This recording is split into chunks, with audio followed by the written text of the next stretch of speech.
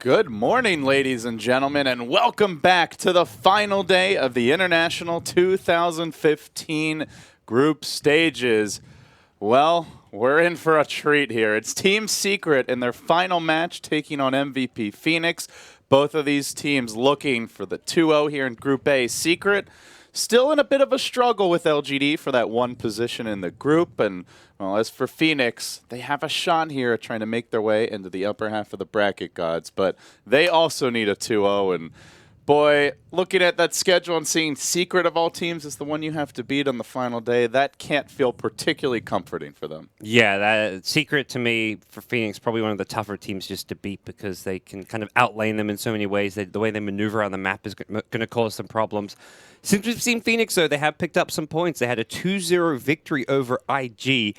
And that's still a pretty star-studded roster. That's going to be a big pick-me-up for a team that was kind of struggling. We talked about Cure, how he kind of seemed to go a bit on tilt last time we cast them. And just having that win in your last series at least says, okay, we just beat IG. We're still in this. We can still get top 4. Let's not settle for bottom 4 and having to test our fate in the lower bracket. Let's try and make that run for the upper bracket. And Secret, I mean, at this point, they're kind of guaranteed top 2. We'll have to see how much they're going to look to pull out to try and secure that top 1 spot. Let's see what the draft is going to hold for us. For now, Phoenix, and I mentioned this on day one, I really felt like Naga was one of the heroes that should get a first phase ban versus Secret. It seems the teams have started to come to the same way of thinking. This has got to be 3 or 4 games now where I've happened to catch the draft versus them. And the Naga ban first phase. Phoenix will pick up a Queen of Pain. Tusk still in the pool. Undying still in the pool. Techie's still in the pool. Tusk Techies, let's go. I don't know if Secret are going to pull it out every game. From what Arteezy said, it's like certain opponents are where they really want to use it. There's a little extra bit of spice at stake and some egos I like how potentially they to be pulled out bruised. so far. They did it against Cloud9, which is, it's Cloud9, it's Jackie Mao. And then they did it against Complexity, who are the techies pickers. So they're like, oh, you guys think you guys can run techies? We'll show you how to do techies. And then game 2, Complexity took the techies, and Secret's like, well, now we'll beat the techies. So. And that is the thing with Secret. You never really know what the lanes are going to look like here. And, well, they do grab one of the 2 big bruisers in the laning stage, the Undying. But it's a Bloodseeker they go back for here. Pretty much a hero that can do anything, can dual lane with the Undying, can take the mid roll, can farm the safe lane. In theory, can even go to the jungle. And with this team, you never know for sure how they want to use any of their picks. In Secret, first 2 picking Bloodseeker is something completely new, I want to say. And I'm pretty sure, yes. yeah, it's just not been a hero they prioritize by any means. I think there's been maybe like 1 or 2 games here or there scattered around of it, but it's very much, to me, a sign that Secret maybe being a little bit more experimental with their picks. They have not picked it once in their last 9, or is that 10 games? 10 games at the event. They've yet to pick it in the last 10 at all, let alone first 2. So this is a curveball for MVP, and they're going to start eating into bonus time here. Minute and a half to go on that bonus time, but this is an important pick. Normally, you'd just see something very standard here, like potentially an Earthshaker pick could come out. The Bounty Hunter is also in play, but seeing a Bloodseeker Undying, these are difficult heroes to harass or disrupt in the laning stage. Durable, mobile. Yeah. I think generally hard to deal with. You see Undying and then the Bloodseeker, and I think you're more leaning towards getting like a strong support duo. Pick up maybe a Dazzle here, or like probably not a second pick Witch Doctor, but that kind of support duo with Dazzle, Witch Doctor, Winter Wyvern's pretty good against the Bloodseeker. Having a more actual duo rather than like, okay, the roaming bounty or an Earthshaker, and then just the one kind of laning support. I feel like you want to go for just like a really power duo who can combat the Undying in lane and then deal with the Bloodseeker in the mid game. But they do go bounty in the end, so MVP sticking to their guns here. We'll see how disruptive he can be. The Bounty Hunter games this tournament, to me, have been very hit or miss, God. Some games the heroes almost single-handedly won the laning stage first team, and other times it really feels like the bounty contributes close to nothing, is underleveled, can't defend against the push, can't really team fight, and doesn't even have a quick level 6 to give the team track hold. So curious to see what MVP get out of it. They do ban some irritating heroes in the laning stage, defensive heroes potentially, the Tuskar with his Snowball, the Dazzle with the Grave and the Heal. I think especially the Tusk a necessary ban. You do not want to be giving up an Undying, Tusk, and Bloodseeker and just get slaughtered in the laning stage. So not going to see that level of aggression from Secret as they remove the MVP Phoenix Wisp. The IO is something that Phoenix had a lot of success with yesterday. They had a win versus IG with it, and it's just a go-to for them more than anything else. Could throw a wrench into Secret's general game plan, so they'll go ahead and remove it. I wonder if that's what they were considering for their second pick when they used a lot of their reserve time was, do we take the IO or the bounty? Because talked about how they maybe want to have a more strong support duo, but as far as the MVP Phoenix way of drafting, bounty and IO were the two kind of top picks for them, and IO being a key hero for them on their run kind of to get that win against IG as well as the draw against Fnatic. So when they're doing the IO bristlebacks or just IO plus whatever, it's been a hero that Febi's played, even March played at one game. They're quite versatile with it, and it just kind of really suits their mid-game aggressive style. Lena will get banned out here. Now, what direction does Secret want to take this? Are we going to see more of a standard type of pickup? We've seen the Arteezy Templar Assassin at times. Could be a decent matchup versus the Queen of Pain.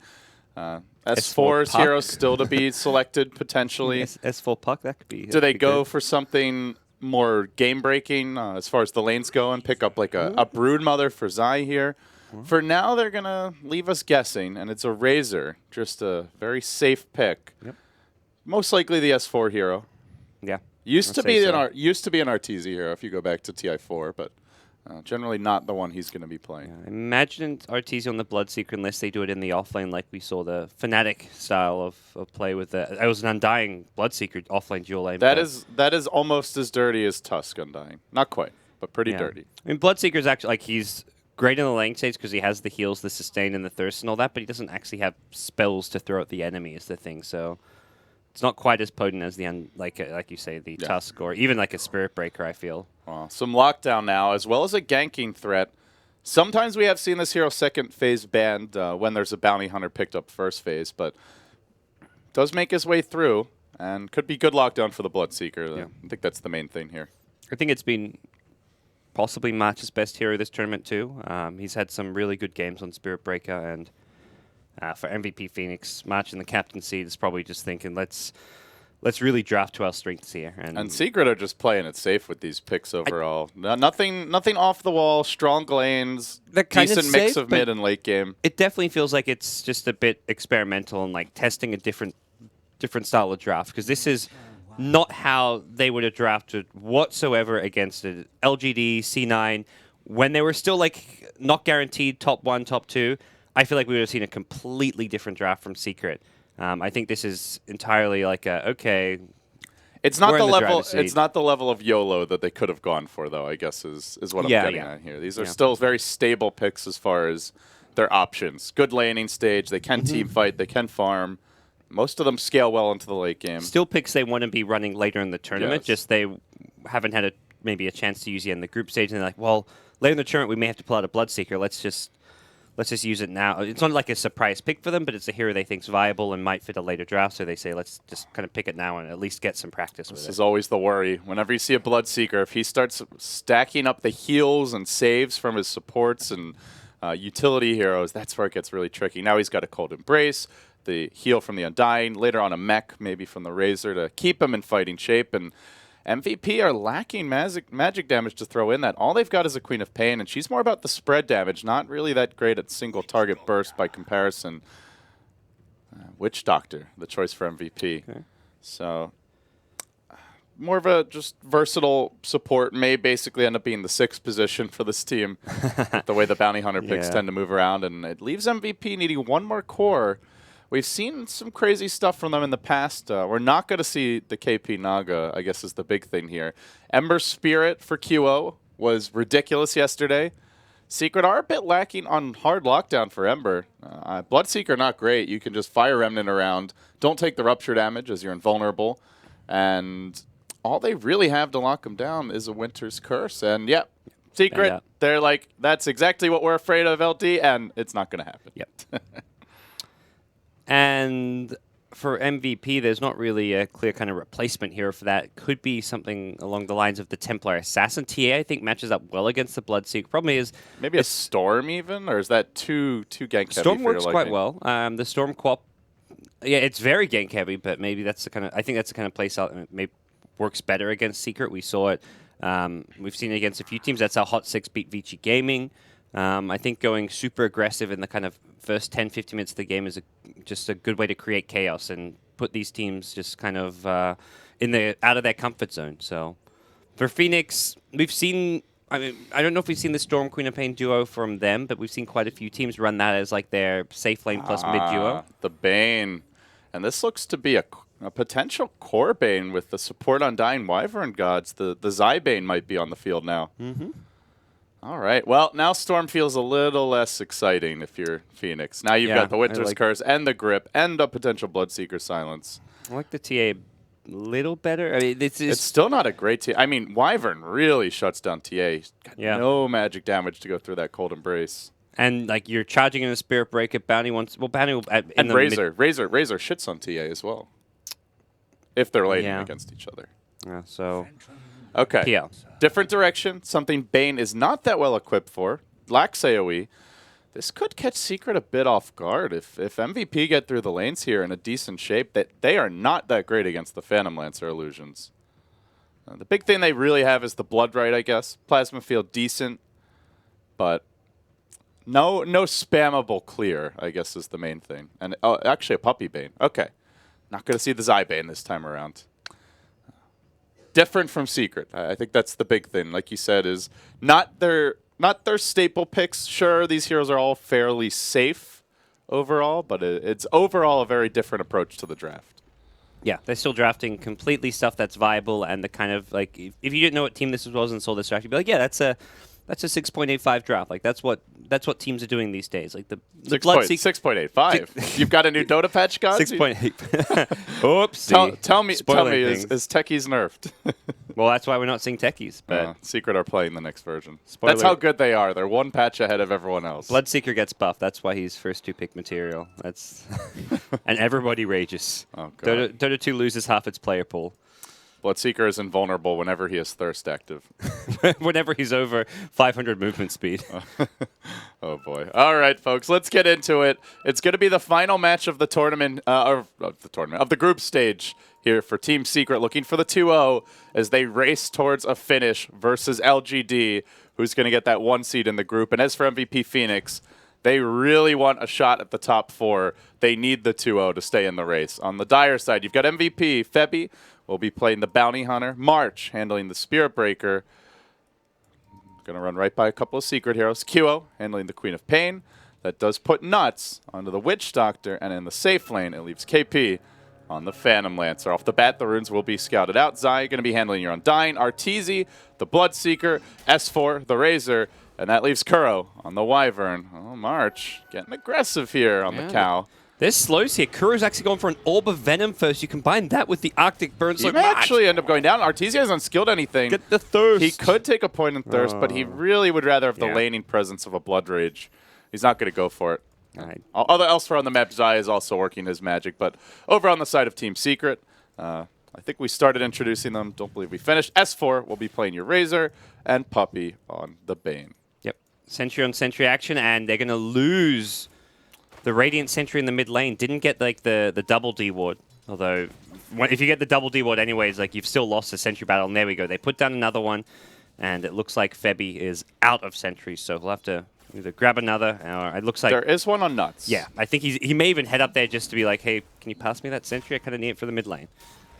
Orb of Venom Wyvern. This is not fun for Spirit Breaker, and it's a Bloodseeker as well. One of the few melee heroes that can easily go blow for blow with the cow. Maybe not from level 1, but you just get a little bit of harassing, auto attack here, auto attack there, and then you go right back, heal yourself up.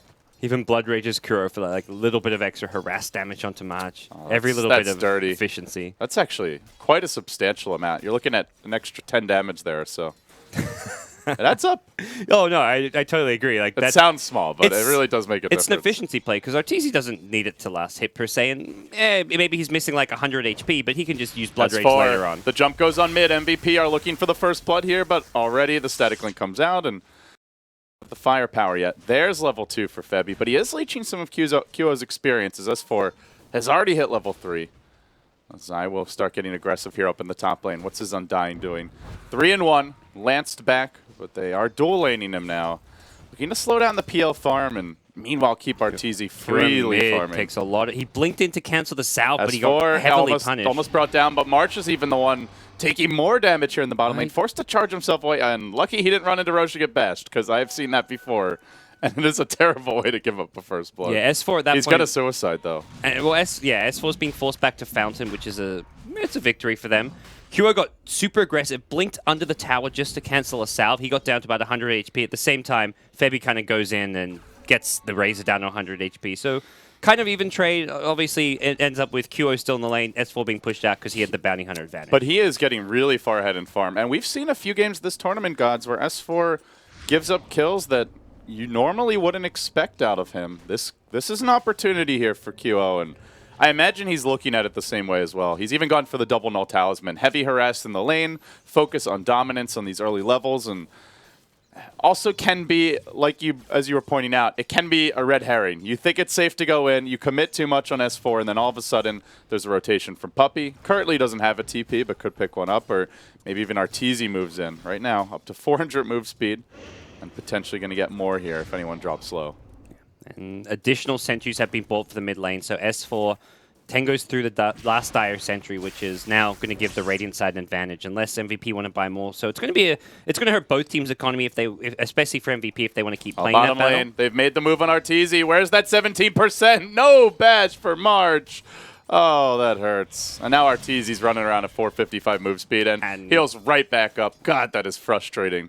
Yeah, all that damage just negated. And they've allowed him to solo the lane now, and it seems like with this much move speed, there will be no keeping him out. Even if you look to pop your Salve, he can run in and cancel it. 500 move speed and rising, fast as lightning. Tombstone was dropped in the top lane, but MVP are very healthy. They'll retreat out. Seems like it was more of a zoning Tombstone than anything else, just to try and secure these neutrals. As Febby will suicide to the Roshan. That's the second suicide for MVP. No actual first blood, but they're spending a lot of time going back to the fountain here. Yeah, I guess S4 similarly had to go back to the fountain, so it's applied on to some extent both sides. But attempt on March's life at bottom lane now. Kuro's coming in with an Arctic Burn. Oh, this is trouble. So much slow. Charge through, goes right past Kuro, and he may have to suicide to Roche as well. But this time he might be in vision if he goes for it. He's going to TP out to play it safe, and Kuro forces him off the lane again. Team Secret, looking around the board as far as the farm goes, are now up by quite a lot. 1,500 gold without actually securing a first blood. Their supports are getting their early levels, and well, everybody feeling pretty good about this laning stage here. But they make a go. S4 again. Can they finally find this kill? QO not 6 yet. He's forced to blink out, and MVP thwarted once more as Arteezy just continues to perpetually be at 450 to 500 move speed bottom. Yeah. And they're going back in. MVP did go for more Sentry Wards in the mid lane, which is where they are falling further and further behind on net. Oh, they missed the scream on S4. It's just on the Kuro, but that might be enough. No, the Cold Embrace. He's been baiting this one, and Febby's got to back his way out of here. They have to texture for him another scream. He doesn't get the kill. Oh, he just barely grabs him. Looks like he was going to miss up on the high ground, but look at what happened bottom now. Arteezy, 680 move speed, rushes in. This vampire just teleporting from lane to lane, and he wants more. Arteezy's even thinking about the mid dive. He could potentially get 2 more kills. Febby deep behind the tower. Arteezy looking for the rupture. He's got him. Goes in Viz, and thank you very much. I'll collect that gold. He's going to be slow on the way out. Is there anyone to punish this? Tower might get him. No, not quite enough. Oh, man. That's costly. That's where you look at that mid turn, you're like, yes, QO gets out of there on 5 HP if you're an MVP fan, and they didn't give up any, and they got the kill on the Winter Wyvern. But oh boy, a supercharged Bloodseeker gets himself a couple of kills. It's so hard to play against this hero. And now he's got early treads, picks up the Gloves of Haste. He'll be going right into a Midas, and he is a solid 1,000 gold over pretty much anyone on the Dire side. This is trouble, Gods. They're all relatively squishy on MVP, and that's where everybody's always taking harassment damage. They blink on a Puppey on the top side of the map. No, rushing in. He tries to get off a Brain Sap. The charge comes through. They don't even need it. MVP finding a clean kill top and not all dropping low for once, which is going to make the rest of the squad very, very happy. Yeah, and that's a nice little rotation from Queen of Pain. Just goes top and then straight back towards the mid lane, although Needs to be a little bit careful. S4 is here with his S4 He's rune. got a haste. Yes. There's a Sonic Wave. Not going to help you. Where's your S4 rune now? Gustav, says MVP, and then they charge in onto Kuro, looking for an additional kill. They actually bash him up onto the high ground, which is just going to secure his retreat. Sometimes it's better to be lucky than good. And Kuro, in this case, is both. They'll make it out. I think S4 thought he was safe. He had the Radiant Sentry Ward in the mid lane and hadn't seen the Bounty Hunter, but the Bounty Hunter was just waiting further to the north outside of that Sentry detection, so pounces, and good use of your first Sonic Wave when you kill S4 on the Razor. I like the way Arteezy's playing Bloodseeker, and I'm not sure we see this enough from other teams, which is just his ability to pressure towers early on. Just if you leave the lane empty, he blood rages, he just destroys them. Top lane, Zai and KP duking it out. But you could see just in 1-2 waves of creeps, he's brought the tower down to a third of its HP. Zai's been just completely, utterly free farming in this top lane. He's got 2.7k net worth. He's number 3. He's out farming the PL. This is a concern for MVP. S4 will continue to apply pressure. He has popped the Haster now. Level 3 Plasma Field online. But MVP doing a decent job of keeping their health up. We saw KP salve, and they've been buying quite a few extra consumables this game's to counter the Bloodseeker. But in that sense, it delays the real items that they'd like to be going for here. So it is a tax. The Bloodseeker tax. Yeah. It's all across the board, buying sentries constantly for the mid lane, which is surprising because they're the one with the Bounty Hunter, but they've wanted to have...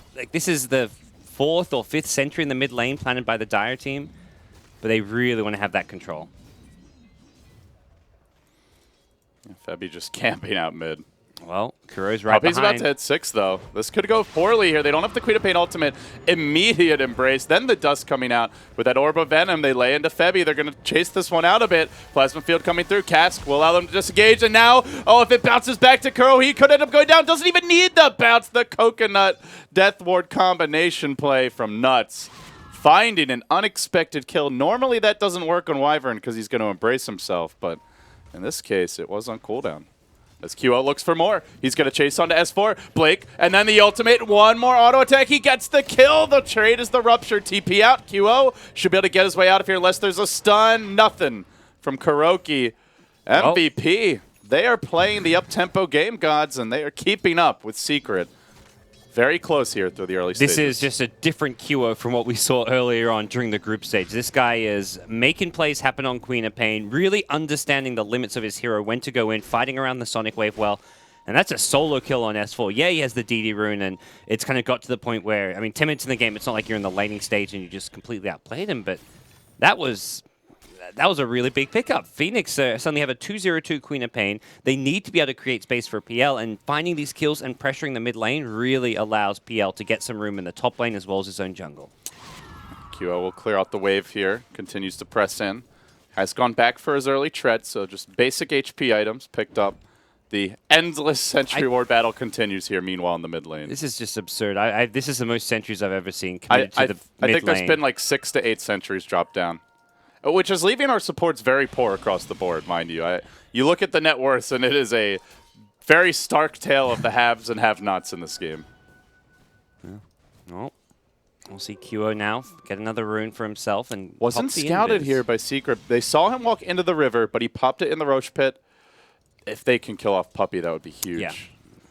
He can't really kill someone like a Bloodseeker by himself, but once the supports take the lane, this is a good time to go. Just get an easy kill on them, take the free pick off. But he's looking around for Arteezy, I think, hoping that if he finds him, a charge can come in, but the charge is going in bottom.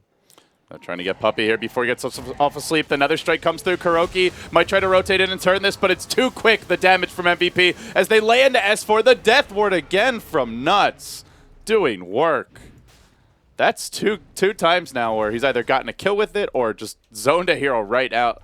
You're looking at a solo mid that saw that, lost half his health, bottled up 2-3 times, and still had to run.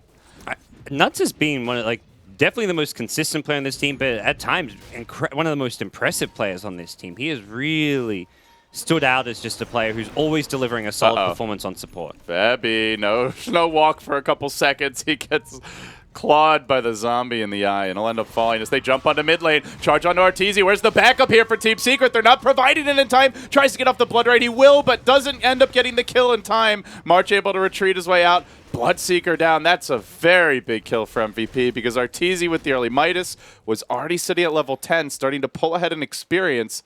Zai rotated in, but since he had already dropped the Tombstone top, was unable to use it here to counter gank that lane. It was a Queen of Pain dominating streak, but it's a Queen of Pain who's now on the sidelines while the Sonic Wave's down as well. If you're dead as a Queen of Pain and you have Sonic Wave up, it's much more painful. So the Sonic Wave being used, and it kind of just puts Q in a position where he can respawn, kind of evaluate where he wants to go next, look for the next gank with the help of the Spirit Breaker and the Bounty Hunter, who's hit level 6 now. So, and that's the big thing here. They want that track gold. Yeah, as much as it was like the big hero as far as streaks and just current net worth goes on the Dire side, yeah, I'm with you. I think it was still well worth it because of the Bloodseeker death. We're coming in again. Dun dun dun dun dun dun dun dun dun dun dun dun dun. March on the hunt towards the bottom side of the map. Meanwhile, KP, he's going to have to TP out, but he's already taken the plasma field, and with that, may not even bother. He's just going to sacrifice his life. Almost gets the kill on the Bloodseeker as they swing on towards mid. They opt to go on Kuroki in the end. Another strike not doing quite enough on its own. They're going to scream follow-up. Now the Death Ward coming through. Kuroki was slapped. The mech from Zai to turn it. They even dropped the Tombstone for this, but they get the kill anyway. They're going to focus down the Tombstone in the middle of the fight. Rarely do you see this work out whatsoever. Track onto Zai now as well. Even with the 3-hero decay, can he survive long enough? They muscle him down. Man fighting on dying under his own tower with the fast mech and winning the fight. But now Arteezy arrives looking for the easy pickoffs. There's none to be found here. He needs to run the hell away. Blink in 3 up to the north. No TP scroll available. He's got a bit of extra move speed here, and it's just enough for him to get away. Puppey might not be so lucky, though, as Nuts is fishing with the cask. Dust gets deployed, and he brain saps him, and now Nuts is in trouble. They can swing back around on him. Slept for now. QO, Blink Scream, doesn't connect on Puppey. Only hitting on Kuro. MVP going blow for blow as Arteezy makes the long, sad walk of shame charge back. up top. And he may end up going down. S4's the one being charged. The Lance comes through. Oh, TP out in time. Arteezy all the way back to the base. I think they got vision of Arteezy. That charge gave... He's got the ult. Oh, it's nighttime. He just missed him. And QO's really committing for this. He thought Arteezy hid in the trees. Yeah. He saw there was no TP, but he was wrong. And when the dust settles, it's 9-9, gods. Secret actually pulling ahead in gold off of that because they did get the tower top around the same time. But I think if you look at just the hero kills, that's a win for MVP. Yeah. Well, experience saying otherwise, though. They just narrowly missed out on a few key kills, as importantly the Bloodseeker one, and then when they re-engaged and Bane gets a kill out of it, not the best. They just keep on charging. Just run at Secret. That's the plan. And S4, the next one to fall victim to the face rush that MVP are putting on display, but QO may end up dying to this again. Tombstone drop. QO gets silenced. KP could well be next. Barely TP's home. Jettisons in the nick of time. That's one weakness, is they don't have good cancel for the Fiend script. They're 5-manning, yeah, you've got something like a cast, but you're generally throwing the cast early on. The Bounty Hunter Shuriken, very short range, so it's quite hard for them to deal with the Fiend script that's going to keep going onto the Queen of Pain. A lot of 1-for-1s here. If they're getting track gold, these would be fights that MVP would be relatively happy with, but you know, losing the Queen of Pain, that's going to hurt. And I think the biggest worry for me is KP, gods. He's just not getting that much farm right now. 3.9k, he's a solid 3k down on Arteezy, almost doubled up at only 15 minutes in, and we all know the Phantom Lancer needs quite a bit of farm before he can really come into play. Well, he's going to walk right into Arteezy as well. Got to be careful there. Meanwhile, bottom. Charge, and then a bash onto S4. Where's the follow-up? No, another strike. Quad Bolt does connect. Are they going to commit with the Blink Scream? You betcha! Death Ward also zoning back any potential TPs. Nuts he's kind of like a mobile tower for his team, I feel, with the way he's using this Death Ward. And they can kind of pressure this Tier 1 bottom tower off of this. They've got 3 heroes bottom, Febby nearby as well. Rupture going to come out. KP runs in, but Arteezy was ready for it. Might have even pre-cast that Rupture, so he ends up getting the kill and will back off in the end. Yeah, you mentioned rough game for PL. It's just getting rougher and rougher. He is just going to have to go for whatever value purchases he can buy. Yeah, picks up a magic wand now. He needs just more stats. He needs to get to that diffusal point as well. That's none of that'll actually help him fight the Bloodseeker head on. By the time he has that, though, Arteezy may have finished what looks to be a BKB, so he won't even have to deal with the mana break coming out from the diffusal blade as badly. Febby does rotate through the middle lane, and do want to point out the warding of MVP. They've got some great vision up around this mid lane, just scouting for those potential picks, while Secret hunt forward towards the top side of the map. They go north, and They look for March's Spirit Breaker, but he's wisely sitting back. Only Arteezy shown in the lane. They also bring in Febby. There's a ward here, giving Secret a bit of extra vision. Rupture in 7. Let's see if they want to have a crack here at Febby, who runs forward. Zai does have Dust. Oh, and he's going to Dust. What do you know? It's a Bounty Hunter, but not in range for the Rupture.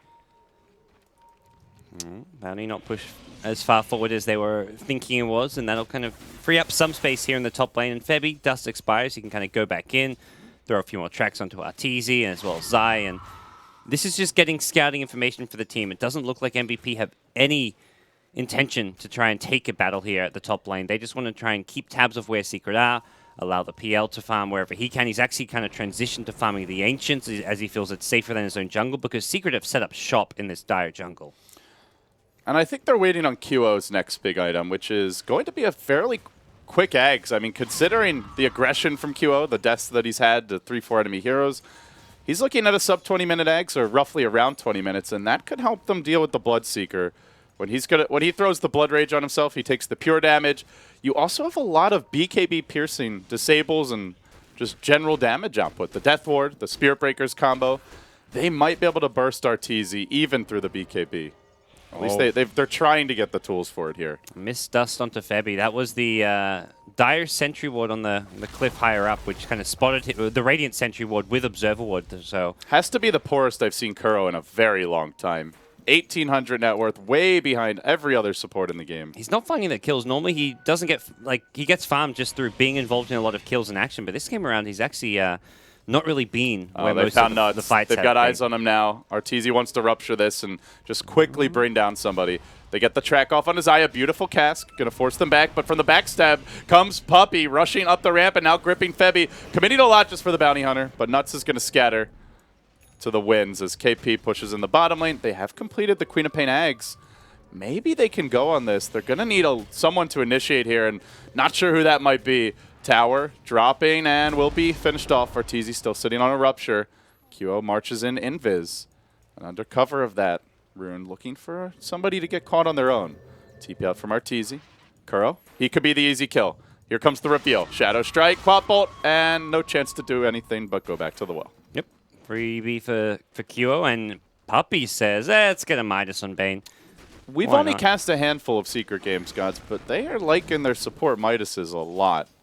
A lot more than other teams. Yeah. At this stage, for Puppey, I guess he just decides like there's no key utility support item that we really need. Glimmer Cape is not going to really help much against a Bounty Hunter or a Spirit Breaker. The other item you can get is a Force Staff, but the Force Staff as well, it's not like you're against a Clockwork or something that's going to offer a ton.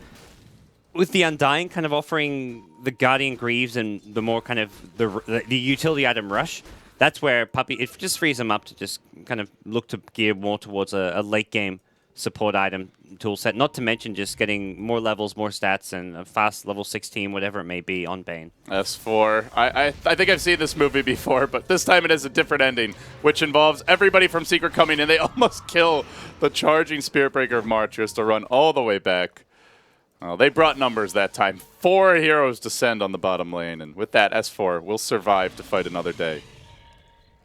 This is definitely the point where they can go on Arteezy. He's low. He's being charged on the mid lane. He's going to heal up as the BKB. If they can chain stun him, though, this could work. Queen of Pain all comes through. Where's your BKB now, Artur? Out comes the Death Ward, and down he goes. But the trade will be KP's. Oh, it's the Phantom Lancer for MVP. That could have been such a nice swing. They do get the track gold.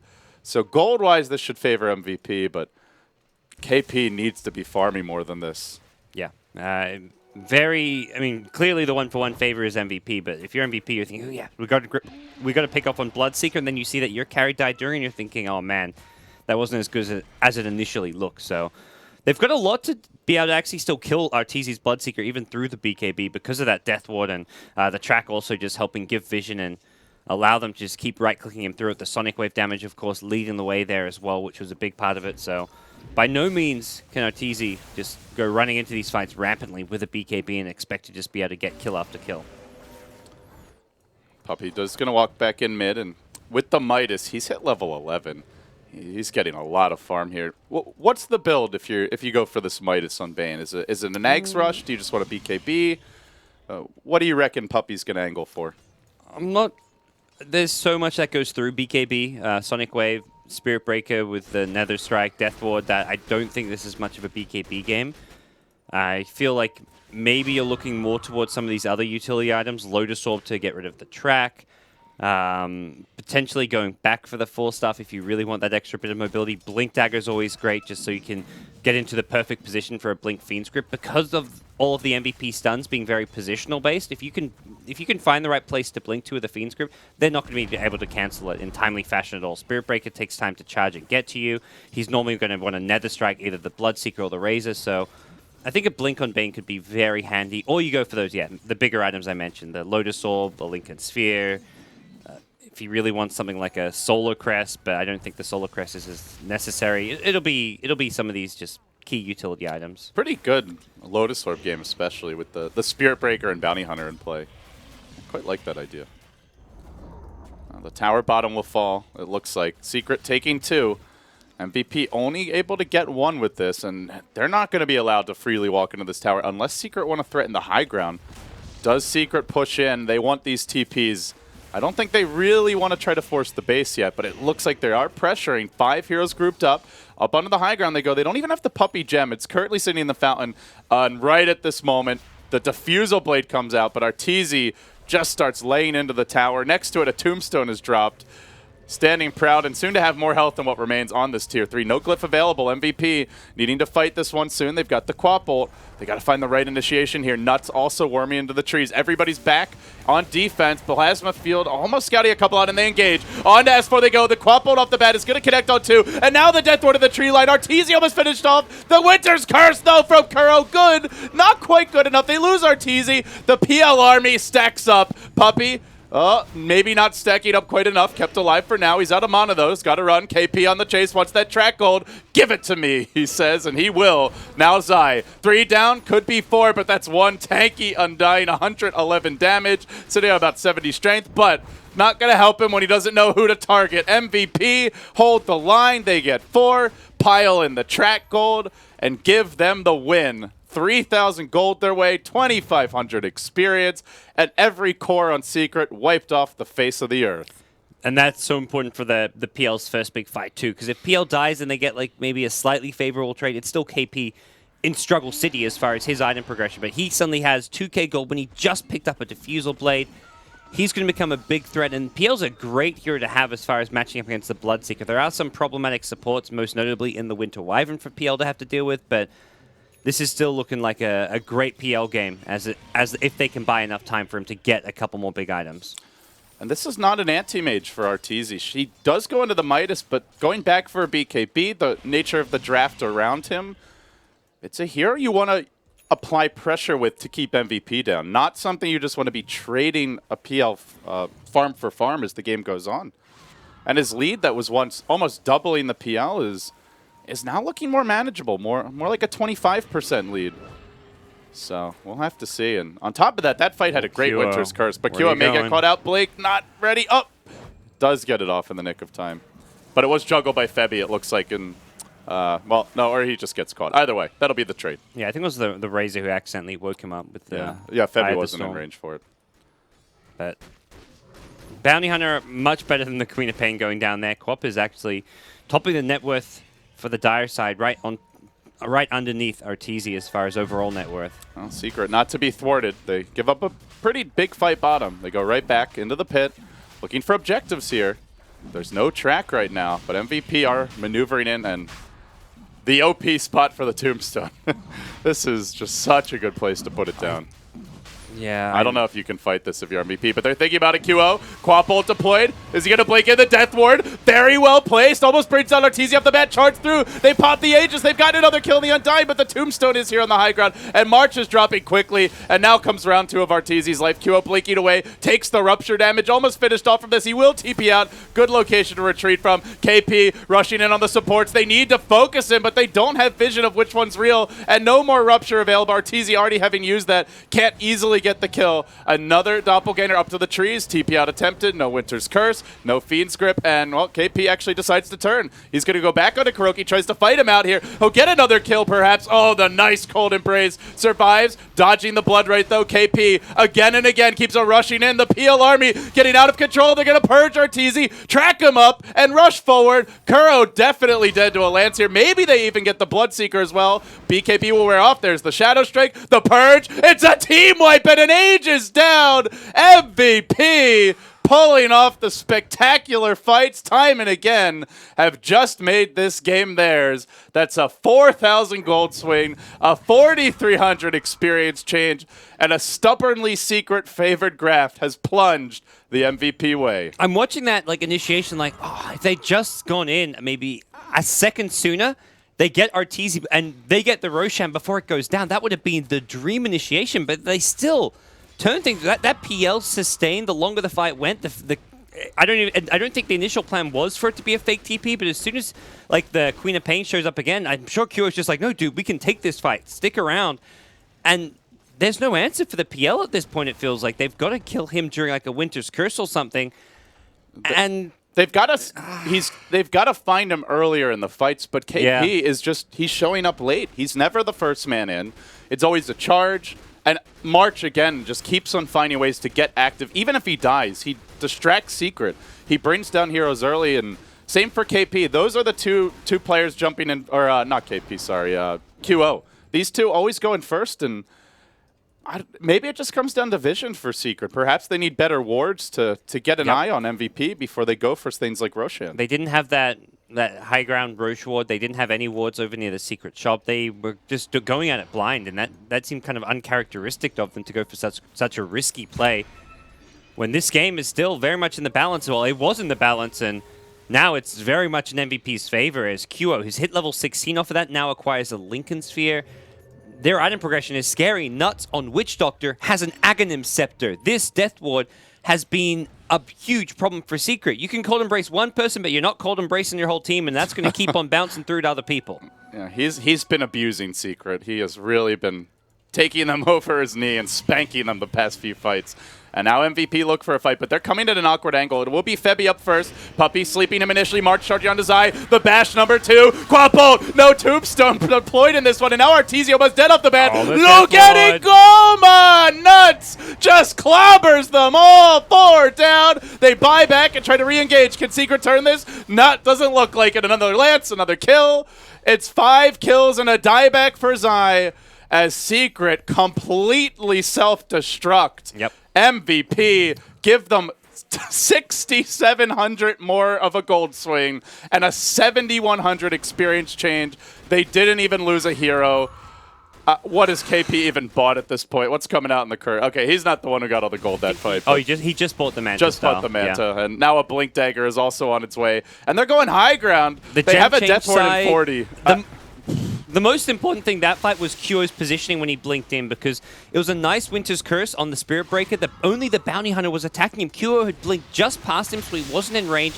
Got off the perfect Sonic Wave from a group of trees, and MVP just had no answer to the Queen of Pain in that perfect position. They're TPing in Puppy, but he doesn't even have a Fiend's Grip. He's just going to try to sleep one. Too bad there's a Lincoln Sphere. He goes for the Brain Sap now. Won't matter. Quad Bolt connecting on 2. They could even go for Kuro, who's got to embrace himself just to hang on. Will it be a Blood Right that connects? Nope. Doesn't hit a thing. Nuts walks away. Everyone else a bit on the low side. Arteezy is chasing. He's got Rupture. And although he's fast, he's not actually killing heroes. Just running around. Maybe goes on to KP. No, okay. He's going to use that move speed to farm. And he keeps on moving like he wants to chase heroes. He gets the perch is so annoying. You track a Razor and like you try and turn and run, and it's like, oh, I'm not actually moving. But this is a ridiculously fun Bounty Hunter. Guardian Greaves, Blink, and he has enough money for a Solar Crest now if he wants to buy it. Yeah, he's up to 2K. He's got the same farm as Arteezy now. The Bounty Hunter, you're right. Febby does. Febby's caught up. He's 4 and 6. Arteezy 4 and 5, but it's the track gold, man. It's all about the track gold. 160 CS difference. And he's still still keeping up with him.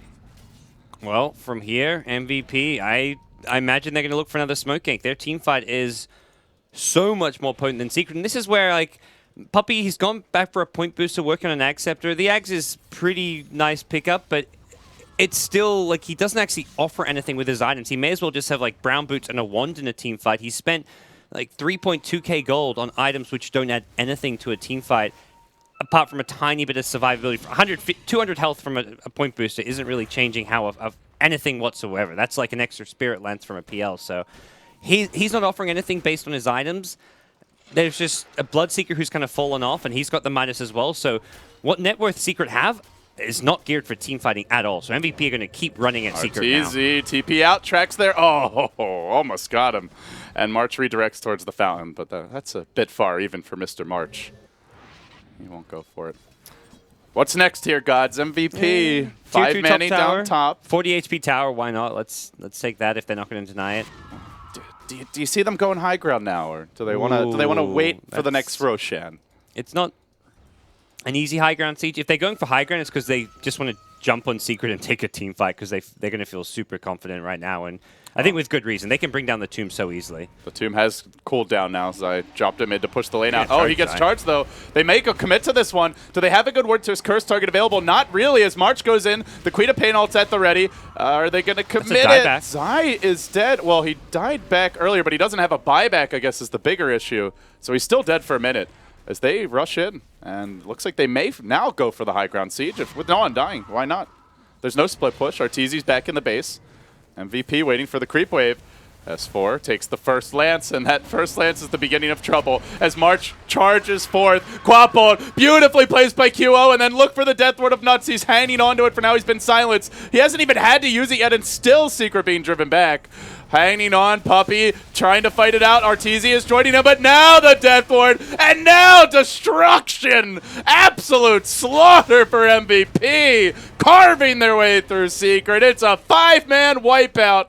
Without even a buyback yet used by MVP, a double buyback by Secret just to cling to what few structures remain. Actually, it was a quadruple. That was also a dieback on the Bane as well as the Wyvern. They just die so fast with this Death Ward, you can't even keep track. All 5 buybacks on cooldown on the Secret side. Not only is that to me, that's more important just for the amount of gold they've lost rather than the fact that you're having buybacks on cooldown. Because you're 33 minutes in, it's not like you're in 60, 70-minute ultra late game where the buyback cooldowns matter a ton. But as far as Secret's economy go, that's crippling. That's been it's a 25k net worth advantage, and probably about, what, 5, 6k of that just is in buyback money. The Korean dream isn't over yet, gods. They're still in it with a chop for top 4. If they win this one, if they manage to take game 1 and then move on to a 2-0 sweep, they've got a decent shot at the top 4, like you said.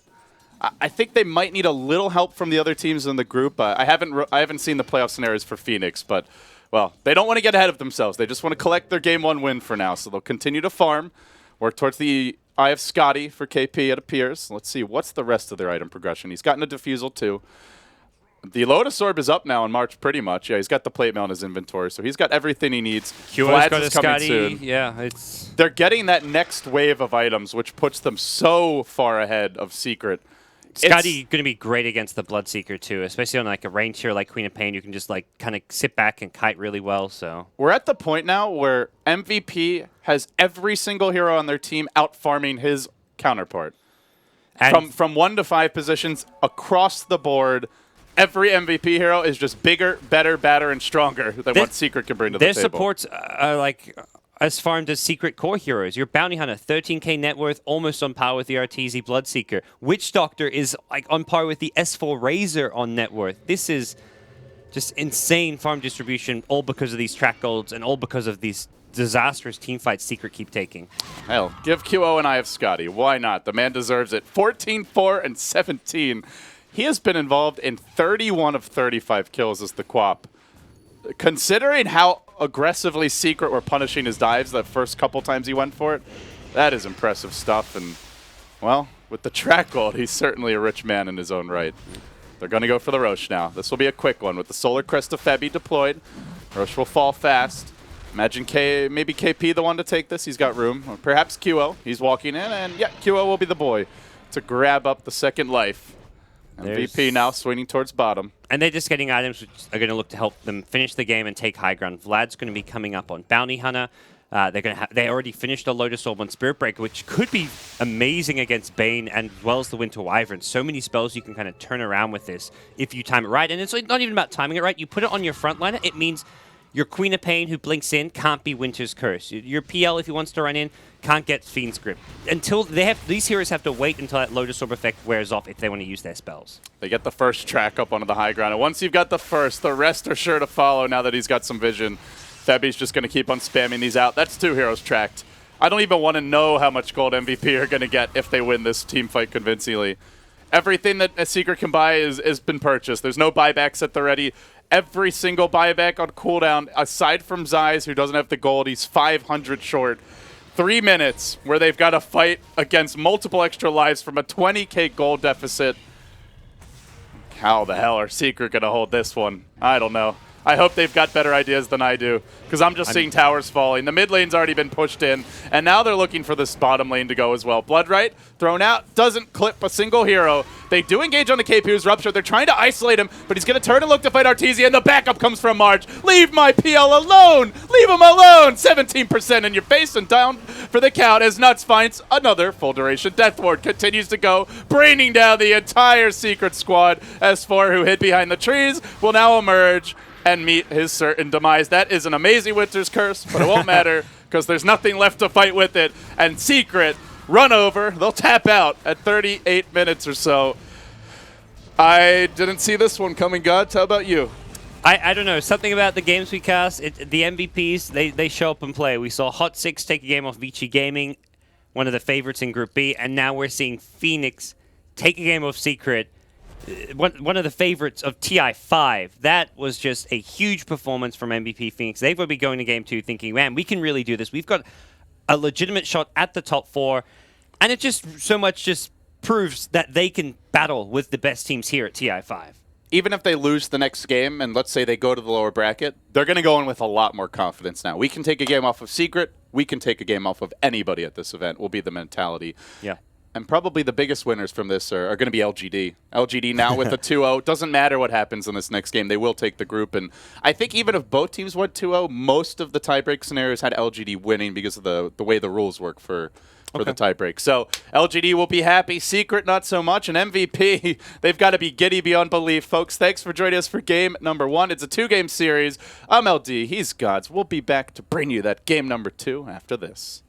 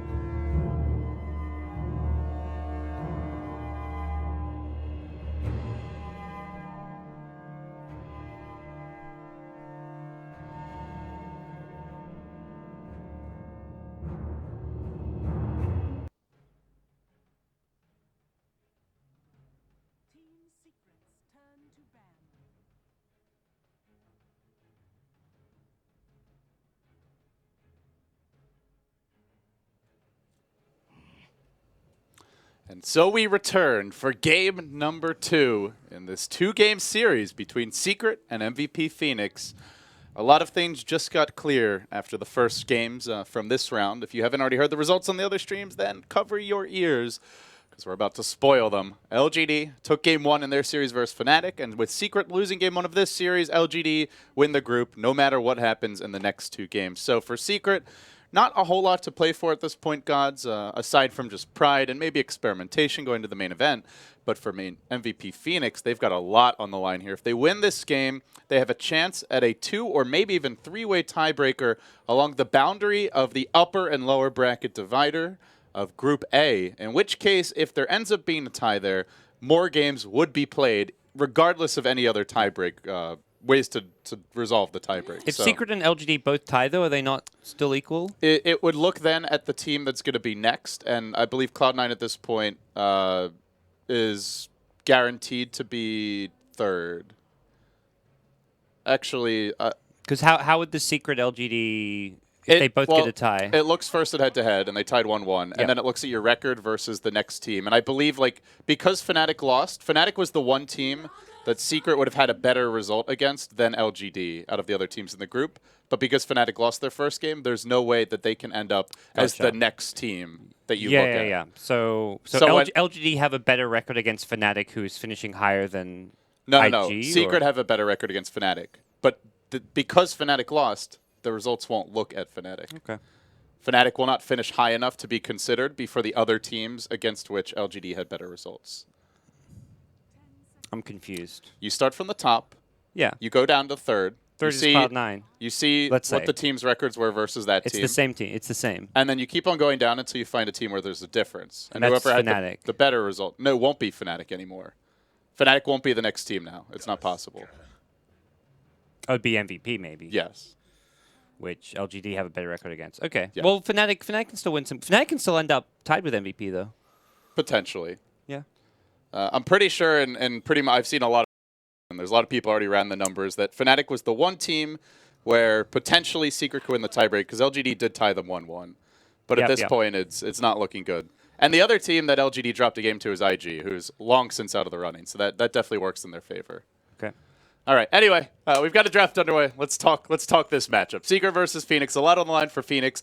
Basically nothing for Secret at this point. Maybe a slight shot at the top, but sounds like they've been mathematically eliminated according to all the mathematicians watching the tournament at home. So, with that said, let's look at the draft here. We've got a gyrocopter picked up for Secret. Very standard, very back to basics, it seems, for them. MVP Phoenix replying with the Naga Siren and the Tusk.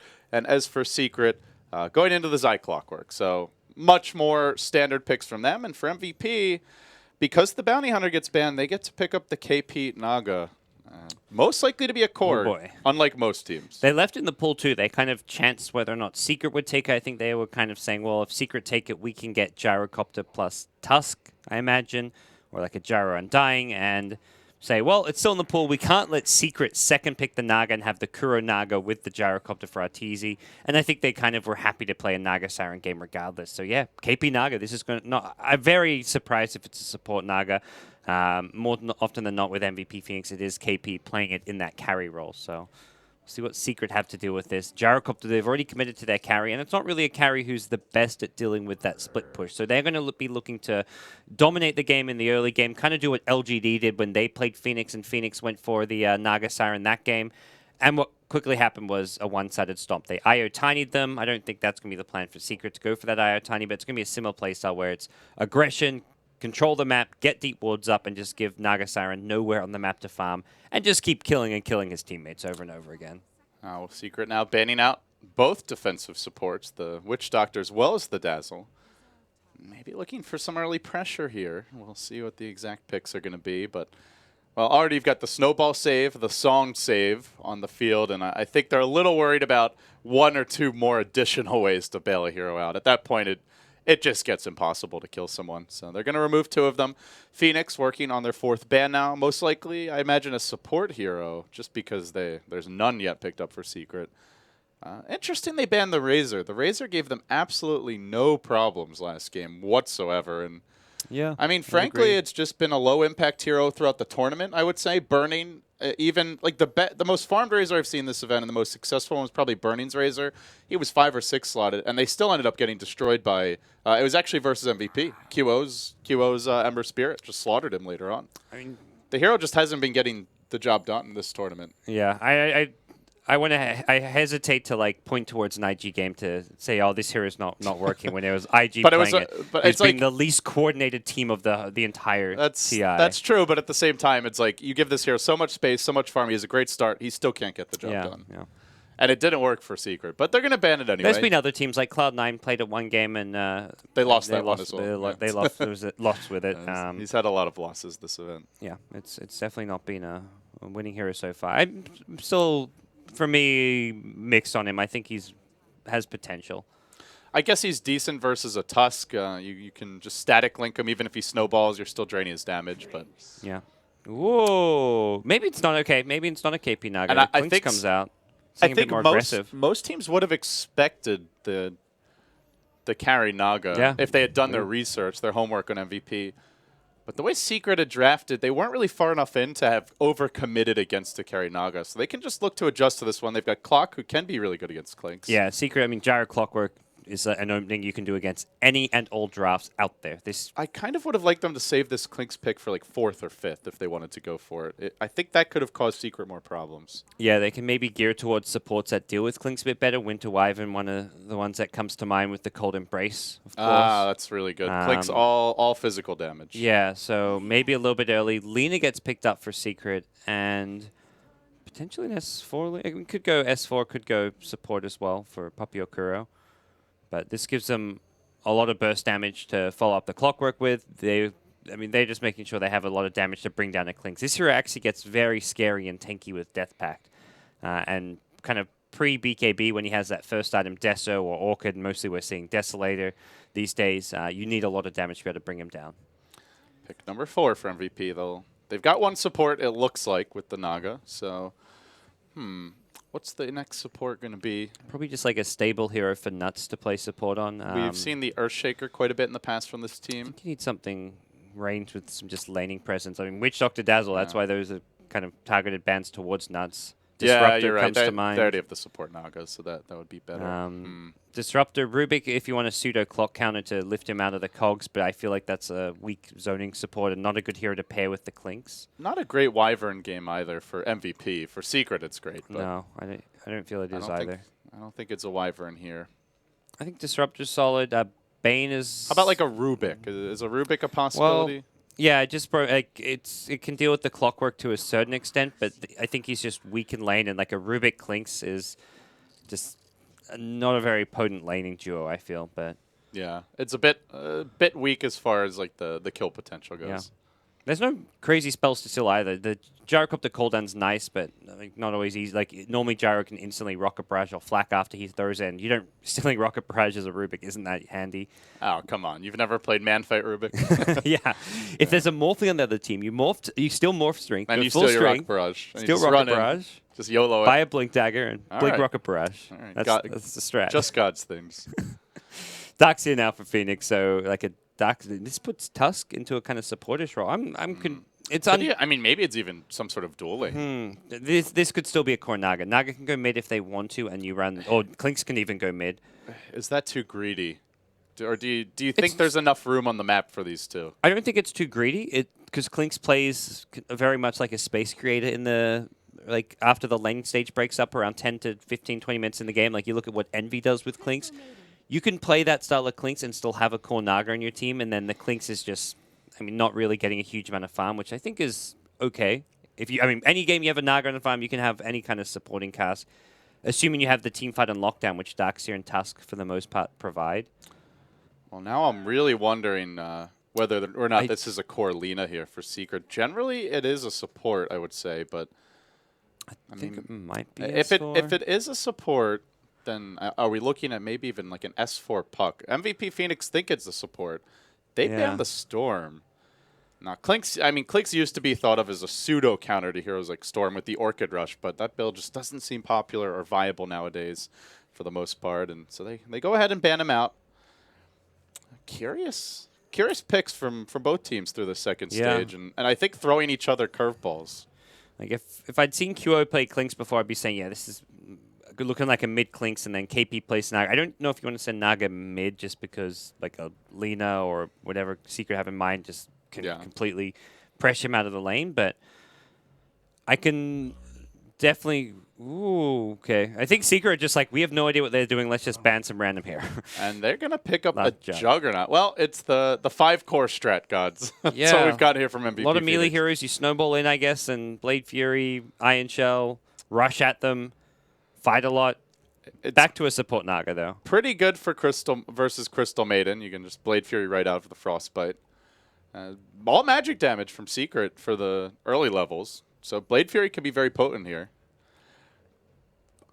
I'm just trying to figure out the lanes at this point. That's really the main thing for me. I mean, who's going where? Who's doing what? I guess we're going to see a roaming Tusk, maybe? Yeah, I feel like Darkseid jungle is just super greedy, and he's not even, like, if you want a jungler, you go for, at that point, you pick Enigma. He's a better jungler. He can get the same kind of items, offer the same similar team fight impact to a Darkseid. He's not as good at the face rush, like having Surge and Iron Shell on your Tusk or Juggernaut's really scary, but I feel like it has to be an offlane Darkseid. Potential dual lane with the Tusk. Oh, no. Uh-oh.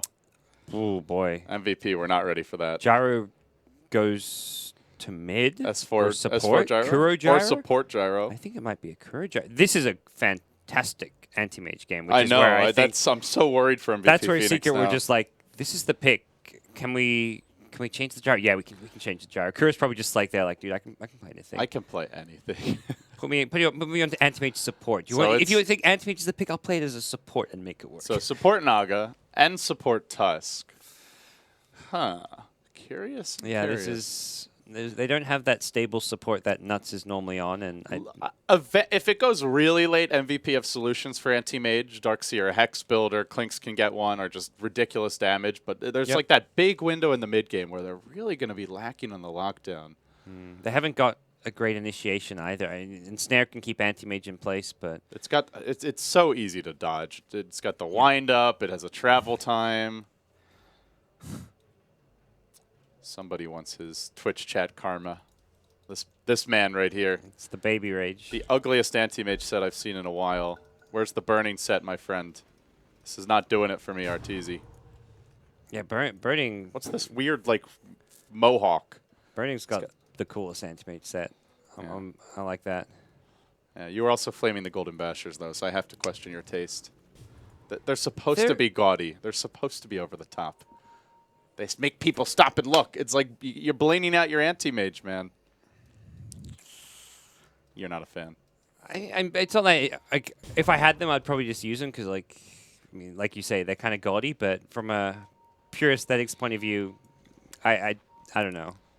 You're not feeling it. Not feeling it. All right. With that said, the Casper Nyx set I think is the most badass thing ever. So let's go. MVP. They could maybe look for a first blood here. Oh, Zai a bit too far away. Didn't have the ward. Didn't place the ward though.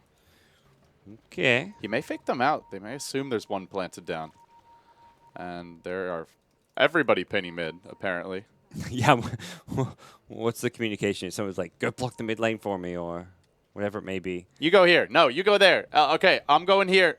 We all move together. Let's 5-man the rune. Sounds good. Yeah. By the way, it is S4 gyrocopter, so it looks like we'll see a mid gyrocopter. We'll have to see if this is going to be like some... Homing missile max. Here we go. I think at least 1 point will be coming out, whether it's going to be max. I think max homing missiles, it's fun. It's not very good, generally. It's so annoying to deal with in lane for any hero, and it gives you roaming potential, but it's just like, it's on instant initiation. It's very kind of, you can see it coming, and then you just TP in heroes, and you can respond to it, so. And it is going to be the mid-jug. This is something I love to do in pubs, but I got to tell you, he's not a very strong mid, generally. You see the homing missile, you see the rocket barrage, you Blade Fury. You're good. He's not going to die, most likely, but he's going to have trouble getting his farm. QO will. Yeah.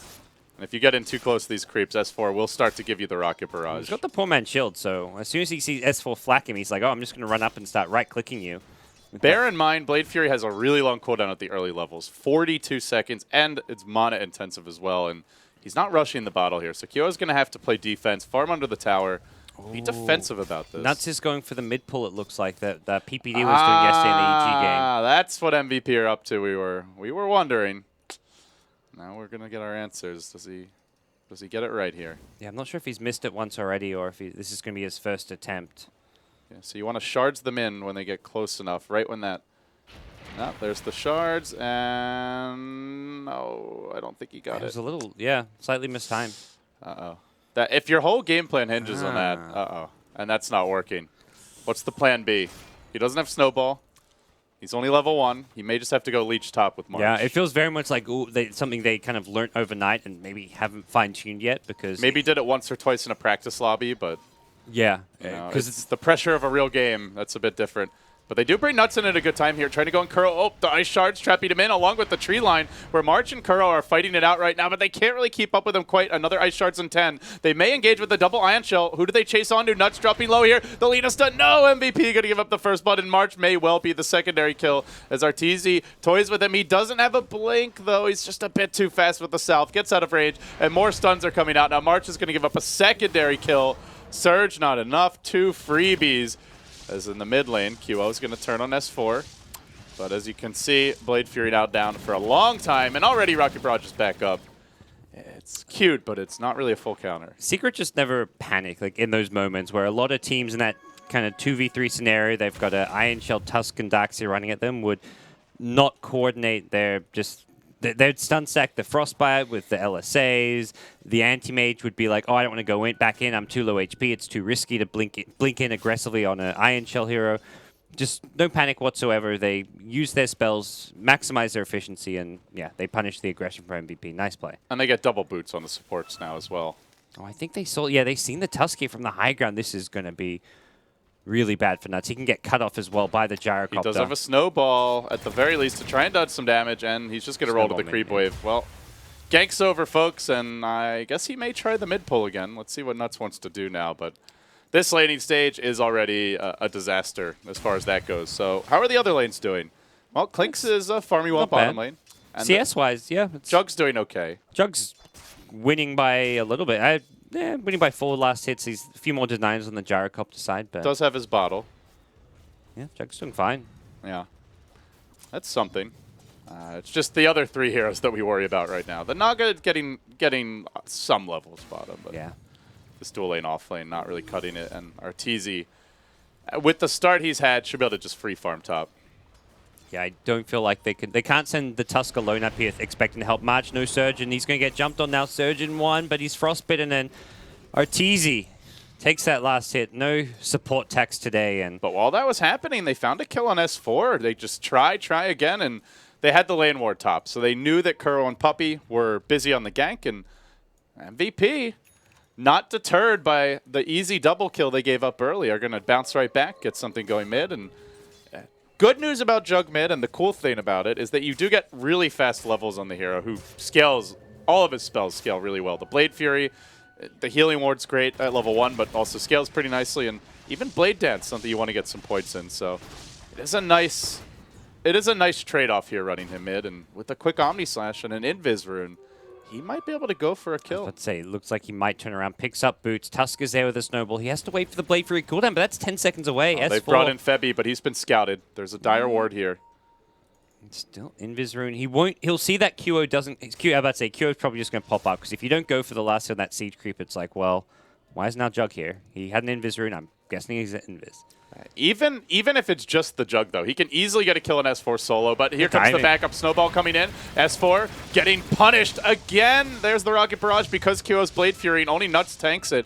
Causes him to drop very low. Puppey looking for the counter gank, and they may lose Nuts. Can he share a bottle charge with his buddy? Oh, he could have bottled Nuts up and kept him alive, but instead QO says, I'm sacrificing you for the greater good, my friend. I want the kill. It didn't look like CM was going to get 2 right clicks off there, but just barely managed to get that last one after leaving him on 5 HP. And do you like getting the kill there, or would you have liked to see him save the Tusk better? I think he made the right play. I actually thought that the Tusk was going to live because that one right click from the CM coming out wasn't going to kill him, but somehow Puppey just got close enough for another. So I think it was the right play because there was a chance that the Tusk was going to live too. Okay. Wow. And Tusk, he says he's not bitter. He TPs back mid, refills QO's bottle for him as he TPs in, so no hard feelings. And they are farming KP as well, up to 32 CS, keeping up with Arteezy in that department. Down about 400 because of the hero kills. And he does have Death Pact online. This is where you can get away with a greedier draft, rotate the Clinks into the jungle, and look to give the rest of your team space. QO, phase boots coming out soon on the courier. With the phase boots, he may be able to threaten S4 with a solo kill. Rushing for the top rune. He doesn't have a Blade Fury for 5 seconds. There's the call down Rocket Barrage as well. He's going to be forced back. And S4 will secure what is only a bounty rune. Doesn't have his bottle. Yeah, now he just bottle crows, and S4 is really mana starved now, which is a bit of a problem for him. He needs mana to be able to fight QO here. Just the one Rocket Barrage. And he can't punish this. Oh, there's also a rune at bottom, so he just goes and grabs his DD now. That's unfortunate. You drop that call down, you really want the big rune. Meanwhile, top lane, watching March on the run. Mana Void there, not quite enough for Arteezy. Blink at 7, salve, insta-cancelled, but they force out the TP, and that will allow March to survive. MVP doing amazingly well. Let's remember how this laning stage started. They ran the Tusk. Oh, they're trying to make it go on mid here. Yeah. They do have Omni Slash in soon, not quite yet. And they're going to make their go here on S4 right now. Clink Searing Arrows coming out. He's trying to take the tower, but it's a lot of damage. Now wants to go with the Blade Fury. He doesn't have the phase boots move speed. Oh, QO can't quite get the job done. Now Kuro looking for the exchange. He hits the stun and the LSA. Peppy's there to disengage. One more auto attack would do it. QO, he's going to phase and deny to Ancients. Well, let's hope he's not too tanky to die before the secret supports come in, and he's not. He will fall. But, I mean, gods. It started with the failed Ice Shards pull. They ran top. They gave up a double and a first blood. Tusk. And then the game has just been MVP swinging it right back their way. Well, Tusk died at the bottom lane there to a clockwork, it looks like. And this is where they want to get the Clinks active on the map. This is a good way to play the Clinks. He's hit level 7, has 3 points in Searing Arrows, couple in the Skeleton Walk, and gets a ton of damage whenever he death packs a big creep. So he's just going to keep looking for these kills, and looks like another TP back towards the mid lane. They may have another go on S4. They have a Hill Ward. I don't know if I saw KP, though. He's in a bad spot, too. Oh, what's the rune? Ah, just a regen. Now Kuro knows KP's in the neighborhood, but he's just going to go straight onto him. Dodges the stun. Don't know if he has enough damage. Needs one more auto attack. The low-grade shards. Clip him. Gives the vision. Oh, no! 2? The uphill miss. Don't tell me. Oh, Kuro! Living a charmed life. A second time today where Kuro's just had the RNG gods on his side. That's not fair. That's just not fair. You should get like double the evasion chance because he shot that second arrow up 2 cliffs. It was like the one stairs and then the second stairs. So okay. maybe it was just like if that were how it worked, then I would agree. Then if that's how the mechanic worked, then that's fair. But double miss, Kuro, man. Sometimes you just gotta be a bit lucky, and he's been getting pretty lucky. The bash up the hill that just helps him retreat earlier, and now that. Meanwhile, Arteezy is starting to take a bit more pressure though. March dropping the wall and getting active in this top lane. Been forced to go for the extra regen here. Gets the early reign of regen, likely to go into the Vlad's build. It's a small adjustment you can do as an anti-mage, where generally you want to rush the Battle Fury, but the extra plus HP regen does make a difference here. So, pesky Ion Shell. For now, Febby at bottom lane. They've kind of been left down bottom by himself, as Clinks wants to roam, Jug wants to keep fighting, but as a result, he's just being punished time and time again. March is diving Arteezy. He's holding the blink right now. He's looking for the Mana Void kill. He's going to have to blink out soon. Arteezy very patient on this one. He's turning. Now he blinks, but KP cuts off the retreat as they snowball in onto Zai through the cogs and directly on top. Then they trap him on the other side, but he hooks away. Zai, the secret escape plan was routed, and he will make it out. Looking for the QO dive mid in the meanwhile with the call down. They're still trying to hunt Zai a little bit, but he should escape. Not so lucky mid as S4. Omni was thrown out. Blade Fury there as well. Can't run from the Juggernaut. Solo mid Jug on a killing spree. And what looked like kind of a pub strat from MVP coming together as they pull ahead in terms of gold and experience, almost back to even. Yeah, they're just, everything seems to be kind of going their way with their 2 roaming carries. Jug and Clinks both getting a lot done. Clinks now up to a couple of kills and assists. Juggernaut's been involved in multiple kills on S4. S4 is just sitting mid 0 and 3, and this mid Gyrocopter has not really amounted to much whatsoever this game. And he's just going defensive now. Even gets the power treads. No phase boots for S4 with the amount of pressure QO's put on him. It shows the power of Tusk, I think, more than anything, that he had the tough start, dies top, fails the mid pull, and then just comes in mid and sets up kills anyway. And he's going in again onto S4, cleaved to pieces by the Blade Dance, just chops him in half and serves him up for dinner. And all the while, they're giving Febby some space bottom. This is what you love about the Clinks as a carry, and I think one of the big reasons why EG like to run it just lets you leave a lane very early. Not only do you pressure, but you give something to your supports. Yeah, and you kind of get farm at the same time when you're taking jungle creeps as well with the Death Pact. Unfortunately, he's going to get caught out by Clockwork, and he's got stick no charges, backup. but not going to matter. Healing Ward tries to come in, but Puppey snipes it, so... Nice play from Zai, just being in the right position and knowing that the Clinks was about to move into the jungle because his Death Pact wore off. So not only do you know where he's going to be, but he's going to be squishy because he doesn't have that bonus HP. Oh.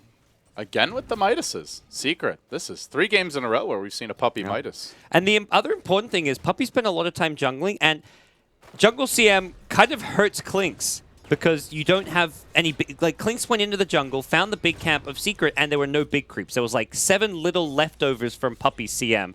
All the little, like, baby centaurs and little baby trolls or whatever they are that don't actually give you much HP or damage. So that actually really worked against the Clinks, that Puppey had just left all these little useless creeps for him to Death Pact, or he didn't even bother Death Pacting them. Very back and forth game. Bit of a slugfest here for the team. Zai, the one who's making a lot of moves around the map, is... They are going to rotate S4 back into the jungle. He'll start farming some stacks, leaving the bottom lane abandoned for now. That does give Febby additional free farm. Curious to see when he gets active and I think Febby's just going to go into the Radiance Naga at this point. Really? It feels that way. It feels like they're going to play QO more just like a constant ganker, get like a drums, maybe a Shadow Blade or an Ag Scepter. Go more looking fighting for QO. Can he Blade Fury in time? He gets Cog back. He will Blade Fury. Pops the drum charge, rotates out, and they snowball in with the Ice Shards. They've got a Walrus Punch here. Uppercut onto Zai, but he's tanky, and they can't get in. The Ice Shard's actually working against QO now. Song to reset. To Secret want to bring anyone in. Omni, Kuro down. They want Zai, though. This is the big kill. He hooks away again. This guy is a trapeze artist with that friggin' hook, and he will retreat. March. Meanwhile, dropping the wall. He's fighting against 3, but it's a really nice one. Gonna kill off Puppey with it. Gets the experience first. Well worth it as they'll take the tower mid. MVP. They are just keeping up with Secret. I love the intensity of this team. Endless action. Never afraid to take a fight. And it seems that's how you get to Secret, who just want to play the slow, methodical game versus most teams. Yeah, it feels like Clinks is kind of over-rotating and over-ganking, but they're doing this because they feel like they can transition Naga into the main character. Clinks is going to go into like the Medallion, maybe even upgrades it to a Solar Crest. We'll have to wait and see, but just like a Medallion, Deso, tons of minus armor. This is not going to be a carry Clinks in any conventional sense. Similarly, the Juggernaut, drums build, more utility-based. I think the role of the Jug and the Clinks at this point is just creating space for Naga. It's not the KP Naga. Apparently, it's going to be the Febby Naga this time. Well, it's going to be the Arteezy Anti-Mage in danger if he doesn't blink out. He does. They still have the Snowball, not quite in range, and he's got a max blink now. We'll be able to retreat. He's still a bit of... Has he got the Battlefield? He's still 1 item away. Still needs 1,200 gold, so... Yeah, he did stop back for that single Rain of Regen, which very slightly slows it down, but that's only a couple creeps. Well, looks like KP does want the Medallion. We've seen the Deso Rush from... Oh, and that's not where you want to be. Deep behind enemy lines, Arteezy says, just stop. Just stop coming here. Gets a ward down, but yeah, no. that's I'm tired of this crap. And a Radiant Observer ward. Oh, Zai was looking for a hook shot here. He just ignores the Obs ward as he wanted to go in for the kill. That's confident. I know you see me. I'm just that good. I'm going to hit you anyway.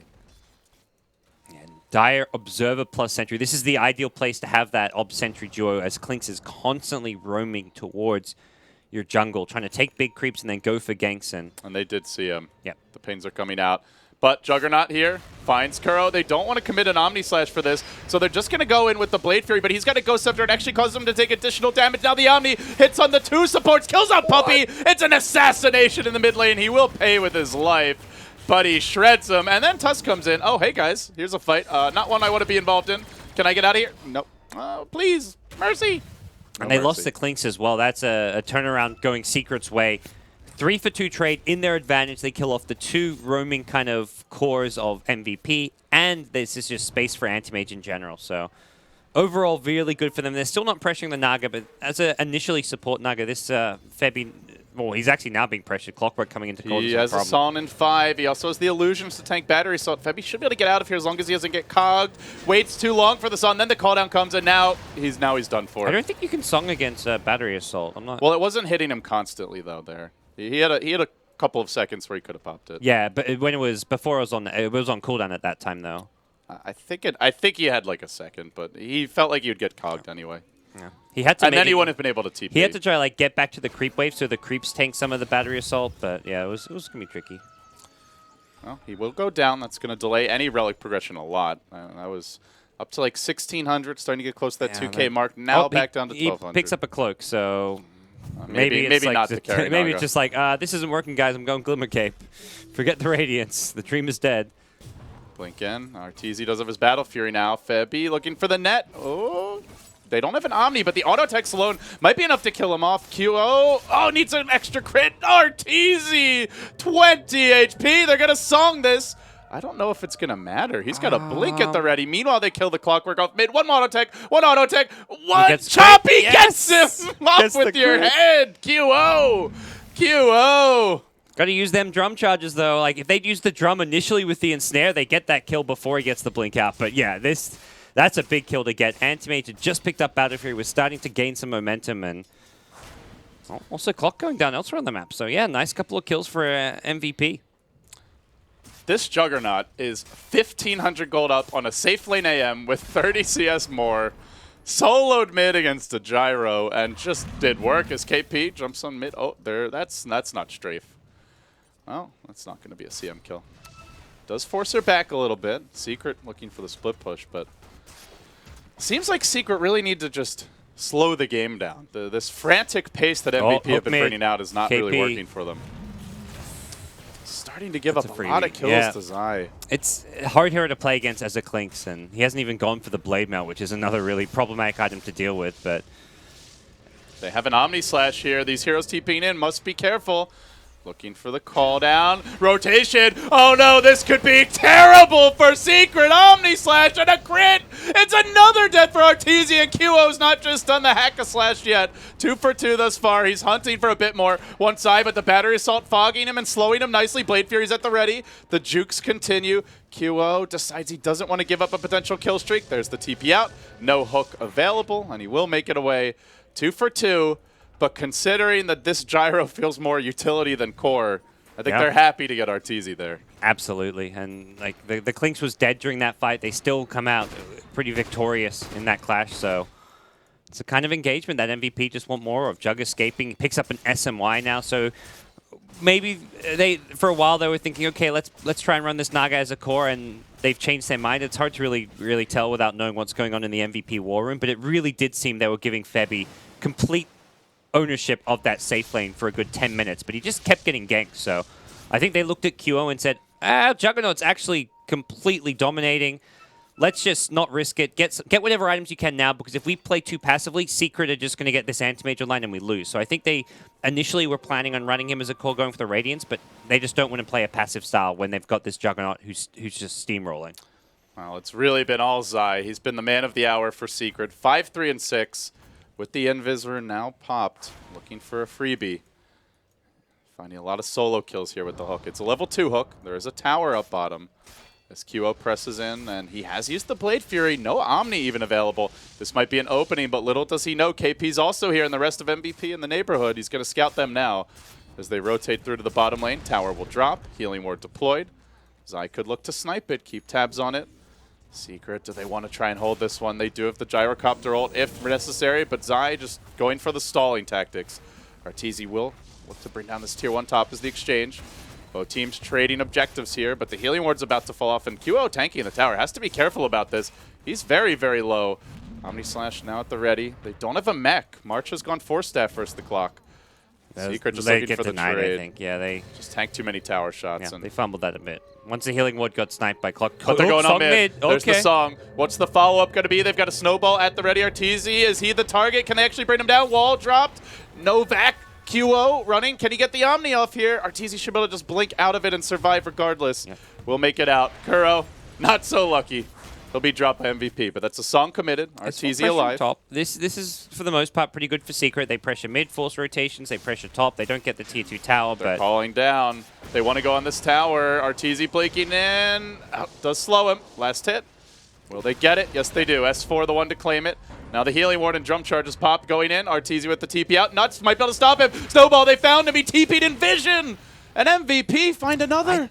It was the Sigil that scouted him. That was just nuts. Getting that flying vision over on top and then found him with the snowball. That was really nice Tusk play. And Arteezy has been just so solid all event. I mean, to me, one of the most consistent carry players of the tournament, but a couple of unfortunate deaths here, and he'll get caught. They're so good with these Speaking of sentries. someone getting caught, KP, yeah. the jungle just isn't safe for him. Every time he comes in, Zai is waiting and stabs him with that hook. It's tough. It's so much of Clinx's play is creating space, roaming around, trying to find those solo picks. You don't want a 5-man with your team, but a disciplined team like Secret, sentries scattered around their jungle, and they've got a few times where they've had the observer next to a sentry, so they see him coming in with vision as well. And March yeah, is looking hard. for Puppy bottom. He's trying to play the economy game on his Crystal Maiden, but he's a bit lacking in the damage department. We'll let him go in the end. Meanwhile, mid, looks like S4 able to take down the tier 1 tower. And he's 2 towers in a row, gets a SMY as well as 1k gold on top of that, but the physical damage is a big problem for him. There's not really any easy way for him to itemize to be able to deal with this physical damage until he gets really big, like put a butterfly with a Skadi. At this point, he's just going to keep on farming. Satanic needs to probably get thrown in the mix. He needs a lot of items to be able to stand up to an Omni Slash, a Clinkz who's hitting him with a medallion, the Tusk Walrus Punch. yeah, Puppy is really farming it up here. Up to 6,400 net worth, and he's behind only the Clinkz on the side of MVP. Everybody very close in the middle of the pack. It looks like Secret's crushing in farm, but the only hero who's really down right now is the Tusk of Nuts, who's kind of forced into that more heavy support role. MVP do move Febby up. He's looking potentially for a go here on Arteezy. Throwing out the illusions. He looks like he'll go Force Staff as well next. Lots of tools for Zai's Clockwork. Speaking of which, gets the medallion, and seems Secret may have their eyes on a Roshan here soon. They're going to move into the Radiant jungle now. Arteezy looking to apply some additional pressure. We'll see. I have Skadi in the works for QO. The 6.83 Juggernaut build is going to be the way he goes.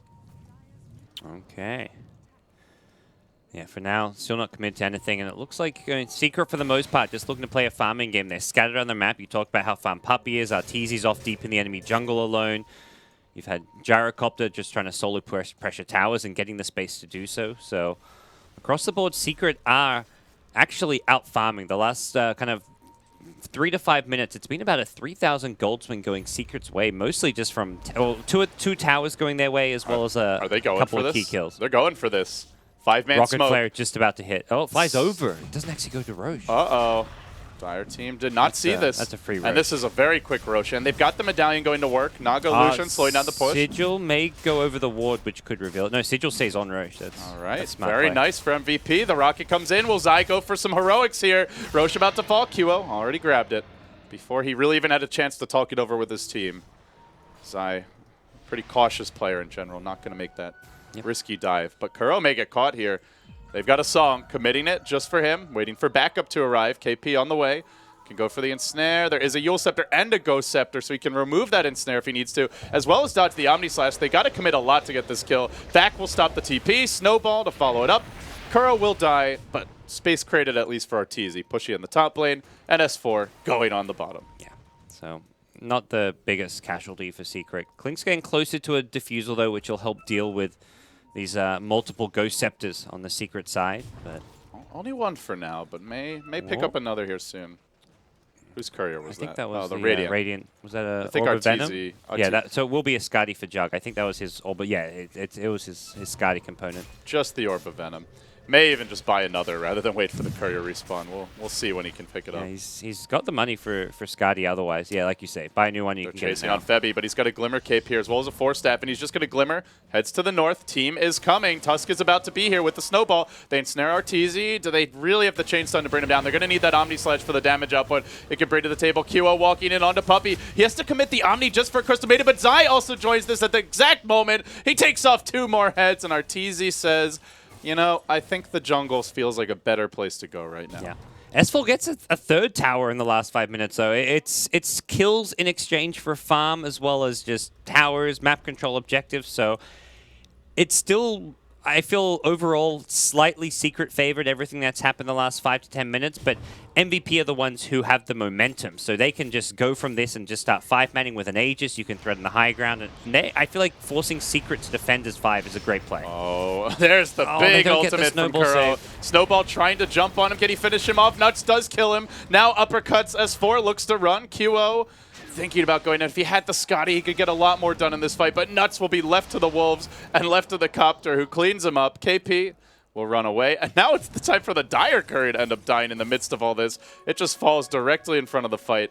I think it delivered a Yasha for Arteezy, or not actually 100% sure. By the way, it does go down. For that push to work, they really had to keep the Darkseer alive, and I think Secret knew that was the key playmaking hero for MVP. They threw everything at him, the Laguna, make sure he gets brought down. He's the one who's carrying the full staff, has the big vacuum wall combo, and Juggernaut didn't have an Omni Slash as well, so they just got to ignore him, kite him around, especially when he's got a second life in the Aegis. So good target selection from Secret. They kind of push back, lose a tier 2 tower, but get a slightly favorited fight towards their favor.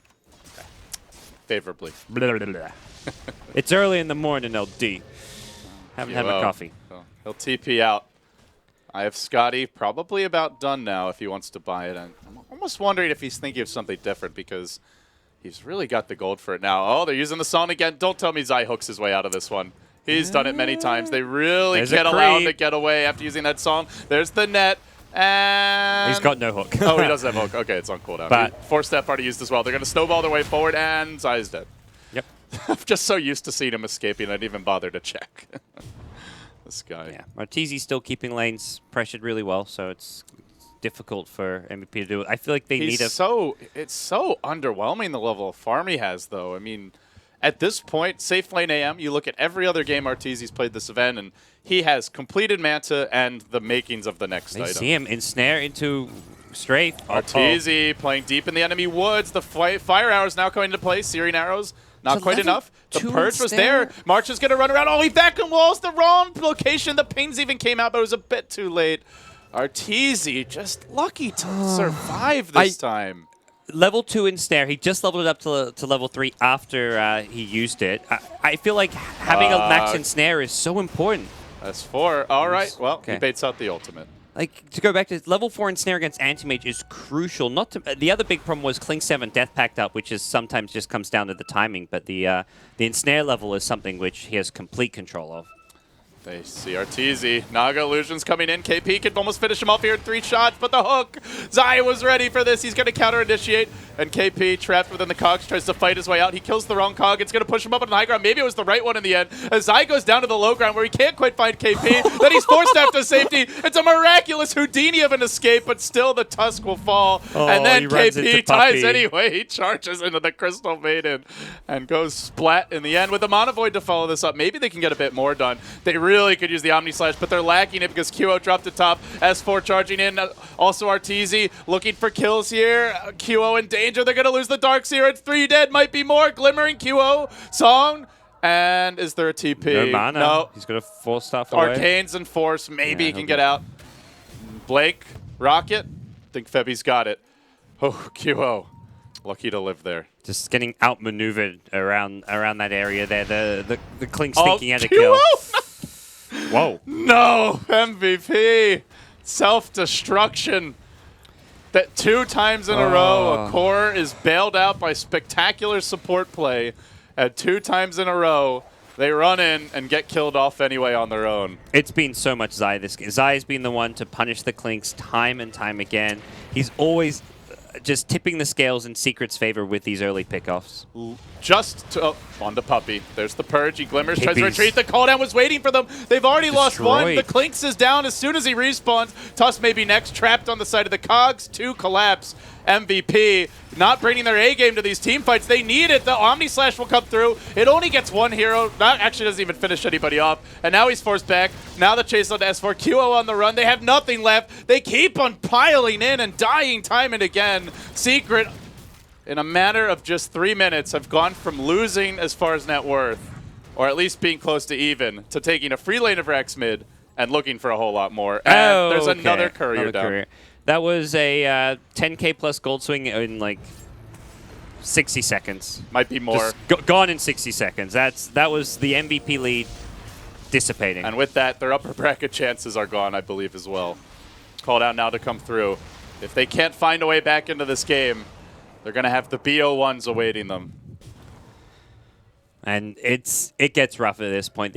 We talked about when the Anti-Mage pick came out, it looked like a great Anti-Mage game. It still remains the case where they haven't got the best lockdown to deal with him. They've got a lot of physical damage, but once he gets Manta style with the Battle Fury Vlad's up and you throw like a Butterfly on there as well, this Clinkz isn't farming. You're not looking at an MKB anytime soon for him.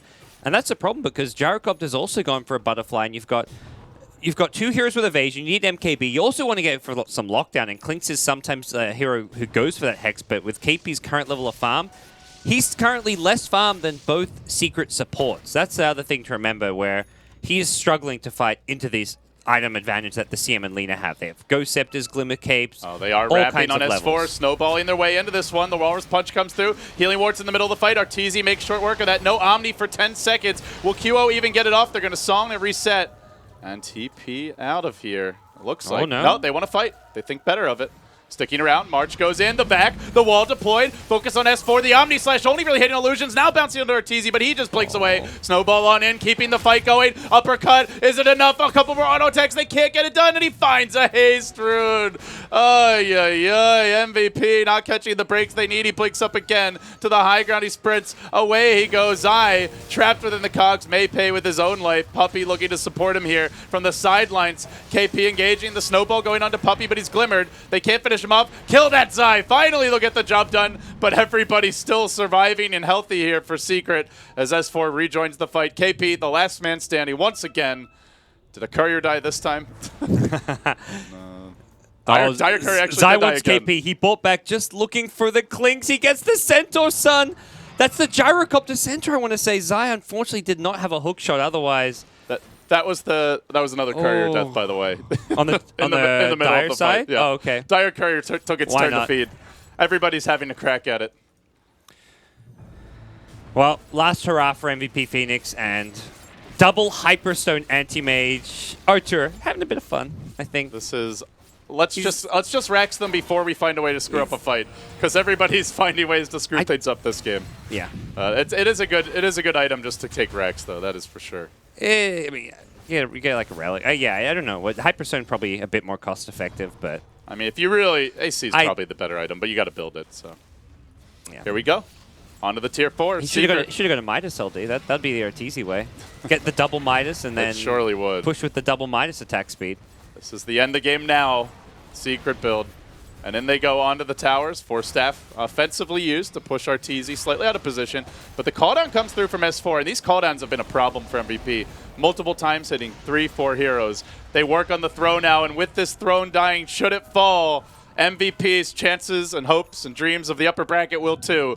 But they're going for one last song, one last fight before it's all over. Throne starting to drop. S4 focused on objectives. The backing wall into a snowball. Great combination play, but Monovoy was waiting for this. Arteezy finds the kill. His 2 Hyperstones and his hero back to the well. The GGs come out. MVP, they really had a great shot at this one, Gods, but the execution, well, it got away from them there in the mid game. Yeah, Secret completely lost the early game. It was MVP just snowballing, but then come mid-game time, Secret just were getting a lot more out of the map. Even though it was MVP still finding the pick-off, Secret were the ones finding fantastic trades. So taking tier 2 towers with a solo pushing Gyrocopter. Meanwhile, Anti-Mage was farming the enemy Ancients, was farming the enemy jungle. They were getting big economic advantages, whereas MVP just kind of getting a lot of momentum out of the kills, but they never really translated into any real threat to the Secret base whatsoever. That game was just all over the place. It was crazy. Let's remember how it began. Nuts tried to do the tusk pull mid, didn't work. Ran top, they fed 2 kills and a first blood. They went right back mid, and they found the kill on the Gyrocopter of S4, who started to die repeatedly. And all of a sudden, you had an out-of-control Jug, a Naga free farming safe lane. It felt like MVP could have ran away with this, but just a sequence of extremely unfortunate events that stretched on for like 4 minutes. Yeah. Hats off to Kyo, though. He played a hell of a series, both Game 1 on the Queen of Pain and Game 2 on Juggernaut. He was, to me, the stand-up player, which was the complete opposite in past days when we've cast MVP, so a big turnaround from him. Not good enough for MVP. Down to the lower bracket, it seems. That'll be their fate. With that, I believe it's only Fnatic who are still on the outside with a chance to get in. Yeah, depending on their Game 2 result against. They had to beat LGD in Game 2, so... And then they need to beat Complexity. A big ask. That is a big ask, but let's see if they can pull it off. As for us, guys, we're done with this match. We'll be coming back for the final game of our group stage broadcasting, unless there's tiebreakers. Maybe we'll cast those if so. But Newbie versus Vici Gaming will be the game that will bring you next. Stay tuned. You're watching the International 2015.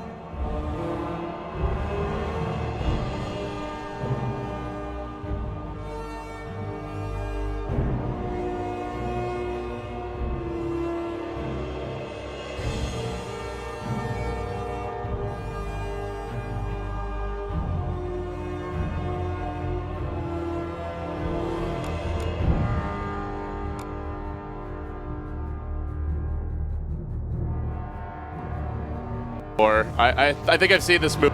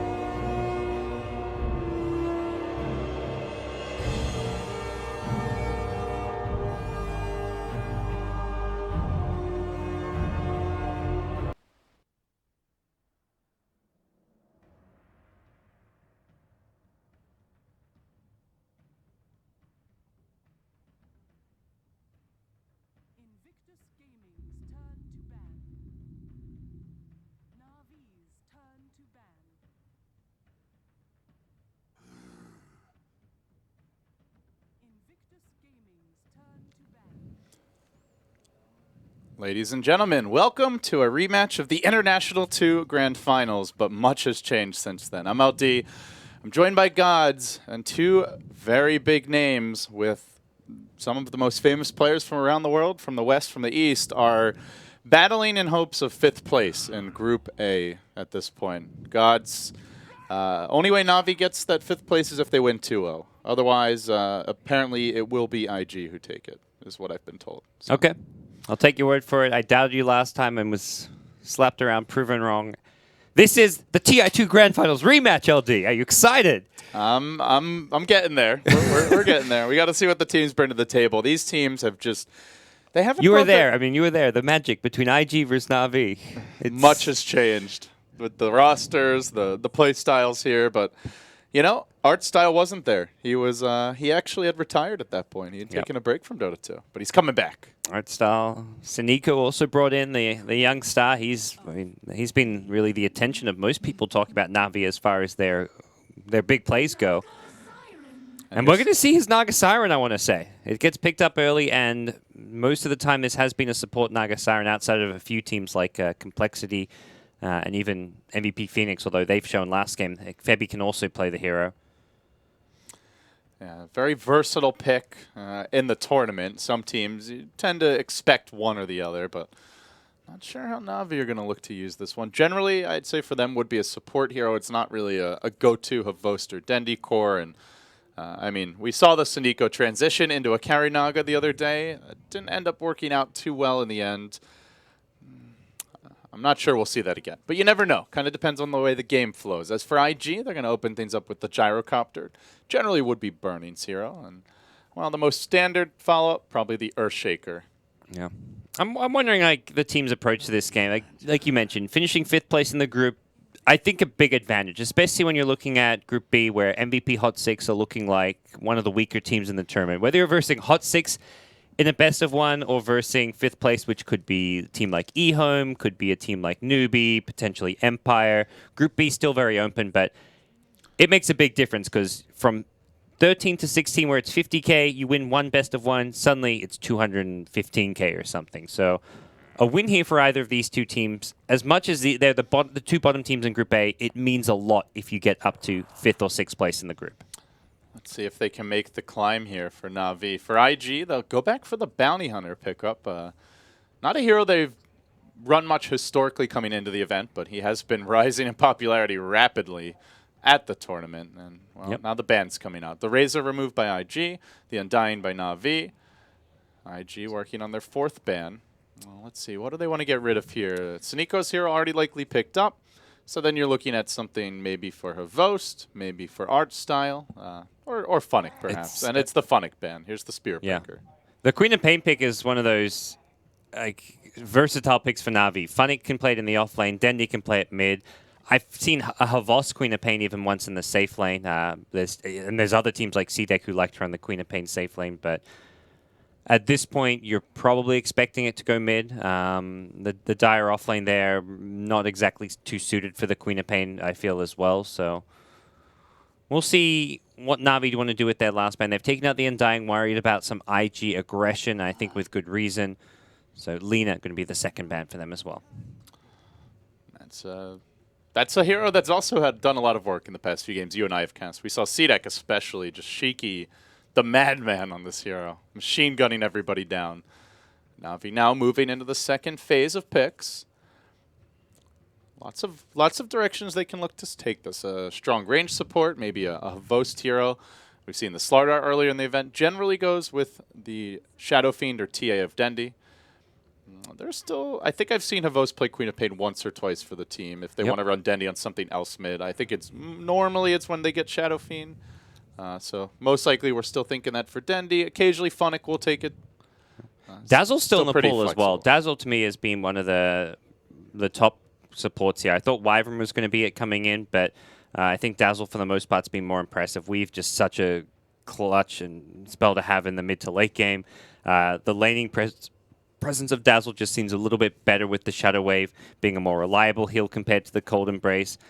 Being less just like you completely freeze the hero out a bit, doesn't it doesn't have that quite constant sustain, and also Winter Wyvern with the long cooldown on his first spell, whereas Dazzle is just like constant harass. If you want to go for a point and poison touch, you can. You've got the Grave as well. I'd be surprised if these teams are ignoring Dazzle here in the second pick stage. Like you said, very versatile and pairs well with a Naga with the heal bomb potential from the mirror image. Yep. Navi third pick, really taking their time on this. What does Art Style want? What does the Sultan of SWAT have up his sleeve? Clockwork's quite good for an offlane if you don't want to run the Queen of Pain offlane. Because you get that Blade Mail timing where you can just go on the Gyrocopter. He can't really turn and call down Rocket Barrage because the Blade Mail just blows him up. So, do they even think so? I guess they'd probably have to run a core Naga if they want to do it. But do they even think something like a Treant Protector? Not a Navi hero normally. This is the Havost hero most likely. Centaur coming out. Yeah, looking for a... Whoa! It's normally Havost. Normally Havost, yeah. It could be That's Funnick right. in theory. But nope, I'm totally agree. Goes often into Havost's hands. It's kind of where Navi are versatile, where they can play these safe lane initiator type heroes for Havost that don't really turn into a carry. They give more farm to their offlane player Funnick than any other team as far as a percent of like overall net worth. So that's where Navi, it's Havost who can play an initiator type role, while Dendy's even playing a tempo controller because Funnick's playing a pseudo carry in the offlane. And you know who hasn't been picked yet at TI? Pudge. Ooh, that would be something here. You know what goes well with Pudge as well, LD? What? Techies. Come on, Navi. If it's Funnick drafted, you remember DAC, the Pudge Techies? You owe your fans one here, Navi. You didn't have the best group stage. It's a Bloodseeker. Well, that's you know, Hook Rupture, very nice, very fun, very strong combination. fun for who? The Pudge dream is still alive. Fun for the Pudge, maybe. Oh, they don't really have the core support. No, I don't think it'll be disruptor type hero. The Dazzle you mentioned, a very logical pickup now, but a man can dream. Oh, support Pudge. Pudge. Man can dream. You know, it was Artcell actually played the Pudge one game going back to the TI1 finals. TI1 Grand Finals, Navi were picking Pudge, and I think it was Artstyle who played at Safe Lane one game. It wasn't even Dendy. Yeah. It was Artstyle. You're right about that. It was not always just Dendy playing the Pudge. So maybe Artstyle says, "I'll do a support Pudge for us. I'll teach you a thing or two, Dendy." Like back in Zai said he did an interview with Hotbit, and he said, "My favorite pup hero is the Pudge. Okay, I Pudge a lot. When he really wants to win, he picks Tusk because he's a dirty Tusk picker. But when he wants to have some fun, it's all about that Pudge." All right, enough about Pudge. IG are going Storm here. This is likely to be your 430 hero. So you got the Burning Gyro. One of the few games IG won. Yesterday, he went like off the charts. He was like 15-0 something. I don't know. He had an insane game on Storm Spirit. So not surprised to see IG going back to this. It feels like IG's game plan and when they're down and out is just like pick comfort heroes and signature heroes. Like pick the Burning Anti-Mage, pick the 430 Storm Spirit. It's...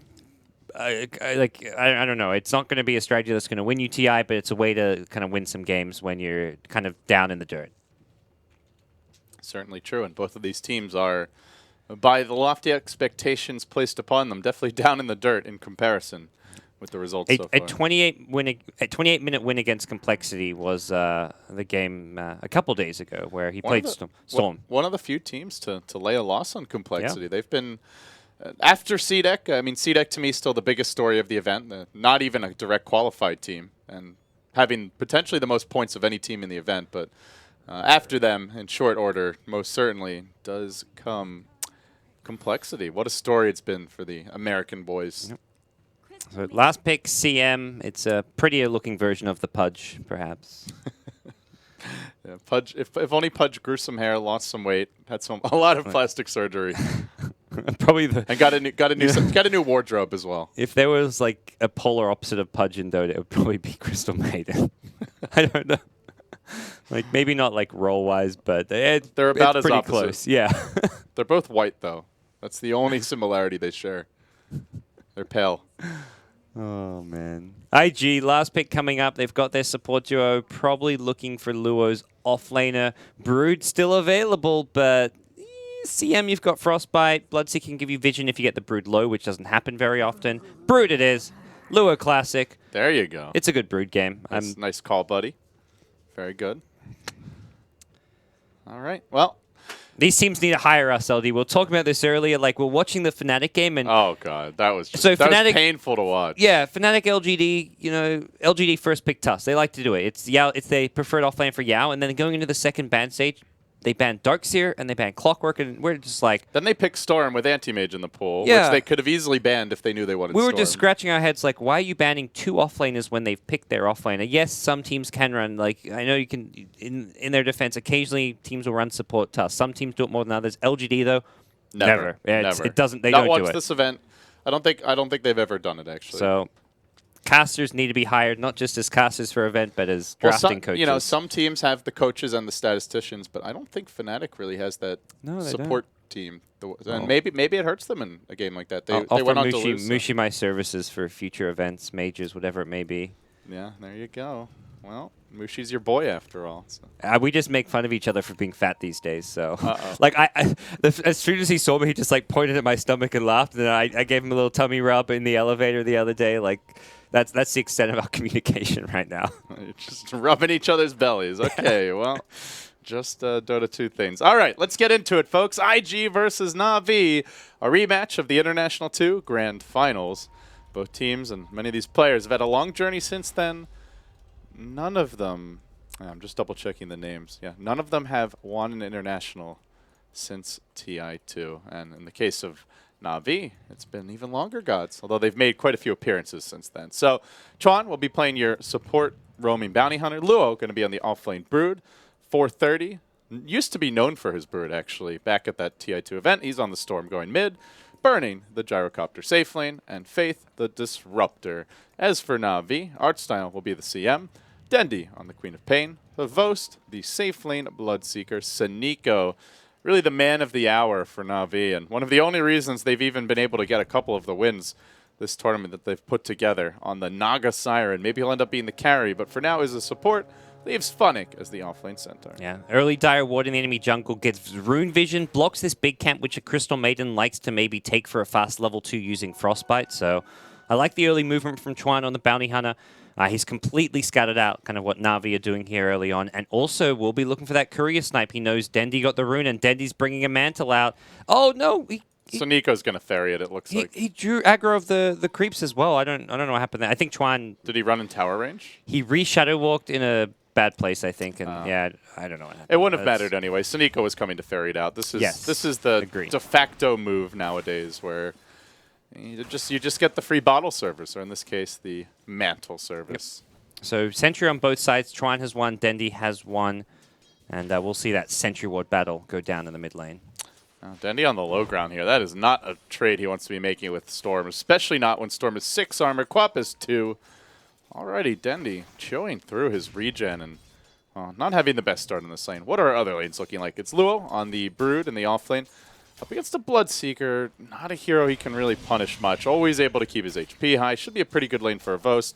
But for Luo, unlikely to die here unless they bring in more support. And then the Na'Vi off lane. You've got the Gyrocopter Disruptor combo. A lot of kill potential here. Yeah, I'm a little worried for how Havos going to do. Once Luo gets levels and builds up a big Spiderling army, as much as Havos can sustain himself in lane, all it takes is to get maybe 8 to 12 Spiderlings, and suddenly, if Havos like Blood Rages himself, gets a big Spiderling plop on himself, he's done for. Chuan also. I'm watching Artstyle here. The double Shadow Walk damage is going to come out. No Janata just yet, though. Oh, he's not going to bother using it. He's going to force Artstyle home. And I did leech some of that experience, I believe. Artstyle's going to clear. I think he's going to actually go for the big camp here. He's going to get greedy. He wants level risky. 2. Yeah, but he might get away with it. Exactly. If you're Chuan, you could maybe expect this greed and check it out. But Chuan's going to check he wants the 2-minute rune, so he may head here right after getting this. But it's going to come down to how good his spider senses are. Oh, a haste. He's off to the races. Yeah. Dendi could easily die to this. 430, putting the hurt on him. They can tower dive this and really commit, but oh, Dendi. That's the new blink coming into play for Queen of Pain, and it looks like Chuan did get revealed there. So back off, he runs back in. Blink on cooldown for 5, but it's enough time. They de-sentry mid, and Chuan coming back in will just casual harass on a Dendi. Just wants to chew through some of his This lane regen. is so over for Dendi, though, as far as control goes. He's even not before going- Chuan came in. Not going bottle, he's going wand, mantle, getting more HP regen. Just deciding the jump to bottle is going to be too much of a struggle. Like, he'll get out-farmed too badly in CS if he tries to go for a bottle, considering there's a bounty hunter in lane. But I kind of agree with this, but it's still He's kind of just a also- sign of the state that this lane is not going well. Exactly. And he's kind of forced into it because of that early trade. CM bottom, by the way, taking a lot of damage from Spiderlings. Uh-oh. Yeah, they were only level 4, but even the level 2 Spiderlings do pack a punch. Yeah, if he had a web there, he could have got that kill by putting another web down. Doesn't have the mana for it yet. Still needs to farm up the Soul Rain. And does have 11 CS here, so doing a pretty good job. But yeah, I mean, this mid lane, as soon as he traded with 430 and gave up like over half his health, not even getting the last hit for it, it kind of forced him into the defensive posture. Suniko top lane is engaged upon Rocket Barrage. Heavy work done there. They already used the kinetic field, but rather the Thunderstrike, and they'll get the kill. Last auto tech going to Faith, and IG get on the board here, leading 1-0. It's an early first blood, and here comes Chuan towards bottom. He's used his last Shadow Walk as far as his mana pool's concerned, but this is Radiant team is dangerous double place to sentry be. around, Nah, but they they've- don't have an obs around the tree line. They don't know Chuan's here yet. They pinged him, actually. I think they know, but They shouldn't. There's no vision.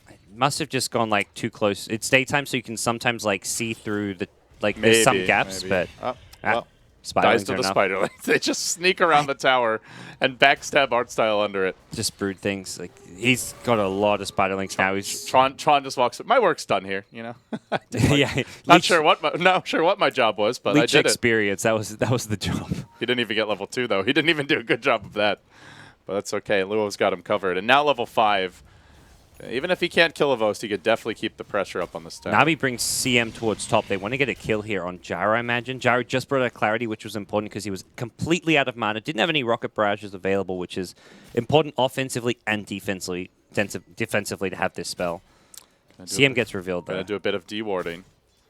Here comes Chuan. Well, backing off now, heading towards mid. He is low on mana here. Yeah, May he's- just want to go home, get his boots, He's not had mana for a long time. pick up a clarity, then get back on the field. I feel like he's going to stack, it looks like, for Burning or whoever. Maybe Oh, the the Storm. dive onto Havost. It's a level 6 Broodmother already, courtesy of the CM kill, and it's going to allow for a potential kill on Havost. They get it. Now Luo into the trees. The stomp missing. It's a double TP rotation that gets nothing. Ooh. Oh, that's costly. They do farm up all the Spiderlings, but well worth it for the Vost kill. Meanwhile, top lane, looking at art style, already used his Frostbite on the run, he's and got no Burning's one. just going to completely blow him up. Rockets pounding into that CM's rear, and down she goes. A double TP from Centaur and Naga roll here is like it.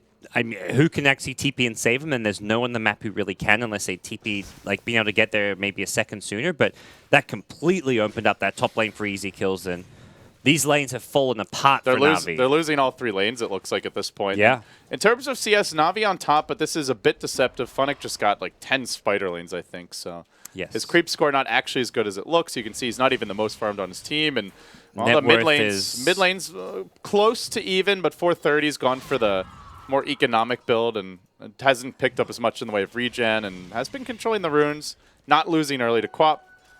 It's All gonna be a 3 good sub Dire game. cores are out farming their Radiant counterparts. Like, looking at the net worth, it's all Dire. And the supports is the big story, because Radiant supports are forced to buy sentries, dust, deal with a bounty hunter, to deal with a brood. The Dire side, it's like you get a set of sentries to maybe help the mid lane bounty hunter, but there's so much more room for them to just get their early boots, wands, and this whatever else it duo may is be. just so nice to have. The Brood and the Bounty. The Bounty able to get in deep and place observers.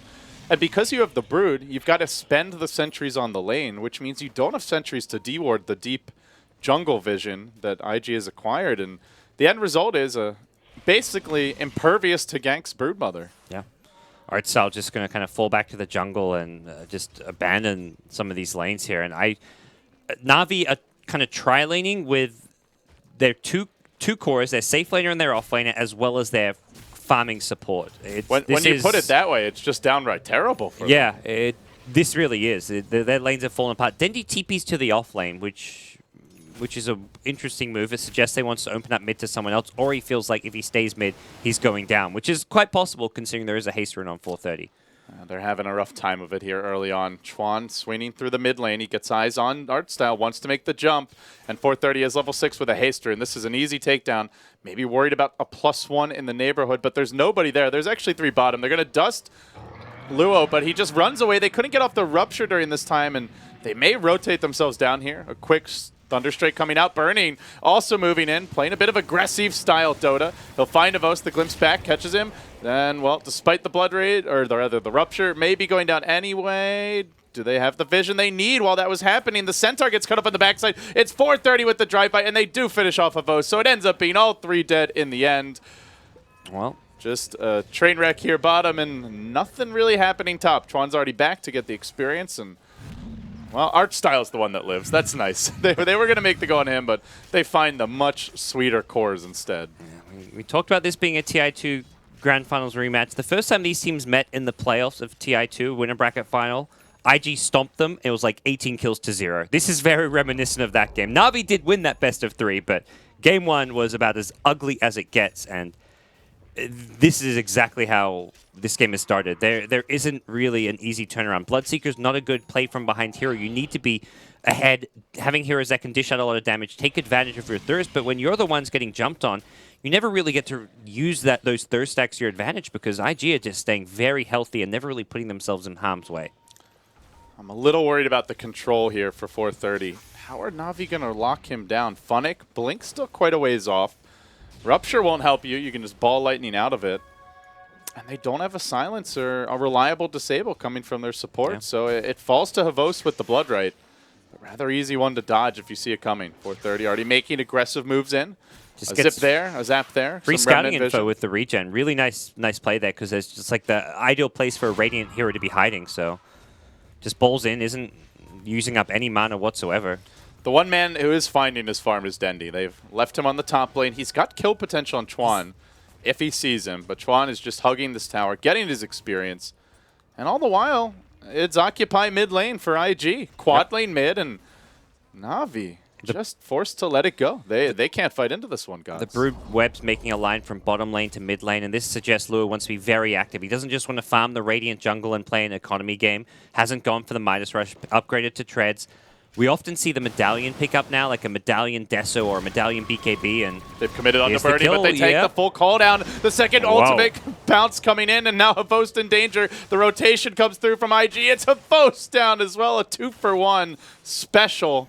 IG's way again, and now they've got track. That's suddenly a level 6 bounty hunter. Compare that to the supports of Na'Vi. Both IG supports a full 1 to 2 levels up. They're looking good here, gods. Yeah. And they're not done here. Chuan going to find Artstyle. Maybe it's actually Na'Vi on top. Unfortunately, Artstyle has no real follow-up damage. He's not level 6 yet, and Chuan will just back off. 1,600 gold after that fight in the top lane for Chuan. Probably see an Arcane Boots pick up and just to give his team some mana sustain as well as just kind of keep the track spam going. Bring Artstyle and Dendi together here. Moving into the lane. Stampede forward. That's a big way to go. Just for Faith, you can just glimpse Dendi back, and he's gone. It's up to Artstyle to continue the chase, but the Static Storm Kinetic Field gets deployed. Artstyle may end up going down. He's been left for himself, and he will fall. That was a clutch play. Faith 1v2ing and coming out the victor. That was so close. CM was about to Frostbite and just kill him off, and Faith knew it's like, okay, he got the Nova, which means he can walk in range. And it's so ugly right now for Na'Vi. Yeah. You look for the silver lining, and you just ask, where is it? There's no Midas on Havost. The Naga of Suniko can't play that carry role when he's not given space. And the Centaur's not even a blink. There's nothing but darkness here right now. IG, literally and figuratively, they've got all the vision and all the control, and they are just laying into Na'Vi, taking out some of their rage, perhaps, from the way days 1 through 3 went for this squad. Yeah, and I mean, looking forward to the main event. If you're IG, you just want to put yourself in the best possible position to get a good matchup in your lower bracket round 1 match and just winning some games, getting your team boosted morale, because this is a very, to me, momentum-based team. Chuan kind of the emotional leader of this team, and if IG are doing poorly, it'll be reflected in his way. And they're jumping on Havost. He did not get off the Blood right here. Tries to drop the Rupture. Not going to matter. He ends up going down. Track kills. Faith will get silenced, but that is a 2-hero track. As Artstyle rotates in, can Dendi clean up? Gets Chuan. That's one. But 430's re-engaged. He's still got the double damage ring going, and it's going to be Dendy who falls as well. Archdale may well be next. The slow, the glimpse. They're ready. 3 more lined up and slaughtered. 430 collecting his bounty. Yeah, for Dendy, it's like he has to commit an aggressive blink and basically suicides to kill a bounty hunter, which it's not going to be worth it at all. It just helps IG get more control, another kill onto Dendy, another tower, and just more problems to Na'Vi.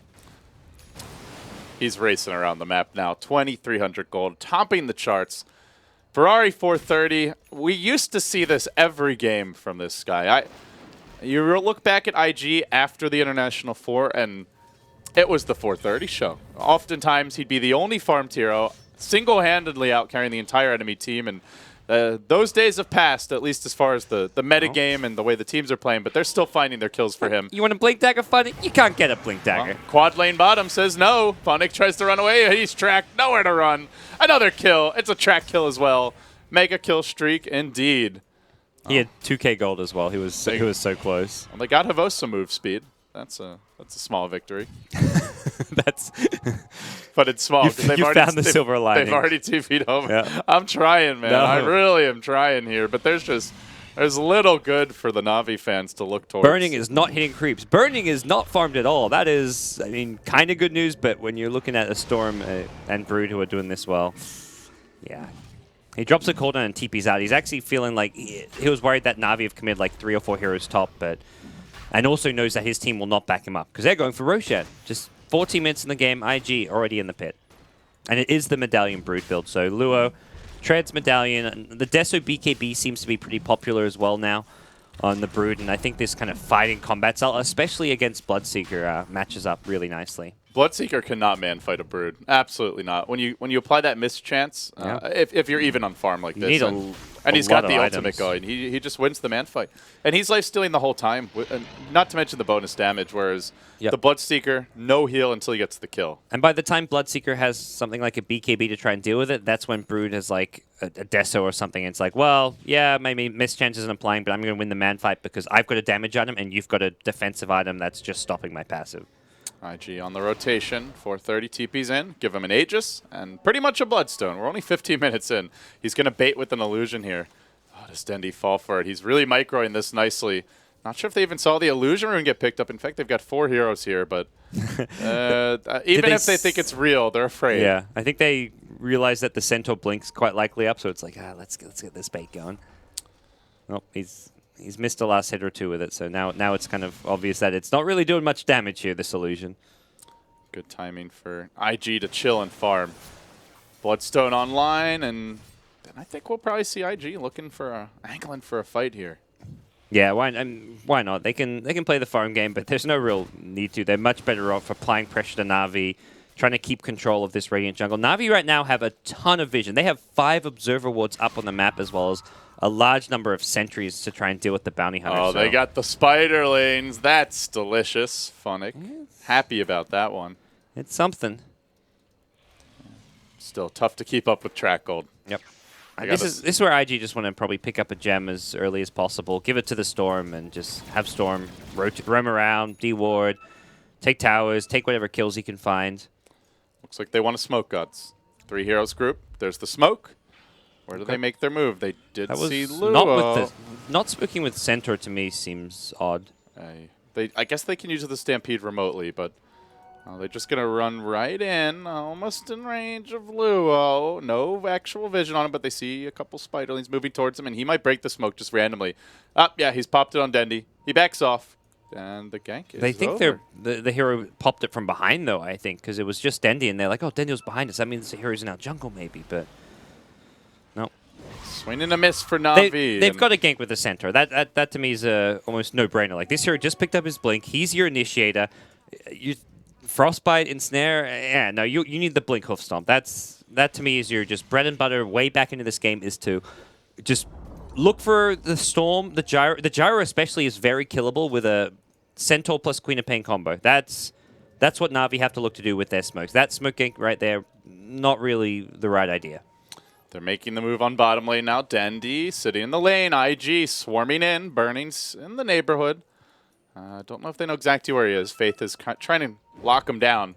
Blinks into the trees. Call down's there. Can they glimpse? Can they glimpse? Oh, not quite in range. That's a fairly close call there. But now the gem is picked up. So Saniko trying to reclaim some map control here. They know that IG have wards everywhere. And hey, there are 2 invis heroes to boot. So there's some potential for this gem to do some work. And what do you know? They found a Chuan. Yep. It should be a freebie. There's some commitment. 5. Well, actually make it 4 heroes. Just jump right on him. IG learned that in the best way possible. Losing the bounty, not the brood. So that's the kind of quote-unquote good news. But yeah, Na'Vi, I like the gem pickup. At this point, map control is going to become very important for both teams. For IG, you want to starve out Na'Vi. You want to deny as much vision as possible. Rupture mid, not going to... Just not really that much, useful against Storm in general. As long as you have the ball lightning. Yeah. Just jump away.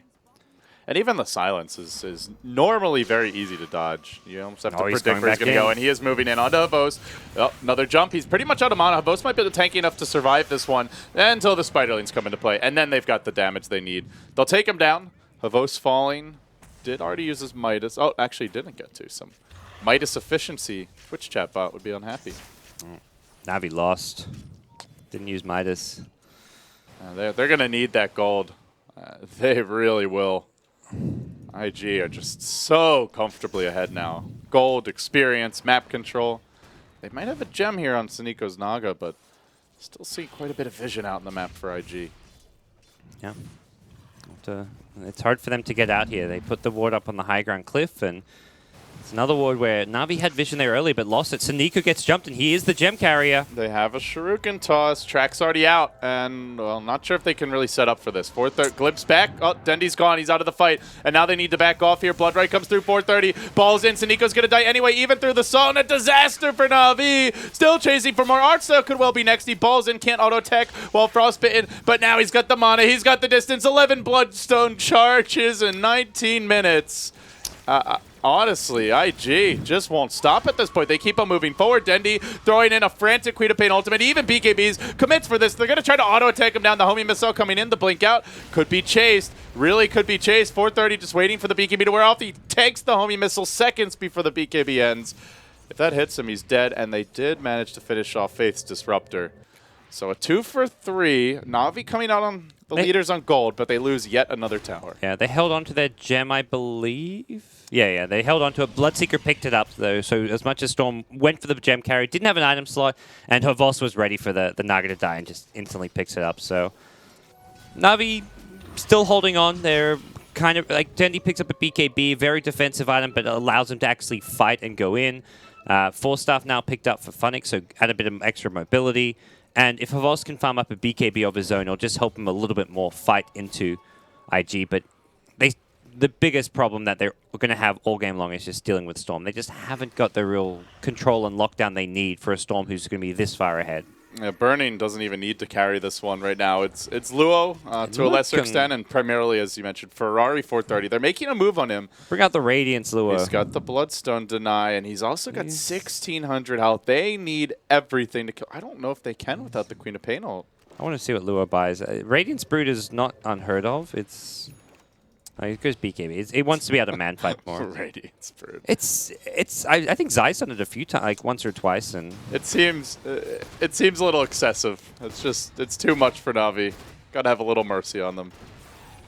I'll go for the BKB. It's more evasion and like a lot of damage output with it. That's true. It did get buffed. Yeah.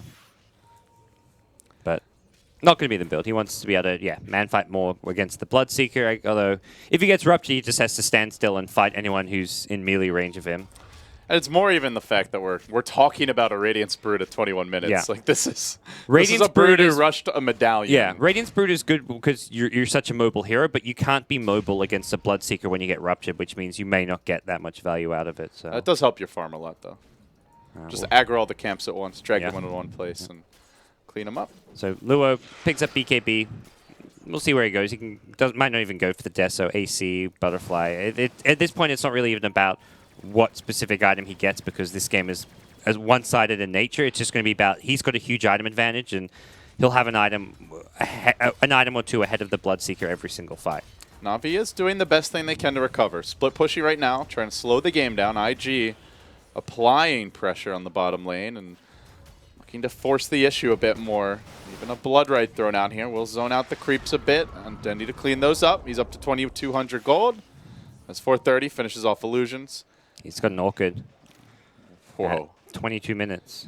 What was it, a 15-minute Bloodstone? He's TPing back. Dendy has BKB, so could just force a BKB.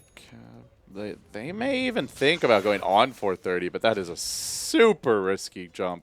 I don't have the damage with these two, I want to say. Yeah, no Orchid on Dendy or anything.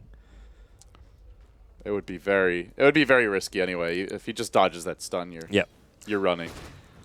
And your Centaur's dead at that point. So for IG, I mean, Burning has not picked up his BKB. It's on the courier, but this is still pretty slow farm for him. He has not had that much space. Like, normally you think, okay, Brood's good at creating space, but Na'Vi have avoided the Brood and just pressured the lanes where Burning's been. Like, he's been like kind of left top, and Na'Vi were like, well, bottom lane's a Brood. Instead of dealing with the Brood, Na'Vi have avoided the Brood, which is a situation where your carry actually doesn't farm much. So that's where Burning is a kind of behind as far as his item progression goes. Oh, they got eyes on Dendy. He blinks out just in time. Glimpse is available. Could force out that BKB. We're seeing Funnick prepping up in the tree line. He wants to make something happen here, but there's no backup nearby. Yep.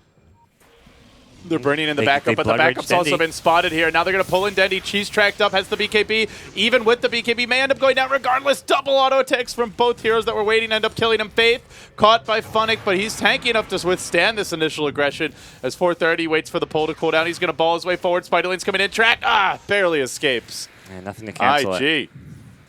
Finding a big kill on Dendy there and forcing out the BKB. Yeah, 2 BKBs. Havos also just picked up his 10-seconder. Dendy's down to 8 seconds now, Havos to 9. And when you use double BKBs like that and you're the ones looking for a gank and IG just turn it around with ease, you're in a lot. I mean, we've already established IG cruise control right now. They are just walking all over Na'Vi. More Bloodstone charges go 430's way.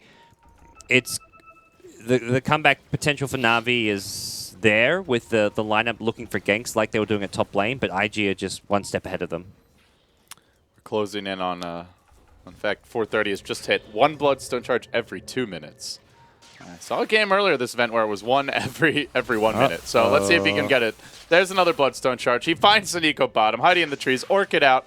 Couldn't get a mirror image or a sawn off, and he'll go down. Continues to terrorize Na'Vi. That's the gem too. I think he just stole it. I don't know if he stole it earlier, but I think he just got it as well. And I don't know if you saw that, but yeah, Crystal Maiden dead. Should have picked Pudge.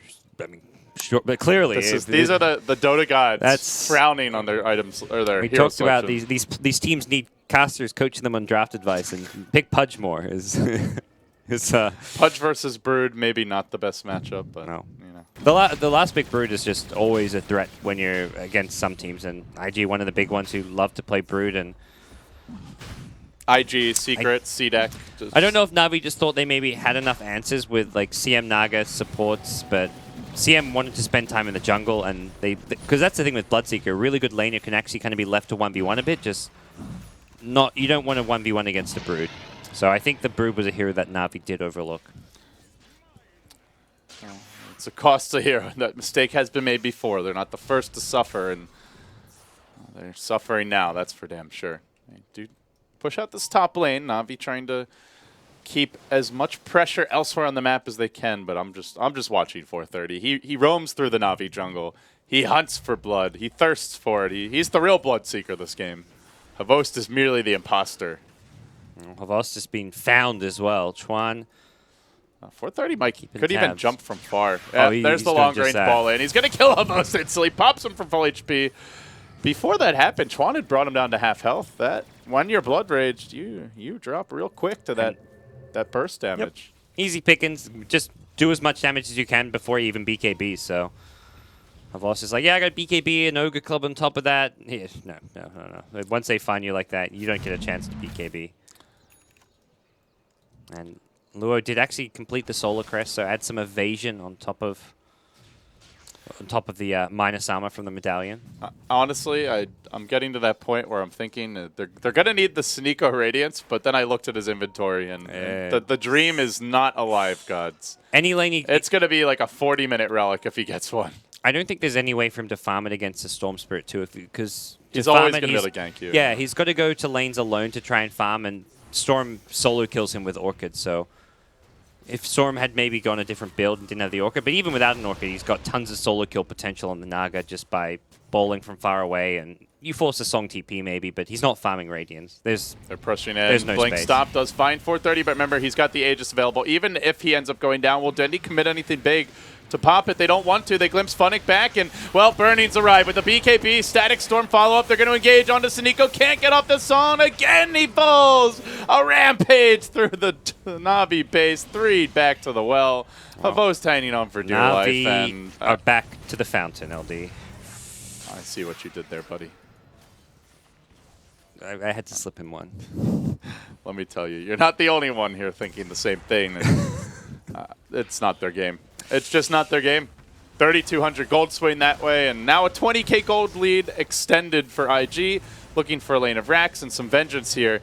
It's been a frustrating couple days for both of these teams. They will song. Na'Vi looking for the big turnaround. Blood right doesn't hit anyone. It's an airball combo, and 430 Storm's back in on the Storm Spirit. Finds the kill. Goes for more. He's still got the Aegis, as you bet. I mean, 20 Bloodstone charges. Yeah, 13-0-3. Talked about his last Storm performance against Complexity. This has just been a mirrored one. He's just completely taken control of the game. I think the key hero that allowed him to do so was the Brood. Chuan's bounty hunter got a lot of scouting information, but it wasn't like applying a ton of pressure. I think Chuan played well, but he just... Na'Vi spent so much time dealing with the bounty, Brood got out of control. Tough one for Na'Vi fans, and with that, any hope of 5th place is officially gone here. I'm not sure if IG has one. I think they might lose the tiebreaker with the other teams that are in similar position already. Even getting 6th place is probably good for them, though. Just because MVP beat them 2-0, they could maybe get ahead of Fnatic. That is true. So MVP 2-0'd them, which means if they tie with MVP, they can't be picked. Although I don't know if anybody would pick IG, even if they are 7th or 8th. Yeah. Who would you choose, IG or Na'Vi? Probably Na'Vi right now, but especially if it's like Vici Gaming picking, which currently, if the Group B just ended now, IG's a dangerous team just because of. I mean, I think both IG and Na'Vi are dangerous teams. That's the crazy thing about this group. And it's BO1 Dota. You never know. Yeah, Na'Vi in a BO1 or IG in a BO1, you could just get Burning Anti-Mage. Na'Vi can just pull out some crazy strat and just dive at you. They pull out a Pudge. Yeah. Seriously, it could happen. So as it stands, I don't think IG can get 5th. There's Fnatic. Yeah, Fnatic can still get 5th. They still have a series left against Complexity, but IG maybe finishing 6th place means they get to verse whoever doesn't get picked out of the 7th and 8th team, which might be an easier opponent. But at this point, I mean, we're fighting over scraps here. For IG, it's like, yeah, let's just play some Dota. Let's just find our groove again. Same for Na'Vi, I feel. Right. Well, they certainly looked like they had their groove back in this game. Let's see if they can keep it going here. Game 2 coming up next. IG currently leading Na'Vi 1-0. Stay tuned. You're watching the International 2015 qualifiers. We'll be back.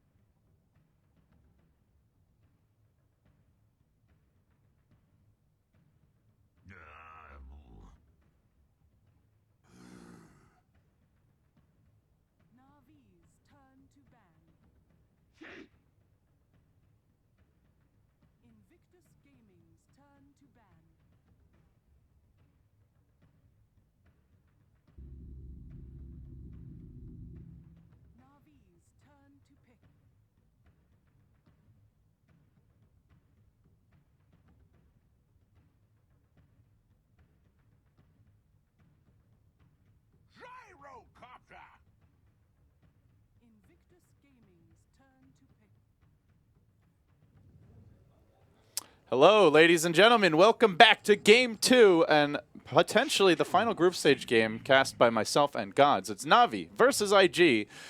With Na'Vi trailing 0-1, they will not be able to take a 2-0 win here in the group stage. They've had some ties, they've had some losses. IG, I also think up until now, Gods, they've not had a 2-0 win, but this could be their first if they can take home Game 2. Yeah, and I think we're going to see just IG look for a solid finish to the group stage as much as they can't finish in the upper bracket.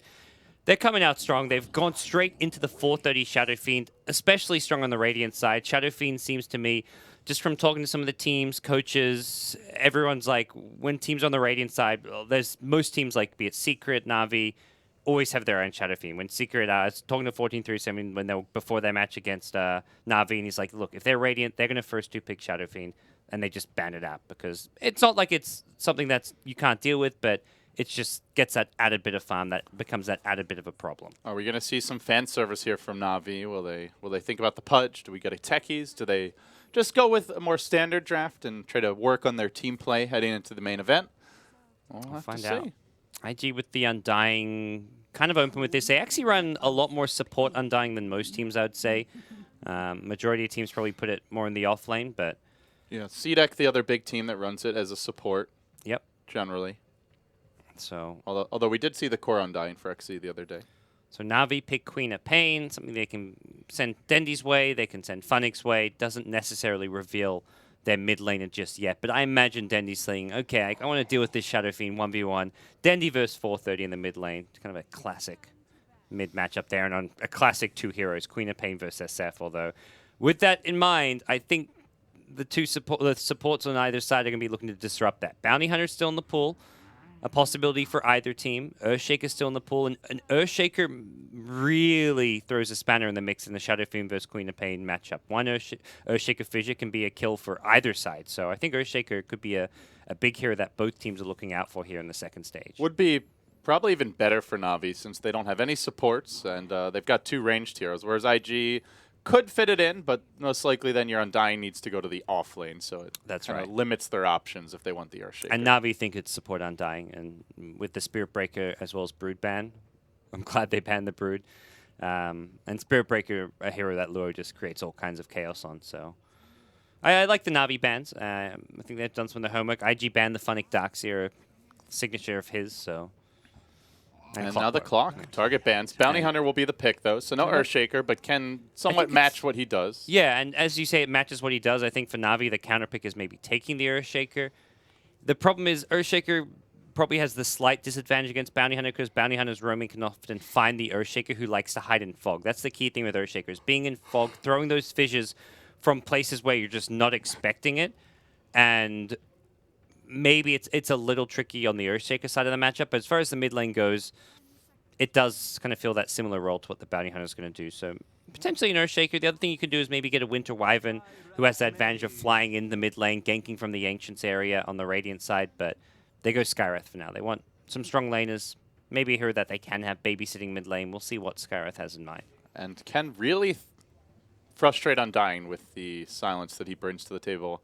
Very long duration silence. Even at level 1, Ancient Seal, 3 seconds, and magic damage. Definitely great to have against the caster strength hero. Skywrath Pudge, that's a strat. Dismember, Skywrath ulti. Just over. It's aggressive. Like Skywrath is an aggressive support that goes with Pudge LD. The dream is still alive. You know what counters Bounty Hunter? Pudge. Landmines. Landmines counter Bounty Hunter, Gods. Landmines counter Bounty Hunter. That is the most frustrating hero to play against as a Bounty Hunter. It really is. You like to hide in the trees. You like to sneak into these little crevices. I think you're always the forward man in the expedition, leading the charge. If I like Dota buff my Bounty Hunter games against techies, I would probably average over 10 deaths in those games. Like, it's the worst thing ever for a Bounty Hunter. Although, with that said, most of the way techies is being played competitively is not about having landmine stacks all over the map scattered around. It's been much more about suicide bombs and just like, yeah, the laning presence that pressuring lanes and having the remote mines, the kegs around the lanes more so than having. If you go around the map planting landmines, you just get underleveled and become useless later on. So, and if those landmines don't get kills, it's like, well, what have you really done? Crystal Maiden for IG. So a fairly independent laning support, and also someone that really benefits all these heroes. Undying and Bounty Hunter especially really like to spam their spells. This means extra Shadow Walks. For Chuan, probably less Fountain Trips required, and for the Undying, he's going to have a field day up in the top lane. Yeah, so I like a good pick here, I think, for IG. Kind of combats potential aggression of Na'Vi, and like you say, a great brain for Brilliansaur. So they do go back for the Earthshaker. They want to have that good hero, that good defensive / offensive hero that really fills both roles when you've got a Queen of Pain on your side, and you can set up kills onto the Shadow Fiend. So he's going to be hovering around the mid lane a lot. The Skywrath going to be more geared towards protecting the Gyrocopter. With that said, could be a fun offlane Earthshaker. We've seen offlane Earthshakers like Yao, where he spends a lot of time getting early experience, but then he can still come to the mid lane around the time Queen of Pain hits level 6 and offer his fissure to get a kill. Definitely some flexibility, but 2 other offlaners banned already with the Darkseer and the Clock. So given the limited options, well, and the Tusk, the Spirit Breaker, the Brood, so given the limited options, maybe it is indeed an offlane shaker. IG now into the 5th pick, or 5th ban, excuse me. And I think they ban a support here. I am inclined towards that idea of Funnick handling the shaker. Yeah, especially with all the big offlaners taken out. I mean, both Na'Vi and IG were banning offlaners in that second stage, so... Trying to think what's even left. I mean, there's... Centaur, well, there we go. There's one. I mean, there's, what, Legion Commander, Bristleback... Yeah, there's not much. I can't think of much else. That's Is 5 getting offlane smaller and bans. smaller. Actually 6. And last ban onto the Razor. So Burning's played 1 or 2 games of this era. You talked about it, though. It hadn't necessarily met that much success. You know what they could pick, actually? Maybe something like a Puck. Okay. There's really no control for I was it. thinking Magnus. Funnick's played a bit of offlane Magnus, too. But they haven't got the clear carry to empower. But they empower a Gyrocopter. It's still bonus damage. Safe lane clinks for Burning. Here we go. This is... I mean, it doesn't necessarily suit his more defensive farming nature, but he can mix up his playstyle a bit when he gets this hero. Puts 430 into quite possibly the true 1 position as the Shadow Fiend mid. And the Invis bros will be on the field. IG with 2 Invis heroes in their last 2 games now, counting this one and the last one, I should say. Clinks is so good at punishing and zoning most offlaners as well. It's really hard to lane against this fella, so as far as viable options go, oof. I feel you're very limited in heroes that can actually stand up to Clinks. And IG are going to be leaving Clinks alone a bit, I imagine. Undying in the bounty roaming, CM wanting to get maybe a couple levels in the jungle. But like, what actually lanes it? Even a Queen of Pain offlane, I think, is actually not the best matchup against a Clinks. Clinks just has just so much right click damage. Yeah, you can't lane against him as Quap. Low armor, very low HP. If you have a strong dual lane, it's one thing, but if you're just on your own, you're going to struggle. Maybe the old school Funnick Batrider. Is Batrider a pick these days? Cloud9 picked it in their opening game. Yeah, they ran... Was it Ember Bat? No, they ran Bat, and then the Ember was on LGD's side. That's right. That was a crazy game. I was so excited because it was like the first game of the group stage, and Batrider was getting picked, and I was like, is Batrider... Every TI, Batrider suddenly becomes relevant again, and it's a fun hero to watch. I really like him, but that was the only Batrider so far. I think Cloud9 might pick it again, but hard to know. So, Na'Vi thinking things through. It's such a straightforward draft for them so far. Very safe, very standard. I think Earthshaker is your best offlane option. Like, he's going to get zoned, he's not going to get farmed, but he can be guaranteed experience just by fissure blocking some waves, but... Na'Vi seem a bit stumped. They're using all their extra time. They're not committed to any one thing. Stumped, or are they plotting? Pudge, of course. I mean, there's so many other unpicked heroes, you know? I'd love to see, like, a Kunkka, a Faceless Void, used to be a Funnick classic. Great with the Gyro and the Quap, but not so good against the Clinks, per se. Venomancer, I've seen a little bit of Doom could come back. It's the Bane, so it'll be a support Bane. Oh, actually, no, offlane Bane. So they are going to copy the secret style here. All right. I wouldn't be surprised if they swapped the Bane Earthshaker, but... Bane versus Clinks? Art style is not normally bad. the Earthshaker play. Normally this is Saniko's hero too. Yeah, that's interesting. Maybe those two swap then. Though I don't think that really does much to fool IG. Yeah. Yeah, I mean, if it will be Funny Earthshaker, it could just be Suniko Skyreth, and then yeah, it ends up with Artstyle on the Bane. But we'll see. Maybe they're sticking to this. Maybe it is just a bit of a role swap to some extent, or hero swap. I think Funny will still be in that offlane position. Maybe he'll pull his mask off to reveal one of the unpicked heroes of the event. Maybe they'll do that for the All-Star match this year. No surprises on the IG side as far as players picking up their heroes and where people's going to go. I don't think we see any kind of a Clink's offlane this time around. Na'Vi, can they look to pressure the Clinks? That's the other, I guess, one of the bigger questions. Like, they pick Bane, do they dual lane or offensive tri lane? Doesn't seem to be a viable option, but we'll have to wait and see. Do you think there will be a new hero at the All-Star event this year? Are we going to see Pit Lord? That's the big one people are talking about. You know who I want? I want Arc Warden. Arc Warden. Ooh. He's fun. I don't think they will, just because there's nothing that would, like, it was just like the techies hype. Like, everybody be asking for techies for so long. There's nothing that's gonna. People knew it was coming soon. Sell hats or future Arcanas the same way. Yeah, to me, it's like even if they suddenly added Pit Lord into the All-Star match, it's not going to actually be super high. It would be hype just because Pit Lord's been added, but it wouldn't be like it wouldn't have any added hype because it's happening during an All-Star match, I think. Whereas Techies does just because it's like, oh shit. Well, it's an excuse to have pyrotechnics. That's pretty good. Yeah. So I don't see that happening, but maybe something else crazy planned. I don't know what that would be. Some new game mode or something. I don't. What is the All-Star match before the main event begins? No, it's on day 4. I think at the end of the day. Okay. That is. I think going into day 5, there are like 4 teams maybe 5 or 6 teams remaining. It's not many though. Okay. So a lot of teams will be eliminated that night. Well, Bounty Rune's coming out, and Na'Vi do manage to get the top one despite Chuan coming in. And going for the snag. 430 will answer with a bounty of his own. So it is going to be the iconic matchup. Ferrari 430 on Dendi in the mid lane. He's blocking for now, leaving a shared tango back.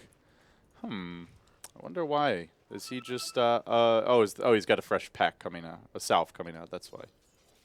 And there is that mid lane aggressive ward here. If the bounty was there, he would have actually sniped the courier. That was some... That is... Oh, no, the courier hasn't moved back. He should be able to get this. That was just in general... That's... okay. Well, it still might get sniped. Chuan is not invis, by the way. He just runs it. Yeah. Well, a series of miscues here. I feel like even bringing out that salve was a big misplay. And, like, Dendi was lucky that he wasn't there as the salve came out, and then he was a bit more disciplined when he sent the courier home. But that was... Dendi does have blink. Chuan's going to make him use it right away here. Yeah. Force him back, get the Orb of Venom damage output as well, and we'll see the early CS being kind of denied from the 430 Shadow Fiend, and you always want that early CS to get your Necromastery souls up. Just the one deny for SF. Meanwhile, a cool and different way to do your jungling here is Faith, where he's able to just lay into these creeps. Doesn't have to worry about a Clarity getting canceled and can just freely right-click the big creep. So a position we've seen people use to stack and pull, and even Enchantress to dominate. I don't think I've ever seen a CM farm it from the high grounds. Just a small, cute little thing there. But Luo getting called out. Rocket Barrage is here for Havost, and the Havost Copter charges in. Yes, he does. He gets the first blood as well. Off to a good start here up in the top lane. Yeah, first blood going their way. So this is the answer to the Clinks. Enfeeble spam on an off-lane Bane. Not a bad idea. I'm liking what we're seeing. I mean, burning minus 60 damage. Yes. Does this mean you heal the creeps? You can't 1v1 this lane. That's why I think CM's been pulled out of the jungle. Oh, meanwhile, no. You got me distracted. I missed it. The 1v1 trade mid. Dendi looks like he went in there with the initiation, and then 430 hits the raises and ends up getting the kill. He gets the experience, so that puts him at level 4 and change. Only 3.5 here on Dendi. Yeah, Chuan getting a lot of scouting information here in the enemy jungle. We'll walk towards the sentry ward here, so that will... Actually, no, it's his own sentry ward. So trying to block up the camp here. Funnick making his way back. He's gone for 2 points in the Enfeeble, and a CM Clinks lane can't really do much to him. You just Enfeeble the Clinks, and then he does no damage. CM Frostbites you, and you're just like, well... I can just right-click the CM because the Clinks is doing nothing to me. There's only one hero actually doing right-click damage at any given time. And a Bane with Brain Sap is going to beat the CM with Frostbite. Bane has the Bassi coming soon as well, I imagine. Funnick gonna... Oh, maybe he just gets his Tranquil Boots. No, okay, Bassi it is. So Liking some mana regen. 8 armor Yeah. against the CM who has 1. Yeah, you're not winning that. Yeah, I'm not even going to call it a man fight because it's not a fair fight. I don't actually think the CM can really zone Funnick here in a 2v1 scenario because just for that very reason. Bane has a really good attack animation, solid base damage, and the Searing Arrows did about he's tanky. 15 damage a hit, so burning minus 60, but then he gets a bit of bonus from the Searing Arrows. It looked like it was doing about 15 damage, maybe 20. So far, getting out farmed across the board more or less here, but the one good piece of news was that solo kill for 430. Keeps his experience up as the bottle, the magic stick as well. It's ever so slightly ahead of Dendi in terms of the gold. Yep. And he's already managed to get enough souls since returning to this lane. So 4-minute rune coming up, and IG want to fight Dendi here at the top lane, but Na'Vi also want to fight. There's the tombstone, the silence on Luo, but he got it down first. He can get off a 2, hero decay, and really force Na'Vi back. The zombies march in, working on Dendi, working on Sneeko as well. Raze is coming forth. They might run him down. No blink for 8 seconds. They could chase this a little bit, but not going to opt to. He has bottle charges. That was... I'm noticing Burning here is running around Invis just to try and sneak last hits while the Enfeeble isn't cast. And now there's no mana for it, but Funnick got, I mean, maybe a Soul Ring's next. Yeah, I think say goodbye to your damage. Disassemble the Bassi, get like a Soul Ring Tranquil build probably from the Bane, but we'll see. It just seems so annoying. If he ever gets that next mana regen item, I don't even think you need more points than Enfeeble. The 2 seems more than sufficient for now. That's plenty, I think. I think at some point it's overkill. You want Nightmare going into the mid game, so getting a 3rd point means you're not getting Enfeeble until like Nightmare until level 9 or something. So I think we'll see him just stick with the 2 points and be happy with that for at least the early to mid game. Art style is off to a slow start here. Only level 1. Checking out the jungle. There's been no stacks thus far. We did see Chuan on that early warding mission, but it was a lane ward, not a jungle ward. And Artstyle did whiff another stack. Not getting that additional farm setup too early here for Havost and Dendi. Yep. So, Funnick still doing pretty well down bottom. Actually went back for bottle, so get some HP mana regen through that. And Burning continuing just to tickle him with these Searing Arrows. Do you know, does the Enfeeble does not affect the bonus damage, right? Like, even if you have an extra, like, let's say you have 50 damage and it's minus 60, it doesn't start rolling over onto the Searing Arrows, does it? I'm not sure. I feel like it might. Because it's part of your overall, I feel like it's just like part of your overall, I guess it's the orb, which does the minus damage affect, like, the orb damage? I'm not sure. That even so, it's just not enough. But when it's maxed, it may help him out quite a bit. He's got so much armor that, yeah, if it's not blocking it, it's still, like, the Searing Arrows damage alone is getting blocked by this armor of his. Let's see, what is chat saying? One person says it does. Well, it must be true then. What's his name? I'm gonna base it based on his name. Draco Don. Draco Don. Okay, he sounds trustworthy. Do you agree with Draco Don? Yep. Well, based on his name, he's trustworthy. It's not like Arteezy Cryface. So. Yeah. Look, if he's not there Bible thumping and baby raging and what facing, then I'll trust him. Okay. He doesn't sound like a what facer. What facer? They're a special breed. Well, the Invis bros are on the move, and they've both run past the sentry here. Yep. And I think there was dire vision in there. Oh, doubling back. They've got the fissure. 3 Might points. be able to catch one on the cliff, trying to bait this art style, but man, he takes a lot of damage. And I don't know if he knew Bernie was up the cliff. So we'll end up dying off the bat That's here. a 0 armor Skywrath against Clinks. Burning's going to chase him down. He still has death packed up for a couple of seconds. Sneeko needs 2 arrows. Sneeko no regen. Meanwhile, Bane gets has the dust for the slow. double kill. Bane, Dota, this is the hero. There's a reason Secret's been picking this for the offlane. Sneeko still on the run. Neutral deny. Not possible. Not going to happen. What the hell happened with the Bane? Let's see. Fiend's Grip happened. That's Grip all. and then just slaughtered the CM. Yeah, it looks like stood. Cooldown Mers used quite a while ago. So action all over the place. Now the score 4-4. And you mean you didn't split screen and catch both kills, LD? No, I failed. Well, next time. Should just leave and go to Dota TV so we can see what happened. Yeah. Pull up the multicam. Rewind. You could. Actually. That's true.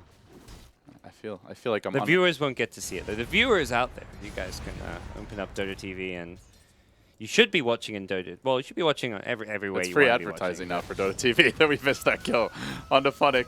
430's here with the raise. The brain sap almost brings Funnick back to full HP, but just as quickly, Chuan able to retreat out. They get the kill for 430, and 5-4 the score. But for those of you out there who don't know, Dota TV, you can latch onto our camera and then you actually rewind and then go to free camera. And if we miss something, you can catch it. You can figure out what happened. Or in that case, if there's two things going on at once at the same time, because we can only be in one place at once.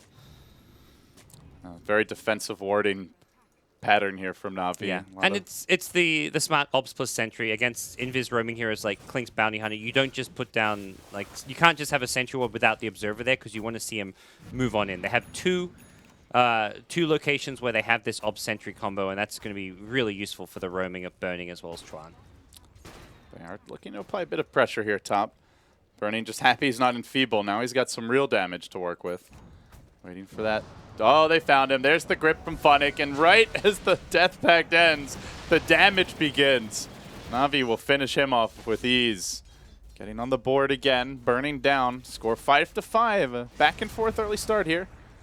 Golden Experience still fairly close, and both teams looks like they want to get their support some levels now. Chuan on the bottom side of the map, along with Artstyle. But Artstyle's taking the harassment for this. Oh, Funnick's gone in mid with a Brain Sap. There is a follow-up with a Scream Sonic Wave, but Dundee playing it safe. 430 tanky. He was on like 1K plus HP when he was on Strength Treads. Yeah, 1081, so they need to do a lot of damage to bring him down. TP bottom from Fissure, Dundee. Blink, Scream, Quap Bolt, and Chuan removed, deleted from the lane.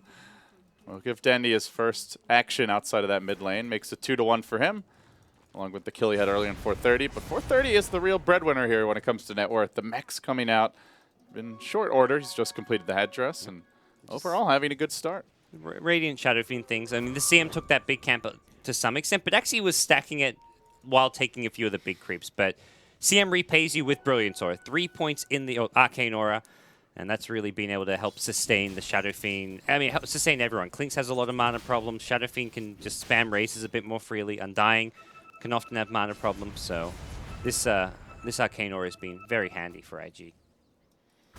IG going back to the woods now, and let's see what the item progression is going to look like. Burning's still sitting on the Mango. I'm not sure if we're ever going to see him use it at this point. Once you get your Soul Rain in the kill, you generally don't run out. As they make their go on Chuan bottom, they did pop the Dust. He needs to hit a creep to remove this slow, but when he goes in, it's going to cost him his life. Burning rotates, though. He gets one. He's looking for a second. Artstyle pumping those arrows into him. Will finish him off. Sears him and leaves him scorched and in the well. A burnt snack. That's it. Nice response from Burning. Immediately ran towards bottom lane, and he can just go in so freely once they've engaged there because Fissure's on cooldown, the Silence and the Skyreth nukes are on cooldown. He just had free reign to completely engage there, and against a Skyreth Earthshaker, Skyreth especially, 0 armor still, just 3 armor on the Earthshaker and less than 800 HP. Those are 2 easy kills for him to pick up. This could be a time for the Mango pop. Burning, even with the Soul Ring usage, running a bit low on the mana pool. If he engages with like a strafe on someone, maybe he needs that little bit of extra. You go in with a strafe and you don't have skeleton walk mana. I'm just hyped for the Mango. Watching Funnick top lane. He swings around looking for Luo, can get the tombstone down. Funnick's going to have to back. Chuan was the one to rotate in. Havosta's dangerously low here. Does not want to be diving into that. Looks like IG want to take this bottom tier 1 tower. They've even rotated in with Smoke, Ferrari 430, and Faith. Artstyle. Oh, if he gets frostbitten, he's in a lot of trouble, but had a good angle there for the defensive fissure, so they'll just take the tower. The 430 tax comes into play. It's like, sweet guys, easy tier 1 tower. Yeah, Burning is playing second fiddle right now. Yeah. Kind of the opposite of what we saw with DK, where it would normally be Mushi and more of that supporting utility mid role, but the farmy mids are more back in vogue now, and it's 430 taking the lion's share. So after the mech, we'll have to see if he just goes straight into that BKB. We've seen a few Yule Scepter games here or there, but Yule Scepter nice this game. You can get rid of the Skyreth Silence and potentially dodge something like a cooldown, but we'll see if that's going to be the plan. You kind of want to have BKB similarly. You can dodge, I mean, you can at least stop the damage from the cooldown. You can negate a lot of the disables, nukes coming out from Skywrath. Oh, Artstyle. Burning's been waiting patiently for him. Oh, he Oh, he saw him. Ping comes out. The Looked like he was about to get him, too. Archstar really wanted to walk out and farm this wave, and this would have been his downfall, but he does end up backing off in the end. Tower top being pressure. Meanwhile, Havost just shoving in the lane slightly, but there's a rotation for 430. He raises out the wave. They still have the tombstone with the mech, and that is probably the bulk of IG's team fight. Not something Na'Vi really want to be fighting into. Yeah, 430 keeping the lane really suggests they want to keep that up, although they're not going to try pressure the lane at all with him. He immediately rotates back towards mid. And maybe worried about Na'Vi seeing his TP top and looking for a jump on mid with Dendi, who does have Sonic Wave again, up to 2k gold. Dendi not really committing to any item direction just yet. We're not seeing much of the Orchid Queen of Pain. It's been more towards the Aghanim Scepter Rush these days. It really has been, and it's not so much what I feel like is kind of the style of Dendi, but it does feel like the item that he's going to need. He's rather squishy right now and can be strafed down by burning fairly quickly. Speaking of burning, no Deso Rush. We've seen this almost every game nowadays. It's the Ogre Club, and either a BKB or, I mean, I doubt a Sanjin Yasha, but almost got it. Yeah, you don't really need the move speed on Clinks. Almost got to be a BKB, and a hero who the Ogre Club strength isn't even that handy for because you get so much survivability from Death Pact. I mean, it's still HP, it's still some survivability, but it's not going to be a huge difference to make it. They're going on Funnick. They do try to slow him down here, but he jukes into the trees. The race is coming out. Tombstone will break those trees. Frostbite holds him in position. He goes for the brain set. Not enough. The golden so Tombstone tanky. marks his grave as he will die. Yeah, that's a tanky Bane. You can. Oh, the Invis bros are showing up now. Burning, looking. He could get a double here if they're not careful. Sees Dendi. Hunts for the squishies. So Nico's the man he wants. Has the dust, though. Death Pact's wearing off, though. It's got to be very careful and fight around the Death Pact. Yeah, the Death Pact with a much lower cooldown later on, so that you can basically have it up with 10 seconds to spare. But at this stage, you got to wait a little bit to get a fresh one. Yeah, level 1 is a bit pesky, where you've got only a small, 35-second duration. Yeah, you've got the 10-second downtime. Yeah, you've always got the 35-second duration, but it's always about the downtime from the cooldown. They do take the tower now. With the mech, a double damage room bottled up for 430. IG getting more active on the map, not forfeiting any objectives of their own. It's Na'Vi who are forced back into a corner a bit. The graph has slowly been climbing the IG way since the early laning stage, with tracks being spammed out and additional aggression likely in the offing. They're going to rotate on mid. They've got the Glimmer Cape on Luo. Additional defensive capabilities available for the team now. And they may even press in mid. It's quite an even game overall on farm, but yeah, it does feel like IG are just being a bit better at grouping up, taking towers, taking objectives, and Na'Vi don't seem to be moving with any clear plan to take fights, although that's about to change now. Havos has SMY, and it does seem like Na'Vi are gearing up for a big team fight around the mid lane.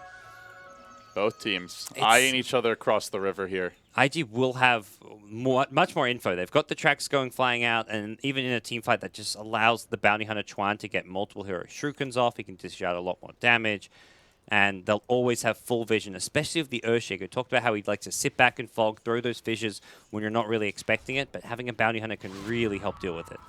A Bounty Hunter and, well, additionally some good aggressive wards here for the side of IG. You can see one placed down at both hills, kind of across the map, giving them generally good vision and of the runes and the Roshan area. And then on top of that, they've got an observer ward deeper in the Na'Vi jungle. And well, the tracks continue to be spammed. Chuan, again, keeping tabs on that, as you called him, pesky Earthshaker, but not so pesky when he's completely seen like that.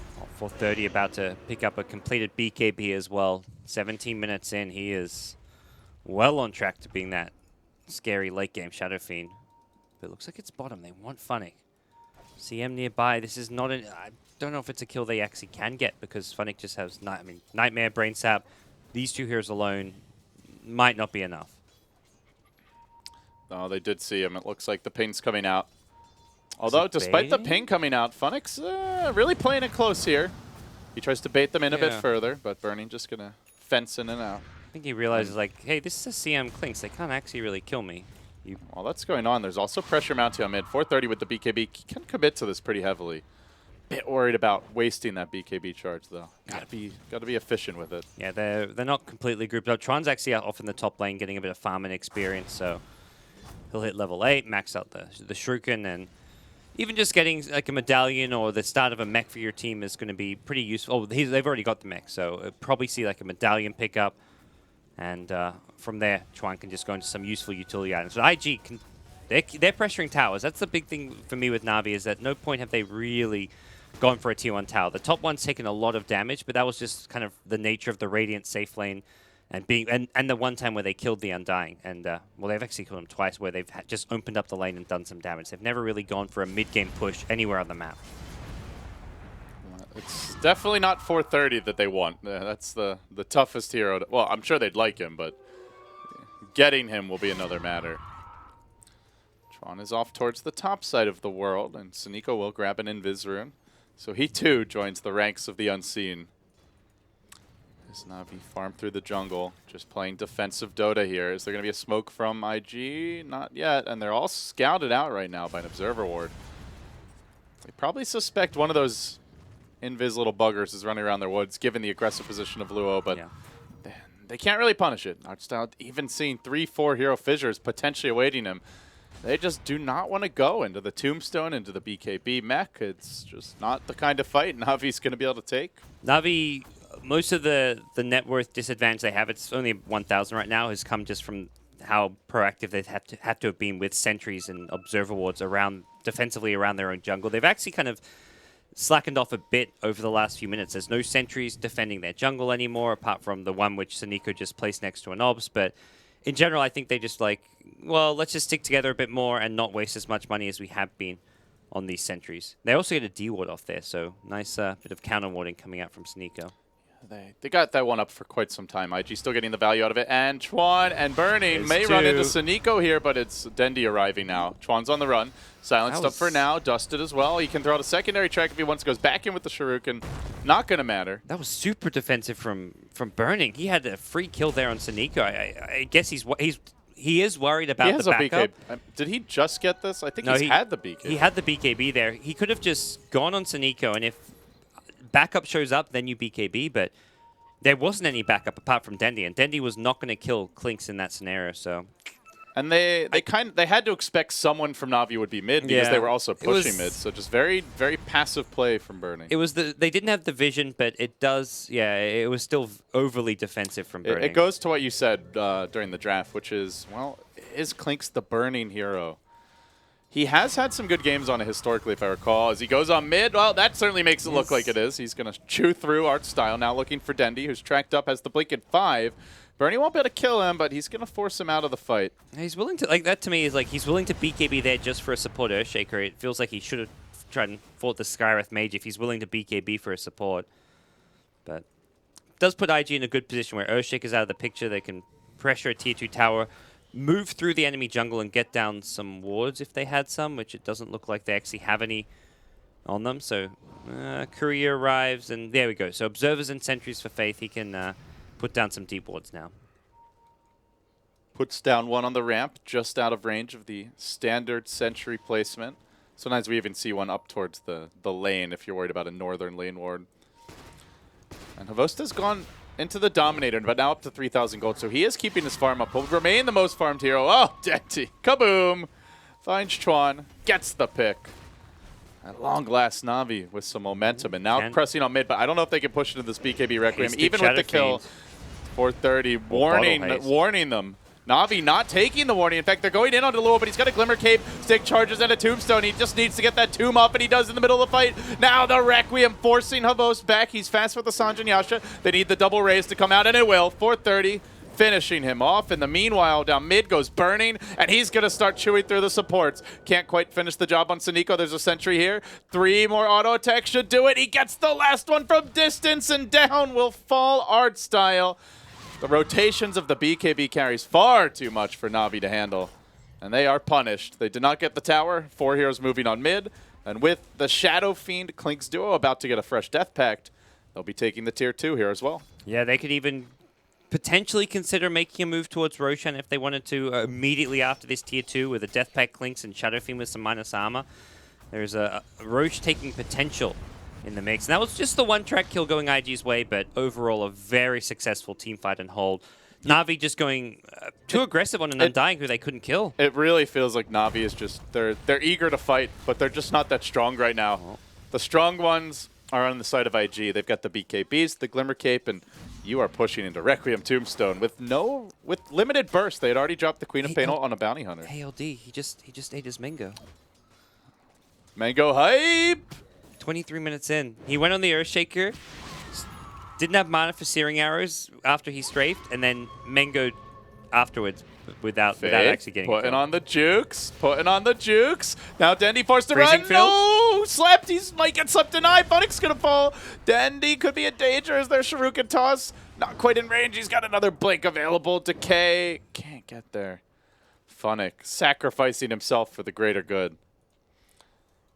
Oh, Saniko in a very deep spot, and the Radiant Ward spotted this movement. There's a courier as well. Track comes out. Burning still wants to chase. Is he going all the way to the high ground for this? No. Not quite that far. So courier makes it past as well, unnoticed. Track's all over the place, though, and this with that track vision, they're going to get this tier 2 tower probably uncontested. And then the Roche you mentioned. That seems like a decent way to go about it if you're IG. Safe. SF minus armor, Bounty Hunter medallion. Yeah, should be. SF Sanjin Yasha. Yep. Well, items for everybody. And Midas Oh, for that's a Luana. Dessa. Okay, more minus armor. Now they're definitely Roshan. He'll grab a creep here real quick, Bernie. Yeah, I imagine that's the case, but team already headed towards the pit.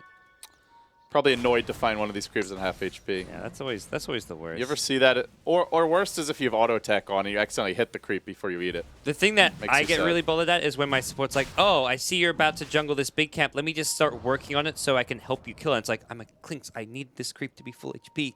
Come on. They're like, just nuke a big creep to try and help you kill it. Call down gets blown just to scout here for Na'Vi. Pavos, no butterfly just yet. Now they do have a good AoE combo, but lacking the call down, 430 just marches in. He'll try to solo the Roshan down here. Burning only applying a little bit of help initially. The medallion doing what it needs to. The tombstone now deployed, and Na'Vi do have vision, but Havos can't get in range for this one, so he's not able to even damage the Golden Menace. You'd have to get so far out of position to kill that tomb. It's not having vision just doesn't feel like it's enough on its own. Even if Dendy starts poking at it, it's going to Yeah. be too late. Does he go for the Age of Steel, or is there going to be some sort of big combo play? No, there's going to be a retreat. Just a bunch of zombies furiously forcing Na'Vi back. But the creeps are doing Na'Vi's work. They take the tower top. Creeps the real MVP for Na'Vi. Well, At this point, it seems they're going to be required. They're going to need their help. yeah, because over the last 5 minutes, IG have pulled about 7,000 net worth ahead, and suddenly it was like, okay, you've got a BKB Clinks, but he's not that scary because he's gone for this defensive item. Even the BKB Shadow Fiend was, a problem. He was going to get off Requiem's in fight, but now everyone has that additional item. Dendy really wanting to hold on to this ultimate, get and he him. will get the Chuan kill solo. Nicely played there. The 2 sentries do come in handy then. I'll snag a bounty rune, but it's the bounty hunter. He's the one who keeps on dying, and he's definitely the least important hero to give up. Yep. And there's no track gold to be had for Na'Vi. Bit unfortunate for them.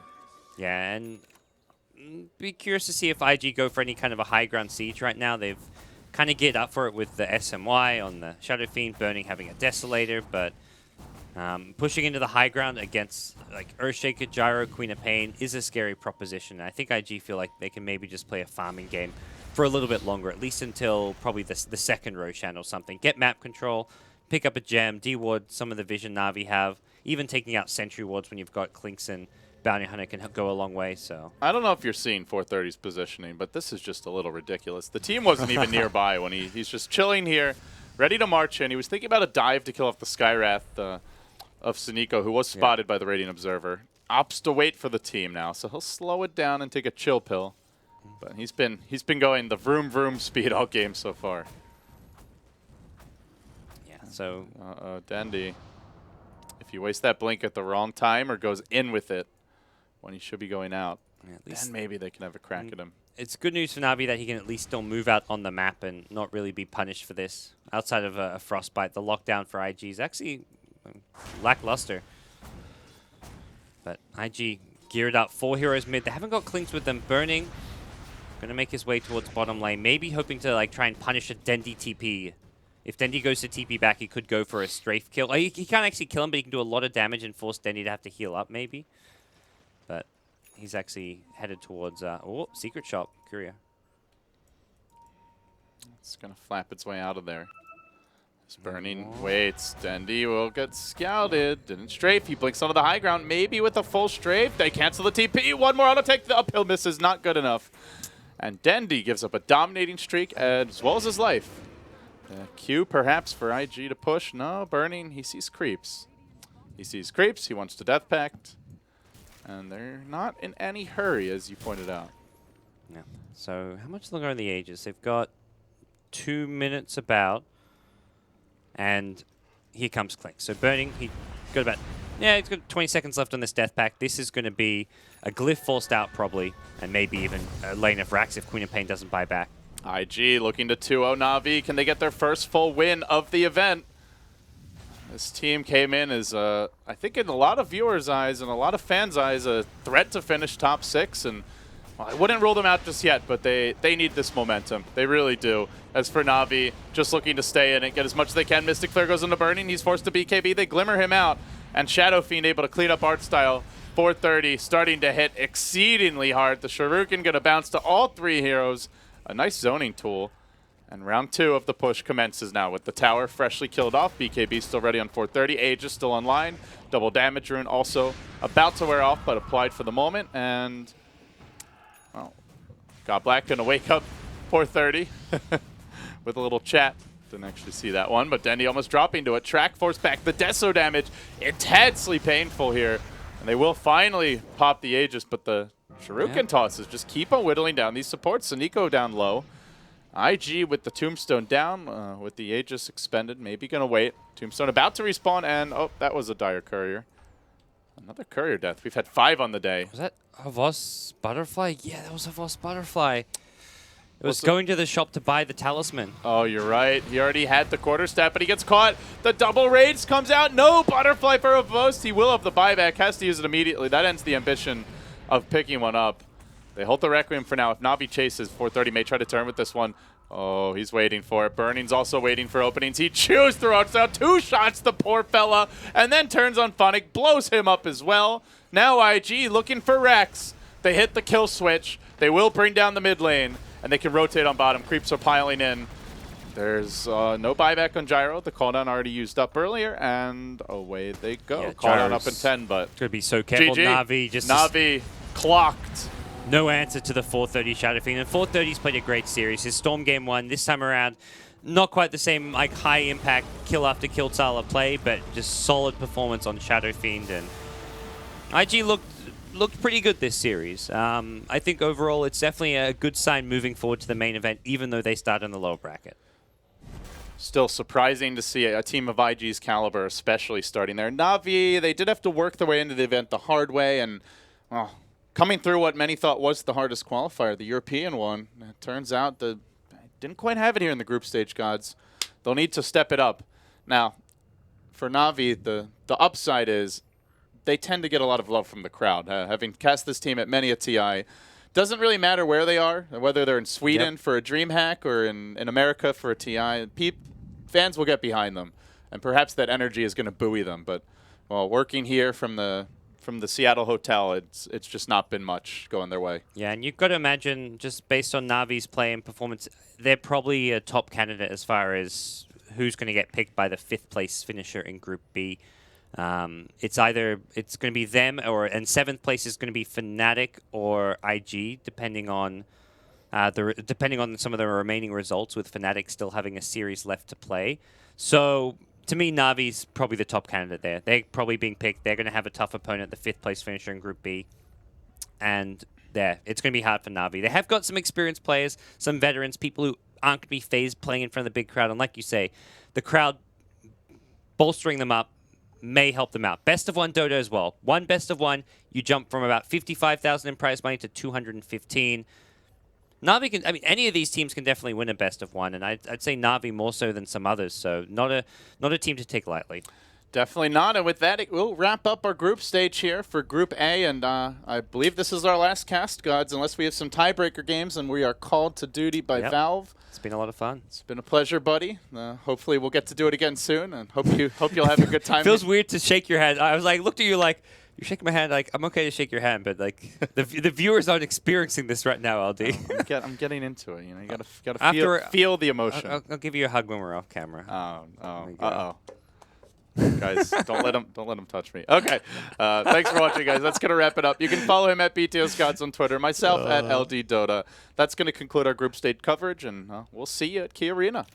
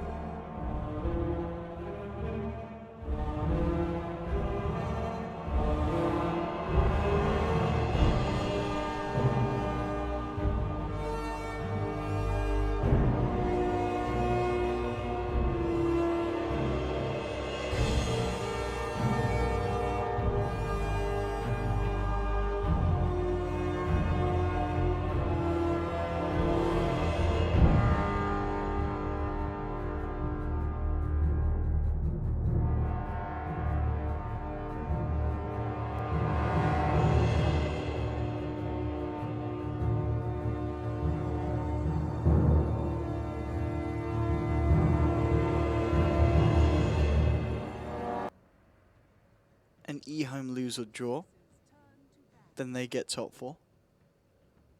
And then Newbie as well. If they win and eHome lose, we'll see. Who knows? Well, anyway, ladies and gentlemen, welcome back to some more Dota 2. It's going to be MVP Hot 6 up against Newbie, me and myself and Draskell. Just having a look at the standings. And as far as I can gather, these games, they certainly mean something. It does kind of ride on how the eHome VP game goes, which I believe is actually happening at the same time as this one over on the stream too. So maybe by the time we get to the second series, we'll be a little bit more clear on the picture. But of course, first series is going to be Newbie versus Hot 6.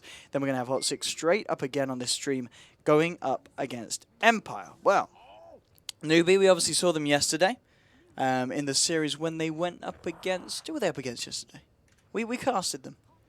It was a long time ago. Newbie versus... It was Newbie versus... It wasn't Empire, was it? I think it was Empire. Was it Empire? It was Empire. Okay, it was Empire. It was Empire. Yep. Yeah, it was Empire. So it was 1-1, of course, that series. A little bit back and forth. The first game I read, Newbie, I seem to remember them, they stomped Empire. It was a bit of a mess. It was the Yoki Bloodseeker game. Or Yoku, excuse me. Yoku. Yeah. It was that game. So they I mean, Newbie, they can definitely be a scary, scary force. Now, as we said, they do need to win this, basically. If they need draw, to 2-0. Like, if they lose... Here's the thing. Yeah, they have to win. The cutoff right now for getting in the top 4 is basically if you get 8 points. So if Newbie 2-0 this, they are in top 4 after this series. Yeah, so that's pretty much the biggest thing to note. Again, depending on how eHome do. Right. I mean, and then we'll still be in top 4. eHome would have to draw, and then you would have Newbie and eHome would be tied at that point. Yes, that's right. And then there would probably be a tiebreaker in that scenario. But nonetheless, Newbie, to have a chance of being top 4, they've got to win. They've got to win this. And at the same time, Hot 6 have got to win. But it's a little bit harder for Hot 6 because they've got to win this one and they've got to win the next one. They've got to 4-0 it today, take all 4 of the games for the 2 series straight up. But it's going to be quite a hard ordeal for the team, so we'll see what goes on in this one. The first game of the first series, Dazzle is going to be the first hero pick here for Hot 6.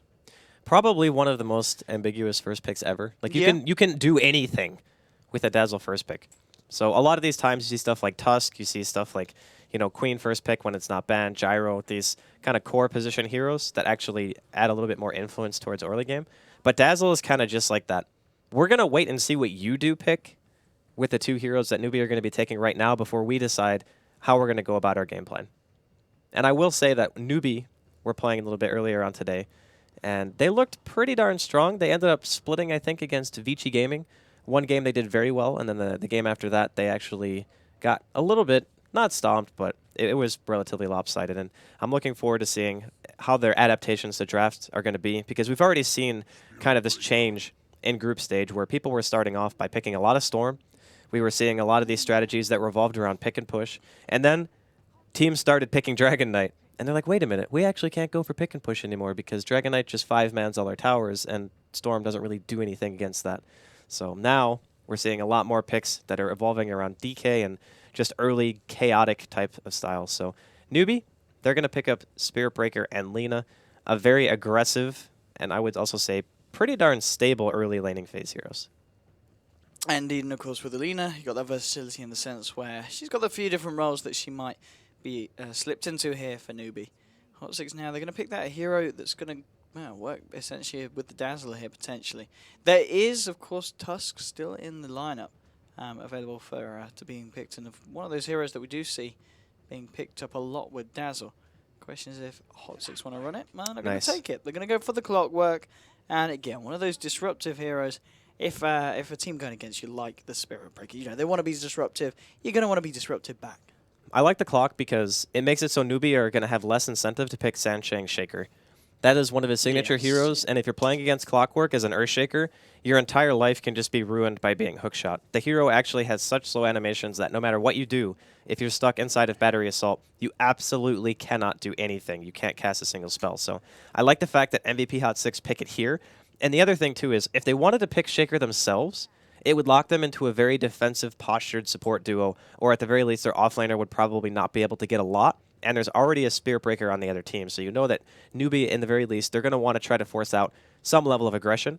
it leaves your opportunities a little bit more open for your offlaner to play aggressive. Like if you want to go for some picks and try to actually apply pressure yourselves during the mid game, Hot 6 can kind of adopt that strategy as well. And we were talking about teams prioritizing Dragon Knight.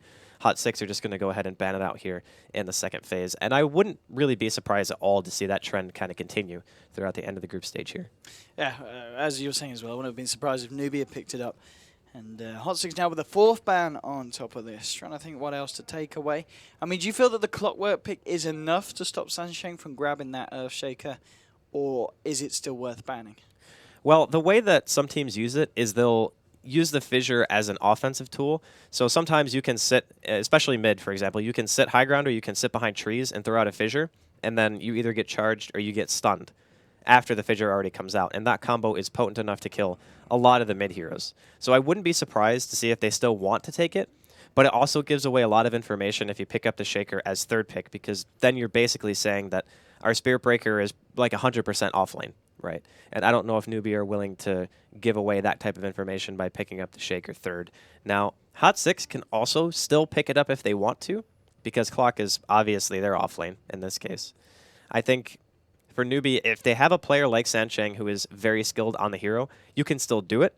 I just think the Clockwork has some inherent strengths against that pick. Oh, that's okay. I mean, Silencer was the ban out here from Hot 6. I believe it was Newbie, wasn't it, that were playing the Silencer? They were playing it up against the Storm composition. Yeah, and it was very good. It was ridiculously good. In that game, they had DK and they also had Silencer. So 2 heroes that Hot 6 probably watched that game and they were like, we're just going to ban that, you know. The thing about DK right now is a lot of these teams, again, they're going for like the pick and push. They try to split you up and they try to go for any style that says, okay, now we can actually pick the Storm if we're Newbie, because we know that those 2 hard counters are just straight up banned. So those bans actually open up the Storm pick for Newbie, realizing that this is their counterplay. Those 2 heroes are exactly what Newbie ran to stop Storm from snowballing. And now MVP Hot 6 are not going to have the capability of picking them up, obviously. So now they're going to need to find another avenue of, okay, how do we deal with Storm? Yeah, I like this from Newbie. I'm sure Hot 6 would maybe kicking themselves going, damn it. Those bans were so we could get our hands on the Storm, and they're going to go for the Lion, though, instead here. Talking about heroes that are good against the Storm, Lion, obviously one of them. Yeah, he is very good, but right now I'm a little bit concerned that Hot 6, their supports, they're not greedy, but they're not really that good at controlling the early lanes, you know? Like, what are you going to do with Lion Dazzle when neither one of your heroes actually does any substantial amount of DPS? Like, where's your zoning potential? You got 1 Hex, you got a stun that scales pretty well, but you're not going to be getting a ton of EXP as Lion most of the time, especially if you're having to babysit or sit around mid for a while and hope that your mid matchup goes favorably for you. So Newbie, they're taking advantage of that. They see that right now Hot 6 supports Bounty Hunter actually just crushes them because he has such high base armor. They're low damage dealing supports until they get levels that I'm pretty sure that Banana on this bounty is going to get a hell of a lot during the early game. Yeah, it's certainly a nice game to pick it up. And, well, I mean, the side of Hot 6, they are still looking for those 2 cores. They still need the person to match up against the Storm in the mid lane. And for that lane partner here for the Lion and the Dazzle. Now the question is, obviously with a fair few mids banned out, who do you pick up against the Storm? And, well, Hot 6, they're going to answer with the TA. It's not a bad pick in this situation. If you're assuming that the enemy team is going to be putting a lot of emphasis towards their middle lane, and as having a Storm Spirit, Newbie right now are probably thinking somewhere along those lines. You want a hero that's actually pretty difficult to gank, and Refraction is a very nice tool against Newbie right now who don't have any form of instance damage. So even though Overload autos take 2 Refraction charges, you're still going to have to commit pretty heavily. Like, you're going to need a charge, you're probably going to need the bounty to be there as well, and then you could probably try to kill the TA at that point. So I'm assuming that right now Newbie are going to be either focusing on that, or they're just going to say, all right, the supports are fairly weak, let's just try to split like 2-on-2 and just get as much experience as we can during the laning phase. But I'm kind of leaning more towards Newbie going off and trying to create some sort of chaos during this early game, because if I'm looking at these heroes right now on Hot 6, like Clockwork and TA are definitely the more kind of reliable sustain heroes during the early game who can actually play aggressive if they want to. They're pretty self-sufficient in lane. And the Lion and the Dazzle, they're a little bit weak. I think they're going to try to exploit that. Final ban here from the side of Hot 6, the Viper. Of course, the side of Newbie looking to get something that May go against the TA. They could have grabbed themselves the Razor here. So Could be mid-Razor. I was going to say they could swap this one around with the Storm if they wish to do so. And of course, it does prove, well, shows us that it is going to be Alina in the support capacity rather than in a core role. Now Hot 6 with their final selection, still looking for that safe lane hero. We'd imagine if the TA is going to stick to the mid. And the question is, who do they grab at this point? Looking at what's been taken out, obviously Ember Spirit was the final ban here from Newbie. So we're worried about that one being selected, but anyone else come to mind that we haven't seen so far in the draft? Something that can actually lane well. Like, they need a safe laner who can sit there and not have to worry about Spear Breaker off lane. So anything range comes to mind. I really like Clinks in matchups where you have an orb walking hero against against melee, but they're going to go with a Seeker. I actually feel like Storm is a counter to Bloodseeker in a way, and in the sense that you don't have to really take damage to move around as Storm, but he is very good against heroes like Razor, Bounty, and Lina, and I guess Spear Breaker as well. So they're going to go with the BH. I really favor Newbie's draft, though. I think that their early mid-game is going to be ridiculously strong. And if MVP Hot 6 can get out of the laning phase without giving away too much, and, you know, Banana's not able to find any early kills, and they can hold down mid maybe a bit with this TA matchup versus the Storm, which I believe, Rabbit's playing Storm, so I think it's either going to be him or Razor mid. I don't know, man. I really favor Newbie here. All right, it's certainly looking like a strong lineup from the side, but Hot 6, well, as we were saying, both teams really need to win this series. Very important for both of them. So I'm sure they'll both be bringing the top of their game. And here we go, into the map. MVP Hot 6 up against the side of Newbie in what's going to be the penultimate group stage game we're going to be showing here on the third stream here at the International 2015. Hot 6 in terms of lanes, pretty much what we've expected. Coming from the side, Forever, of course, their carry one will be on that safe lane Seeker, I'd imagine. I mean, they still could swap it, but TA looking at, I guess it depends what they feel they're going to go against. Over on the side of Newbie, no, what was Moo? Moo was on, it was on the Razor, so it is almost certainly going to be the Razor mid. And okay, TA's been put down, so it's going to be this TA versus Razor in the mid lane.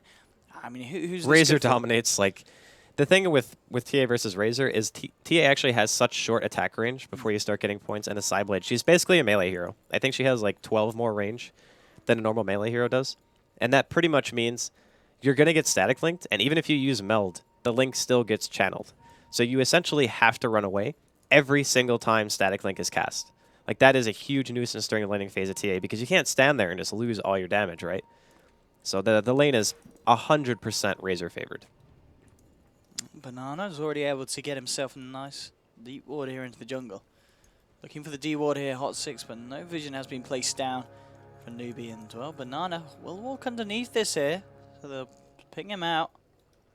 Alright, going to be able to go for it now. Banana very nicely with the sentry. We'll be able to get the D ward. Oh, the Tango. Not in time indeed. He's got another sentry, though, if he wants to.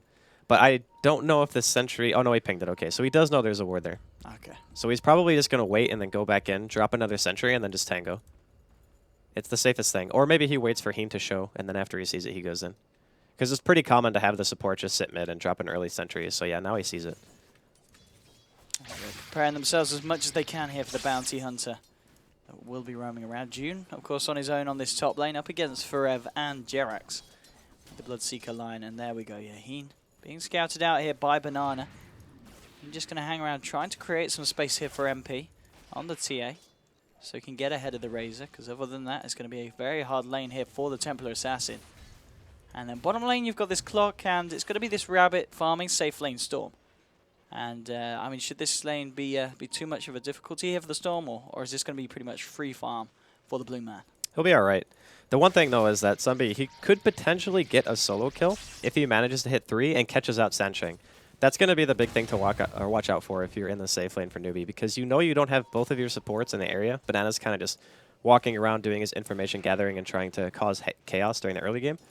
So if he manages to get, like, unobstructed EXP, which seems like he kind of is right now, he can get solo kill potential on this lane, especially before the Storm hits 6. It's very, very scary.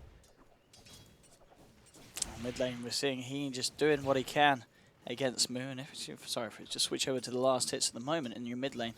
5 for 4 on your Razor, 4 for 2 on the TA. So still, Mr. Moo having the slightly favourable time here in the laning stage. And Rabbit, of course, 7 for 1 compared to Forev's 8 for 3, 9 for 3. So nothing too much happening across the map. There's going to be a charge coming out here from June, just scaring MP away from this rune spot. So Banana will be able to secure it. As yeah, he's going to pick that one up for himself. Bounty Hunter gets the illusion of Moo going in again on MP, stealing away that damage, making the lane harder and harder for the Tempo Assassin to hold on to. And this lane's pretty much unwinnable for MP. There's actually nothing you can do against Razor. So unless Heen is sitting here and forcing Moo to not throw out the static link, I mean, that's pretty much the best thing he can do. Because if there's a support sitting in lane, even if you're using static link onto MP, you're not going to really feel like you can chase him in and get as much damage as he's been doing. So instead of stealing like 3 or 4 seconds worth, you're going to get like 1, which might give you a slight advantage, but it's not as lopsided as MP hitting for 5 damage like 3 minutes into the game. So I like the fact that Heen's still prioritizing this. He's also going to do some ancient stacking as well. So even if MP's not having a great laning phase, he always has that to fall back on. And Newbie's team is very bad at killing stacks, especially ancient stacks. June and Frev just trading blows here on the top lane. Sun has now hit that level, well, up to level 4 now, but he's opted for the 2 points in the rocket flare, not maxing out the battery assault. So I guess off the back of that, feeling that he doesn't really have the potential to catch anyone out and look for a kill at the moment. It's been kind of not passive, but both teams just doing their 2-2-1 thing, you know, trying to make sure their mid gets the same advantage as the enemy mid, and then you have the safe lane. If for whatever reason Jerax were to leave here, it just means that June gets more EXP. Even though the Bloodseeker Spearbreaker matchup is probably Bloodseeker favored, one of the few melee heroes in a 1v1 that can probably deal with that, it's just safer to make sure that June doesn't feel confident enough to CS or anything. I mean, mid lane is, we were saying at the beginning, but it's getting more and more crushed. And bottom lane, this is going to be your first blood. Rabbit going in with Sansheng. Will be able to find the kill onto Sun. And Banana bringing Heen incredibly low there with the harassment. And just look, yeah, look at the CS now. 20-15 on Moo. 6 for 3 on MP. This middle lane is an absolute disaster for Hot 6. Now the Razor, it's one of those things where the matchup is so imbalanced that there's pretty much... Oh, he hit the stun. Oh, no. Oh, he didn't quite have the Dragon Slave available. He's trying to wait it out. But Bananas. Oh, is he going to get the courier as well? Heen is still alive, 3 HP. Banana won't be able to get the courier, but there's your charge. June gets himself onto the Dazzle, will bring him down. A TP reaction coming in. It's a little bit too late. Moose should be able to get himself out. He has got the Salve here, and they're diving incredibly deep. Might be able to buy this kill with the Plasma Field. There's going to be a charge onto Frev. They will lose the Razor. Can June do anything in return? He's going to need a lot of bashes. Oh, he's going to find one. He's going to need another. He's not going to get the second. And Frev should be able to get... He's got a Mango and a charge in 4 seconds. And they don't have a ward here. But if Sansheng can give the vision, he's actually going to look to duke this one out. I think they know. The pings are coming. They know he's in here. Wait, why didn't he go all the way in? Oh my god, are you serious right now? Oh, disaster. Frev with the jukes. All right. That was... he only walked like halfway in. He could have just walked a little bit more to the left and would have spotted him. Unfortunate. Well, nonetheless, 2 for 1 on the board here. Good start here for the side of Newbie. As June was there with the rotations in time. It was just unfortunate they did lose Moo there, as a very big dive came in from the side of Hot 6. And no TP reaction coming in. Unfortunately, Rabbit wasn't carrying a TP. He is now. And now that he's level 6, he'll be able to deal with those very aggressive dives with ease. And I think after Hot 6 see that, they're probably less likely to make those YOLO plays.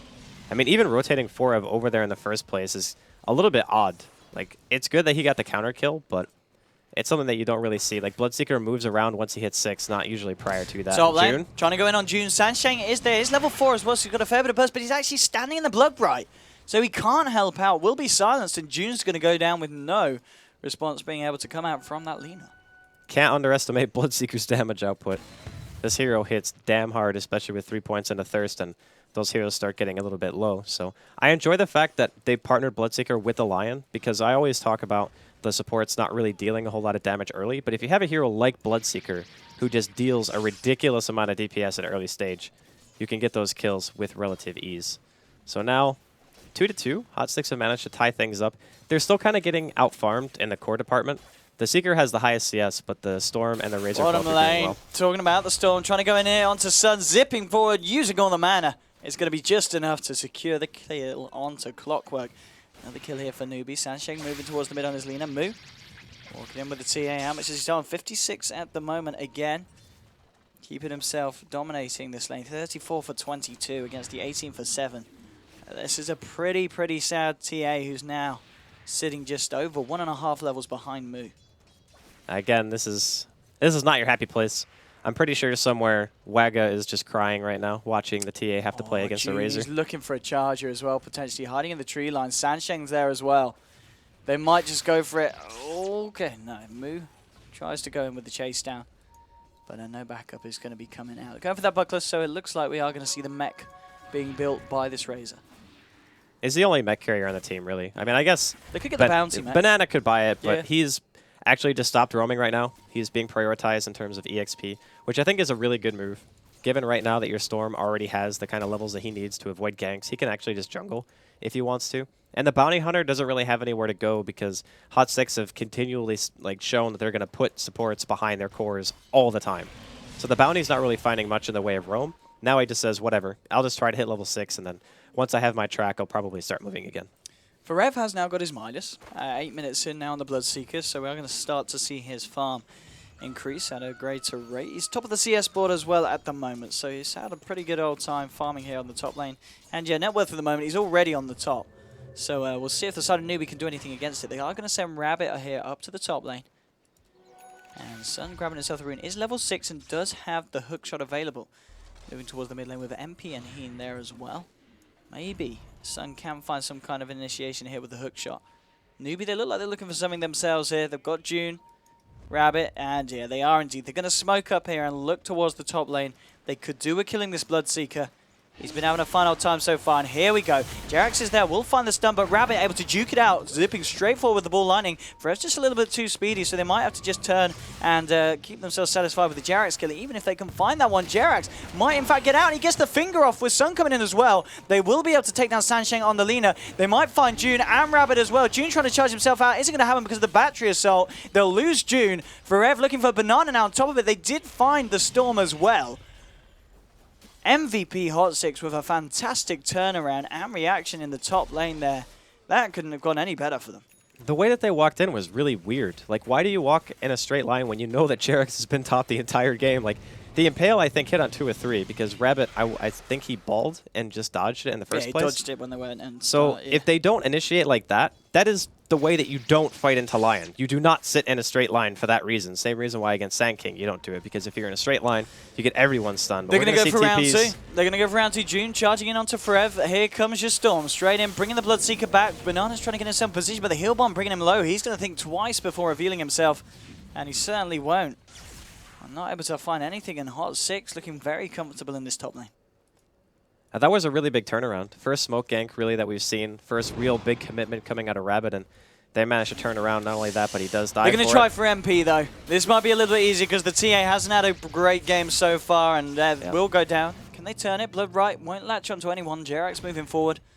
He's going to back himself up there. And yeah, so Rabbit able to claim himself that kill there onto the Templar Assassin. Well, keeping the TA down is definitely going to be a good thing, considering Hot 6 have... They stacked like once on the Ancients, but then they kind of left it alone for a while, so still this TA not really having the greatest start in the world. 28 CS at 10.5 minutes. It's not really great for him at the moment. And June is also going to be level 6 soon, along with Banana, so you can expect Newbie to keep doing kind of what they've been doing, just continually apply pressure. Don't let the supports of Hot 6 get to the mid-game completely unobstructed. You still want to try to abuse the fact that, I mean, Heen's level 4 right now, and it's almost 11 minutes in, so he does not have really anything going for him at this point. Indeed, Banana with the 6 now hit, looking at MP here, who is taking up these Ancient stacks. Banana just going to be able to soak up some of this XP here. And Ping's coming out, in fact, on the top Actually, lane. Ancients don't share EXP. What? Pretty sure. Because he was standing right there, he just didn't get any XP for it. Damn. Is that true? He was standing right there, and he had 101 out of 600 EXP. Wow. I'm an idiot. I did not know that. Did not know that. Top lane, we are going to see Bloodseeker find a kill onto the Storm Spirit. And that's a big one, catching out the Storm here. 6-5 now. Side of Hot 6 looking pretty good, apart from the TA. It's the only hero really that's relatively behind in comparison to the other side. Sansheng's managed to find himself level 6 here on the bottom lane. And Sun is there. He has got the... Ooh. Oh, that... all right. Okay. Okay, so you know I was what? going to say he has the hook shot. He doesn't anymore. Do you know why that happens, though? It's because a lot of Clockwork players will look to where they're hooking instead of where they actually are. And June. This is going to be another kill for your Bloodseeker. He's going to look to simply TP out. It is the right play. Nothing to cancel it. And, I mean, Bloodseeker, you got to be a little bit worried. He's got a Midas. He's got Blade Mail. He's got 5 kills, 1 assist, and they've been yet able to kill him. Bloodseeker is certainly getting out of control now at 12 minutes in. Yeah, he's doing a lot of work. He's kind of the sole reason Hot 6 are in the game at this point. He's pretty much been almost all of their kills, more or less. They do have a mech now up on Razor, so Newbie looking to potentially try to start, maybe not 5-manning, but at the very least looking for some more aggressive plays, because I don't know if they did enough during the early laning phase. During mid-game, Bloodseeker is an absolute monster. Even though he's not great against Storm, he's still good against the other 4 heroes on the team. And Rabbit, as a Storm player, you're not really looking to try to fight into a 5-man. You're more or less looking for the pick and push where Bloodseeker kind of excels. So for now, Rabbit not really able to farm fast enough to really have the impact that he's looking for. And he is going Bloodstone too. So it's going to take an even longer period of time before he's really going to have that kind of threatening presence that you really want your Storm Spirit to have. MVP grouping up here in the mid. They're ready to fight forever. Has now hit level 11 on the Bloodseeker. 13 minutes in. He's going to want to use his Midas here. He certainly will. They continue to move around here as a group, heading down towards the bottom lane. At the same time, Newbie, they're grouped up. Moo has got that mechanism ready to go for the next fight. That might be just what they need to hold their own here against Hot 6 if Hot 6 decide to go in. Hookshot is available for Sun. Moving in, they've spotted out Moo here. Does he want to jump in on that? Yes, he does. Straight in onto the Razor. They can burst him down, and with the Hex, there's going to be no chance for him to get off the mech. Nicely done there from Hot 6. Rabbit zipping forward onto Sun. They want to try and find a return, kill him with another strike. Bring him. No, they won't be able to get it off because of the battery assault. He's going to look out for the TP out. Won't get it because the light strike array will end up going down. So continue to fight Rabbit, trying to do what he can. Hot 6 MP has now turned up, and now with a stun onto Banana and Rabbit. Very nice. Banana getting low, has to get himself out of there. It's a 1-for-1 so far. Look at the speed of Forever. Is he going to dive for this one? He's actually running away. June now with the charge across onto, well, getting himself out of there. In fact, they can't stop it. Jarak's not quite with the mana there for the Hex or the stun. And it will just be this 1-for-1 engagement between the two sides. Hiding behind the tower, Banana is going to look to TP out. Forever searching for him desperately, won't quite find him. But still, more kills here that involve the Bloodseeker. 6 for 0 for 1. And they'll be able to maybe even find this tower. There's going to be a TP coming in fact. And it's going to be Moo. He's backed up by Rabbit. And that's actually going to be enough to spook Forever here. I don't know if they'll think about going back in here. Looks like they're going to think twice. But 1,900 gold here on this Bloodseeker now. I mean, he is looking incredibly rich. 8.4k gold. He is nearly 3,000 ahead of the Storm Spirit at 15 minutes in. Yeah, he's gigantic. Like, at this point, the fact that he's able to have Midas and still participate and still be able to get kills, that's a huge problem for Newbie. Because it's one thing to buy a Midas and then have this kind of lull in your contribution in the game where you're not really doing as much because you bought a Midas. He's still been involved in every single one of the team's kills outside of one, right? So for Hot 6, that's fantastic news. It just means that if he wants to go for SNY, he wants to go, you know, for that BKB, he'll have it that much faster. And if he gets BKB at this early of a this early into the game, it's gonna be ridiculous. They're gonna have no damage on him at all. Like, he'll be able to just run in, kill the Lina or kill the bounty hunter at the beginning of the fight if he wants to. And at that point, you're not going to be making those track trades anymore. They throw the blood right down. Still just been a little bit timid about going in. The backup is coming around from Sun here with the clockwork. Hook shot at the ready.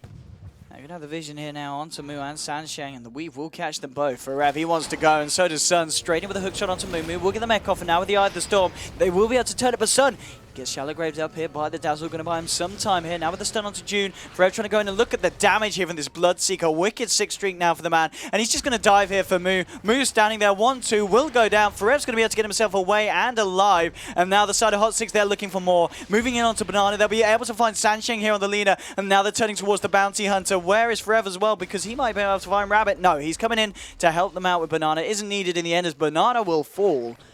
And Hot 6, I've got a 16-minute. They are almost on the point of dominating Newbie. It just feels like Newbie can't do anything against this Bloodseeker lineup at this point of the game. They needed to just do more during the laning phase. Like, they weren't able to really get a ton. They killed the Clockwork a handful of times, but it doesn't really matter when all the Clockwork has to do during a team fight is just initiate for his team. And then allow the Blood Right to go off and allow the rest of Hot 6 to follow it up. And every single time, because of the fact that the Clockwork goes in, yeah, they're going to get Roche. TA's got a Deso. There's nothing... After that lane start. They can't stop Roche. There's no way. No one's even in position on the side of Newbie to deal with it at all. But the big thing for me is the Bloodseeker. He's done by far the most on the team. Like, Forev has just brought MVP into this fantastic stage in the game where they can't deal with his level of farm. Like, he just has way too many items. He's going to have full SNY, Blade Mail, with a Midas, and Treads at 17 minutes into the game. Oh my goodness. I'll be honest, I think this is one of the best Bloodseeker performances I've seen in competitive. I don't think I've seen anyone do what Ferrer's been able to do so far this game. There's going to be a hook shot for Sun. Looking for Banana. Banana turning around, just getting the tracks out. June trying to look for the Nether Strike, but the Hex is there. They will be able to follow it up with a stun. Now moving in, but the Weave's ticking up. They've got a hell of a lot of armor here, and they've been able to burst down the Spirit Breaker. Sun just trying to walk himself out, getting him away from the eye of the storm. Up to the high ground here. Ferev, what's he doing? He's just cleaning up in the back lines. He's found himself a second kill. He's going to look for Moo here. Won't be able to find it because of the Light Strike Array holding him back. Sansheng buying some time, but Rabbit is the one to be able to find the kills in return. Gets himself a double kill, which does actually make this a favorable trade here for the side of Newbie. But only just, and still they can't kill the Bloodseeker as he just runs havoc across the entire fight. But as we can see on the recap, that does favor Newbie with a 2-for-3 exchange. It's good for them that they finally managed to get a team fight where they get some more kills than just killing the Clockwork. At this point, killing somebody doesn't matter. Like, it really just means nothing, especially considering Forev is usually able to just clean up. For crying out loud, he's got 625 movement speed, just because two heroes are around half health or a little bit lower. So, for this stage in the game, MVP have already made it to a point where they're kind of in their golden time in this game, like anywhere from 20 to 35 minutes or so. That's going to be where the TA and the Bloodseeker just seem kind of indomitable. They're just way too strong for Newbie to fight into directly. Because the thing about Razor is he still needs a little bit of time in the team fight before the static link really starts doing a whole lot for you. And because they have Lion, they have Bloodseeker and TA with a Desolator, their burst is insane. So by the time your static link is draining enough damage to really feel that potent, you're already dead. Like, you're not going to be able to live that long to get a decent link unless you have some frontline hero like perhaps June to buy you that time, but they just die too fast. It certainly feels like as well, if Newbie take one more bad team fight, it's going to be just incredibly hard for them to turn around. If this Ferev gets any more items on him, here we go. They're charging in, looking to try and take this one for themselves. Heen getting low. Will he be able to get the spells off? He gets the Weave off and the Shallow Grave, and they've killed Rabbit. They've killed the Storm, and arguably is one of the heroes doing the best at the moment on the side of Newbie. It's up to Moo. He has stolen AC4 damage here for this fight, but June needs to charge himself away. Actually charges onto Forev here, so MVP Hot 6 might be able to chase this. Oh, that's what stun! Jerax with the Ravage!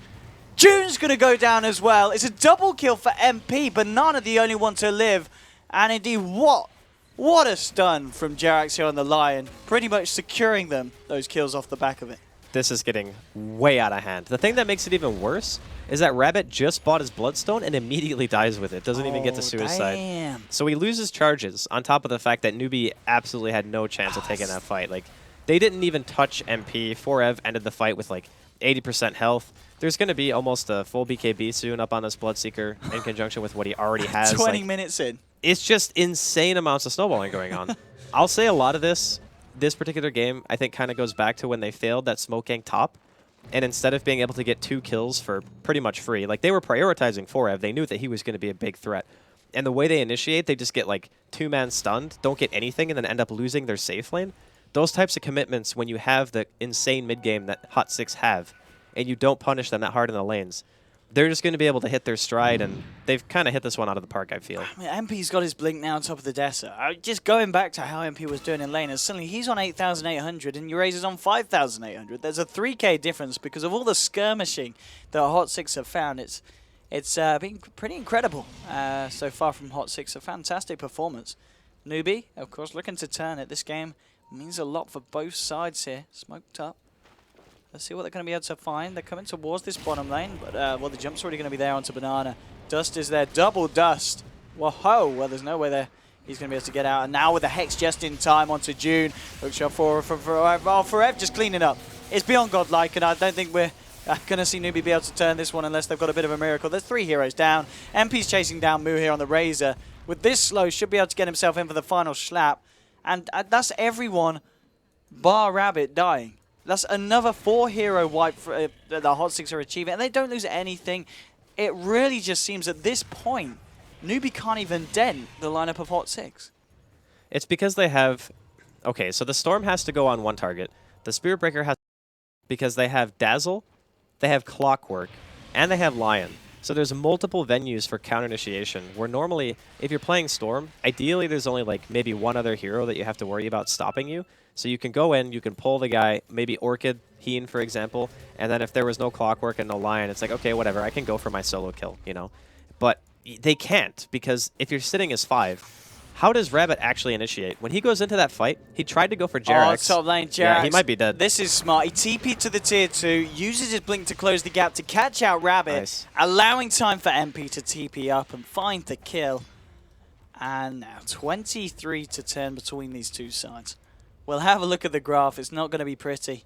No, it's, not pretty. Oh my God. At this point of the game, to have that kind of lead, this is, as he keeps saying, a remarkable performance here from Hot Six. And yeah, Bloodseeker, that's pretty much the goal. I think it's about just, what, 55 away from having that the Black King bar. 23 minutes in. I mean, this is almost like, it's like a pub Bloodseeker. It's one of those games where he's just out of control, and it seems like Newbie just don't know what to do to deal with it. And there we go. That's the completed BKB on its way. Every single aggressive move that Newbie has made past the laning phase has just backfired. Like, every single one of their initiations has gone poorly for them. And the thing is with Bounty, you normally think to yourself, all right, we can come back. We just need a couple of good track kills, a couple of pickoffs, and we're right back in it. No big deal. And with a Storm, he's very good at recovering if you can make that happen, but MVP, they don't want to give him a chance. Yeah, MVP just want to fight. They found Banana here, and here we go. Oh, with the Okay. finger, and now with a hook shot onto Moo. Moo's trapped up in the cogs. Forev's just moving in. Moo, incredibly low, might be able to keep himself alive. They're trying to walk himself away. MP's been able to clean up June here on the Spirit Breaker. They do lose the Clockwork, but MP's just looking for more. They will have been able to catch him out here. Maybe they can burst down the TA. No, the heal's there from Heen. Too much sustain from Hot Six. Is just going to turn their attentions back towards this tier 2 here in the middle lane, and they will be able to find it. And I mean, again, a 2-for-1 exchange, and that was still with Forever. He's not actually picked up his BKB yet. It's still back in base. The courier was back there. Looks like it actually skipped picking up his item, so he'll be able to get that out to him now. It's... we've only seen a few games like this, I feel, in the games we've casted, but this is getting a little bit one-sided now. It's... Yeah. I mean, the thing is, you still have Storm. You still have Track. You do. You have to really, really rely on this Storm, though. The problem that he's going to run into is because of the Lion on the other team, he's going to need to buy BKB. Otherwise, he has to wait for Jerax to use Hex and Stun to be able to go in. I don't think he has the luxury of being able to wait that long. So normally you just buy, like, Orchid, for example, and then try to go in based on that. But if he goes Orchid, I feel like he's too susceptible to just being crowd controlled and just dying.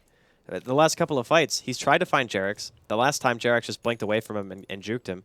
And then he just gets hexed under the tower, top lane, and dies. Like, he's going to need defensive items to feel safe enough to really be able to go in here, because everyone else just dies instantly. Like, you get Weave put on you, then you have a Desolator, Blink TA, and a Bloodseeker with, like, 600 GPM. Like, everyone just melts. It's not looking pretty for the side of Newbie at the moment. That's for certain. Top lane. Banana just scouting out Jerax. I haven't got any gem on the side of Hot Six yet, but the dust. The dust, in fact, came out. He knew it. He knew it was coming in. Jerax will lose his life. Chard TP out of that one, son. They'll find June. They're going to be able to find Rabbit here as well, and now Banana trying to duke it out for the tree line. Do they actually have detection, though? That is the question. And I don't think they do here, no. Banana's going to be okay here. He's not low enough for Bloodseeker to scout him out, so he will actually be able to get away. But the same can't be said, of course, for June and Rabbit, losing their lives here on the Storm and the Spirit Breaker. Another very nice trade here for the side of Hot Six, and 2.5k gold now on top of your BKB. This Bloodseeker getting well and truly out of control. In fact, we don't normally look at this stat, but let's have a look at his GPM. It's already over 626 minutes in. It's looking very, very steady for this man. And off the back of it, they'll be able to take this tier 2. 26 minutes in now, all tier 2s have been taken. And they themselves yet to lose a tier 1 from their side of the map. And at the moment, Hot 6 are just all over Newbie. Well, Roshan's up too, so if MVP want to just go back and do Rosh, they can. The Psionic Trap is actually placed at the beginning of the pit, and Dire okay, Courier they did down. lose. It didn't have anything on though, so. Yeah, the Bounty Hunter dies for it. I think that's fine. Like you mentioned, there's nothing on the Courier, so it's no big deal. Yeah, that's a trade that Hot 6 will be happy with. Yeah, the Bounty Hunter kill, I think, probably not worth more than the Courier, but I think it's relative at this point, and they probably don't care too much. I mean, it also. Well, I was going to say it shuts any hope of them getting Roshan away from a Hot 6, but I don't think there was any to start with. They wouldn't. There's no way. It's gone. It's gone. Just like that. Aegis now into your TA. And 28 to 12, Hot 6. I guess the question is, does 4F go Basher? Oh, yeah, he does. Okay. Well, I was going to say, right. there's a couple of... before you needed to ask. Yeah, there's a couple of items that are really good, I think, here. Like AC is one of them. When you already have Weave and you have Deso on your TA, like the minus armor for being able to go high ground is really nice. And the thing about Seeker, too, is he already does so much damage because the Thirst and the item build that he went that sometimes you can just end up making just super tanky items like AC and Scotty. You see that kind of frequently on a lot of Bloodseekers. And that way you can just not have to worry about Blood Rage getting you killed so hard when you're going up into tier 3s. But Basher is still really good. Abyssal Blade, obviously going to be the endgame choice here for 4Ev. Just get an Abyssal Blade on one hero, and you actually will just kill them, I think, before the stun wears off. Like, that's how much damage he deals right now. No, son. Did get scouted out here by the Sentry. Just able to get himself out before the track comes up. So he's going to be able to keep himself with his invis room for a little bit more. But they do know he's got it, so I'm sure the side of Newbie are going to be extra careful about getting caught out by this one. Bounty Hunter did manage to finish himself off this 4-star. Of course, very nice in case the Clockwork does catch him out in the cogs. And Moo has the BKB now on top of the mech. But still, just in comparison to the cause of the Hot 6, is not a lot. I mean, your TA now, just 200 gold away from a completed Daedalus. Yeah, when that Courier is alive, he'll be able to send it out to him. He'll most likely have the gold by then. It feels kind of bad for Newbie because I really don't feel like they were outdrafted or anything. I just feel like they had this kind of timing window where like the first smoke gank went horribly wrong, and then every single like subsequent team fight after that just never favored them. Every single time they engage, it just felt like Hot 6 were in a better position. They understood their priority targets very well. And then 4Ev just got completely monstrous, and MP was able to what do they do recover. to stop this? They will get off a static link onto Forever, and he has managed to steal 84. But I don't know if that's enough here to hold off the side of Hot 6. They're ready to go. Just standing here on the front, clearing out the waves. They've already got half of the damage done to this tier 3. And Newbie just being pressured into their base here, having to go back to the fountain as well to top themselves back up after just the initial harassment here from TA and the gang. And yeah, Courier back up now, so we'll see the Daedalus make its way over to MP. And they're just going to hold their ground here. They've got the Aegis, of course, on the TA, and wait for the weave, and let's pop it up and go up to the high ground. He goes straight up onto... Oh, wow. He's lucky he had that Ghost Scepter to Sansheng. We'll be able to keep... No. Flare. The flare indeed, a rabbit coming in. They're trying to turn this one. Can they do it though? June's already down. Look at the damage from Forever with the bashes as well. Moo's got to run. This Bloodseeker's going to chase him down. He's going to look for Rabbit and the gang as well, potentially. No, he's just going to leave them. He says this is an objective-based game. They'll head for the tower. Newbie with 3 heroes down. None with buyback available at this point of the game. 31 to 12. Hot 6 will be able to find themselves the bottom round. And GG's just called straight up. At this point, Newbie just realized there's very little chance of them being able to turn this around. And at 20,000 lead, 30 minutes in, I think very little might be an understatement. What a performance from Hot 6. I got to be honest, I didn't expect it to be as much of a walk in the park as that. And at the least, going that way as well. That was incredible. It was really even until the first smoke gank. Like, that was the first point in the game where Newbie were showing a little bit of weakness because they commit a lot to that. And we keep coming back to it, but the fact of the matter is when you rotate 3 heroes like that, including a core, and you try to kill the enemy core, and you end up giving that core kills, and then your core also dies, stuff like that is totally game-changing because instead of 4Ev, like, they did that when he had a Midas. Yeah, and he... Okay? Like, when the guy buys a Midas, and then you feed him kills, the outcome is kind of expected, especially when you have a hero like Bloodseeker who is notorious for being able to take over games. And the thing is, his item progression was actually so fast that no one on Newbie could even try to keep up with it. Like, the highest GPM on Newbie was 440, and the Seeker had 50% more gold per minute than that. So he was basically getting, like, for every 2 items, he had another item. That's just terrifying when you think about it. So Hot 6, they take a pretty convincing victory. And the analyst panel also said that even though Hot 6, they didn't have the best score, their games were always very close. So it was kind of deceptive of the fact that they were this low inside of their respective group, because everyone felt like they could have taken games off of a lot of the other teams. And Newbie is not a bad team by any stretch of the imagination. So the fact that they beat them like this here, it's got to rattle you a little bit if you're Newbie. Yeah, and as I said, maybe this is the beginning of the dream for Hot 6. They need to win all 4 of their games today. Yeah. And if they play like this, they're going to be in a pretty good have a pretty good chance of doing so. But indeed, game 1 there between Hot 6 and Newbie going to Hot 6. We will have game 2 right around the corner, so don't go anywhere.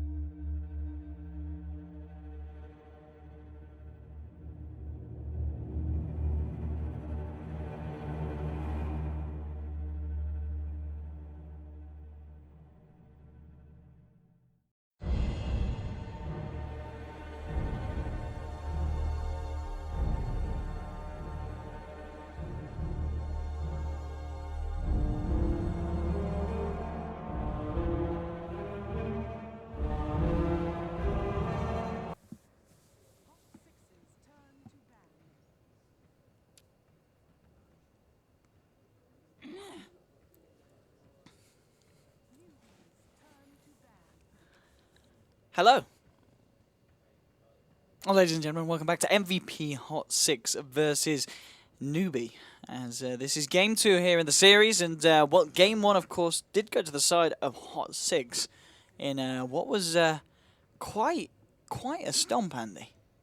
Well, it didn't start as a stomp. No, not at all. But it kind of transitioned into that. I think it was like 10 to 12 minutes where things started kind of falling apart for Newbie, and then we saw the unbelievable snowball potential of a Bloodseeker played by Forev and MP, able to recover his lane pretty well. And I think it was all kind of on the back of that Seeker. It's just how much influence he actually had in the game and how proactive the entirety of Hot 6 were around the map after they realized, hey, we didn't lose too much in our laning phase. We're strong enough to fight. Let's just fight. And they pretty much just steamrolled Newbie every single engagement until they eventually tapped out when they were pushing the tier 3 and bottom lane. So it's game 2 now. For Newbie, I really just think that if their ganks had worked out for them in the beginning when they were starting to rotate around using a couple of smokes, it could have been a completely different story. At the very least, it wouldn't have been so lopsided in favor of Hot 6. So I don't think their strategy really needed any adjustment. I think they had the right ideas about what they needed to do. It's just execution kind of slipped away. And then when you're playing against heroes like Templar Assassin and Bloodseeker, they're very good at just controlling the game once you're already ahead. So as long as they don't make that mistake 2 times in a row, I think we could be seeing a much closer game here. I was going to say, I mean, it's going to be interesting to see if they do ban out the Bloodseeker, pick it themselves. Because so far, Hot 6, of course, opening with the Dazzle. This is the same way they started their lineup game 1. Yeah, it's a very ambiguous pick. We talked about it, how it kind of leaves the enemy team open to say, all right, now we need to decide what kind of strategy we're going to do, what we're prioritizing here. Tusk, I believe last game, he wasn't actually picked. Nope.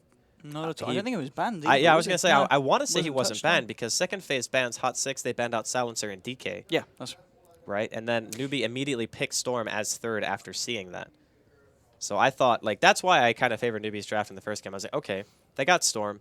Bloodseeker's not really that good against Storm, but at the very least, if you actually have a decent start and you have that chaos creation from the Spirit Breaker and the Bounty, like those 2 heroes to me just, they didn't do anything.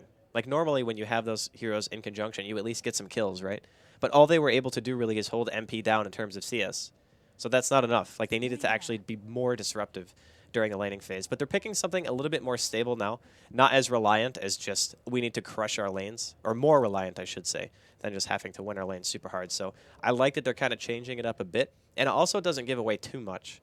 Like Shadow Fiend mid, yes, it's punishable, but we've seen how intent a lot of these support players are at sitting behind their mid and ensuring they have their good early game. So I'm pretty sure this is going to be fine.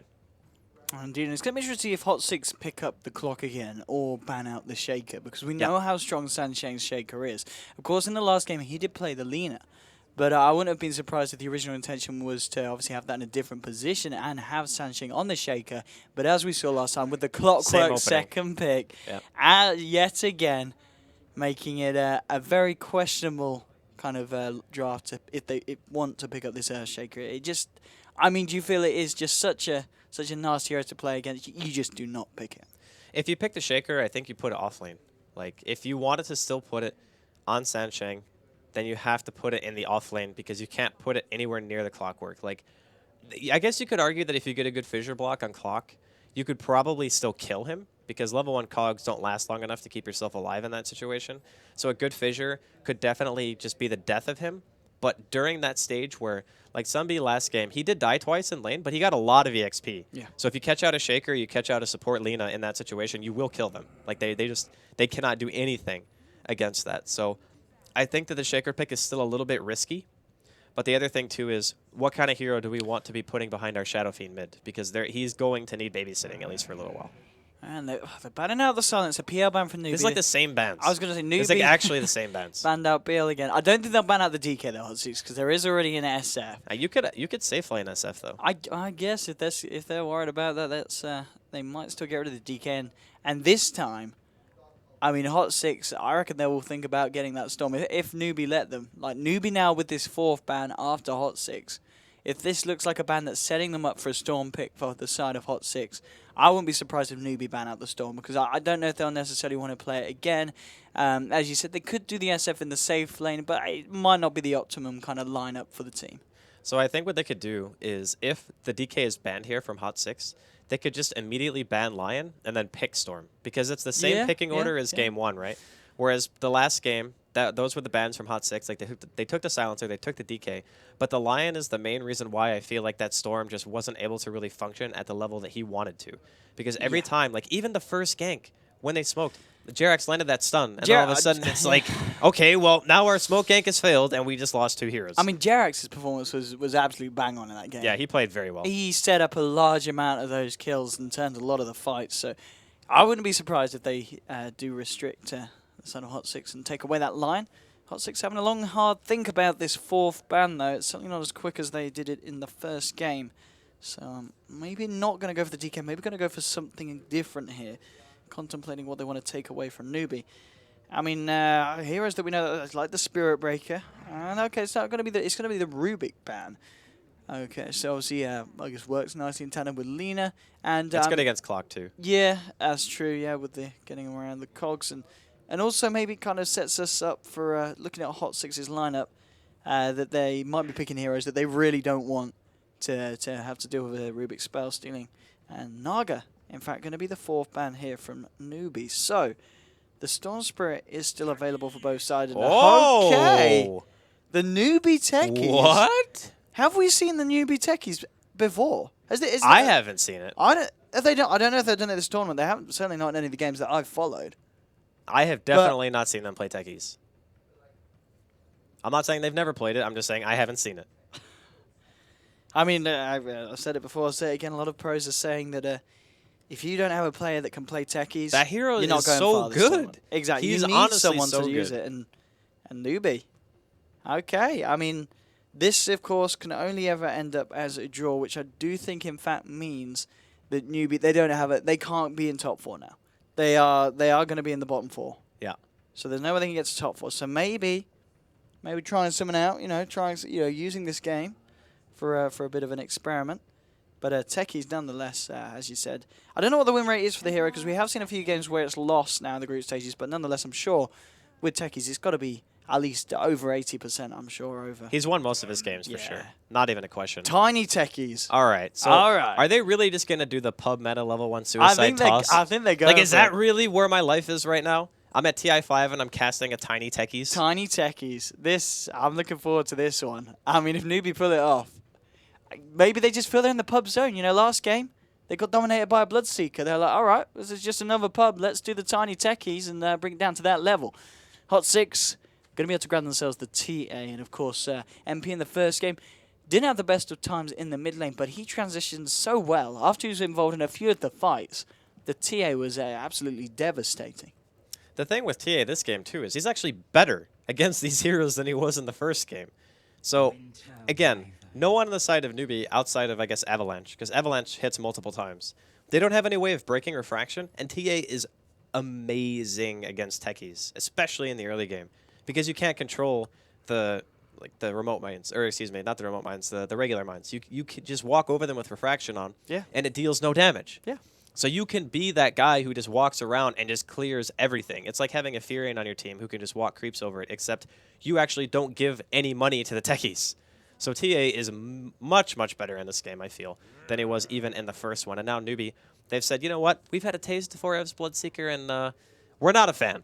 So we're going to go ahead and just ban it out. Although, allegedly, I would say that Tiny and Shadow Fiend are actually pretty good against Bloodseeker in the mid-late game, because they're heroes who actually just hit so hard that it's like, okay, we can stand still. It's whatever, not a big deal. I mean, with the amount of burst that both heroes can do, Tiny, with the Avalanche toss, if you Avalanche and toss at a Blood Rage Seeker, that Seeker's going to die.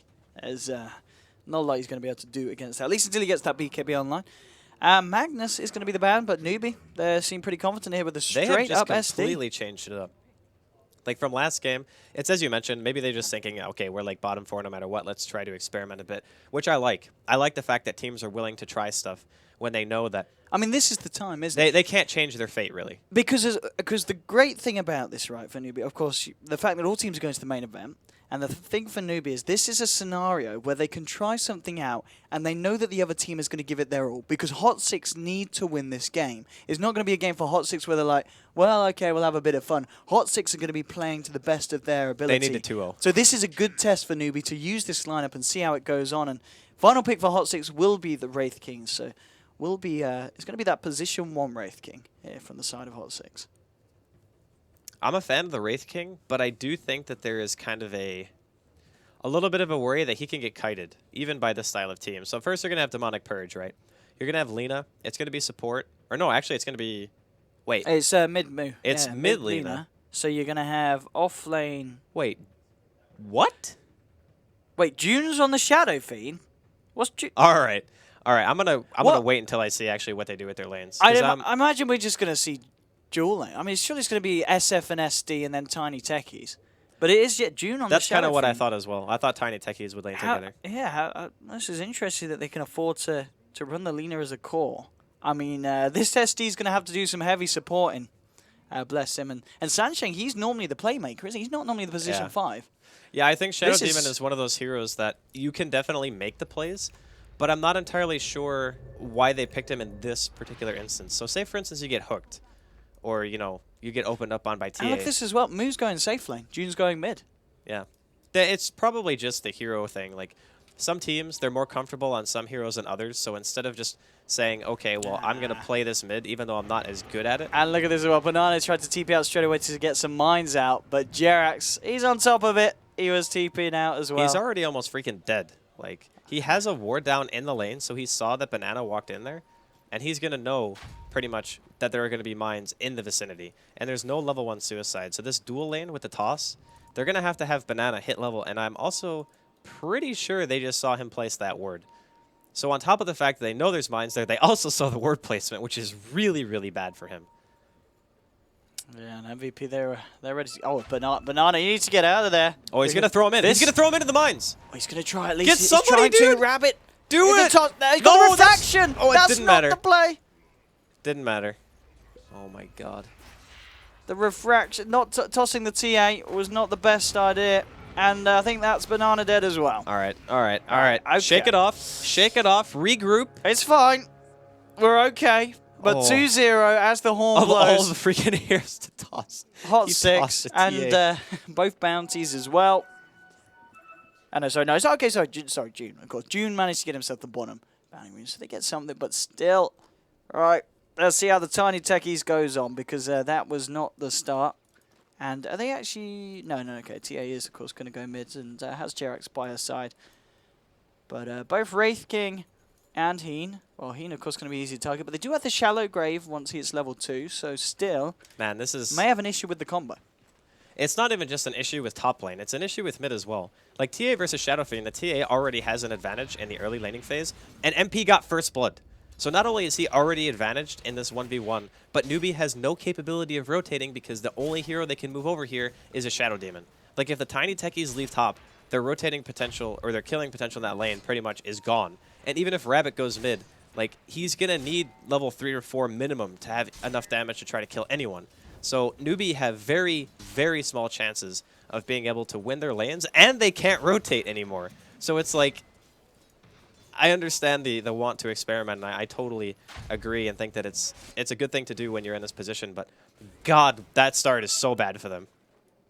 Well, June in the mid lane, though, pushing back onto MP. He's actually, he has got the 4 tangos, no salves on him at the moment, and just 100 or so away from that bottle.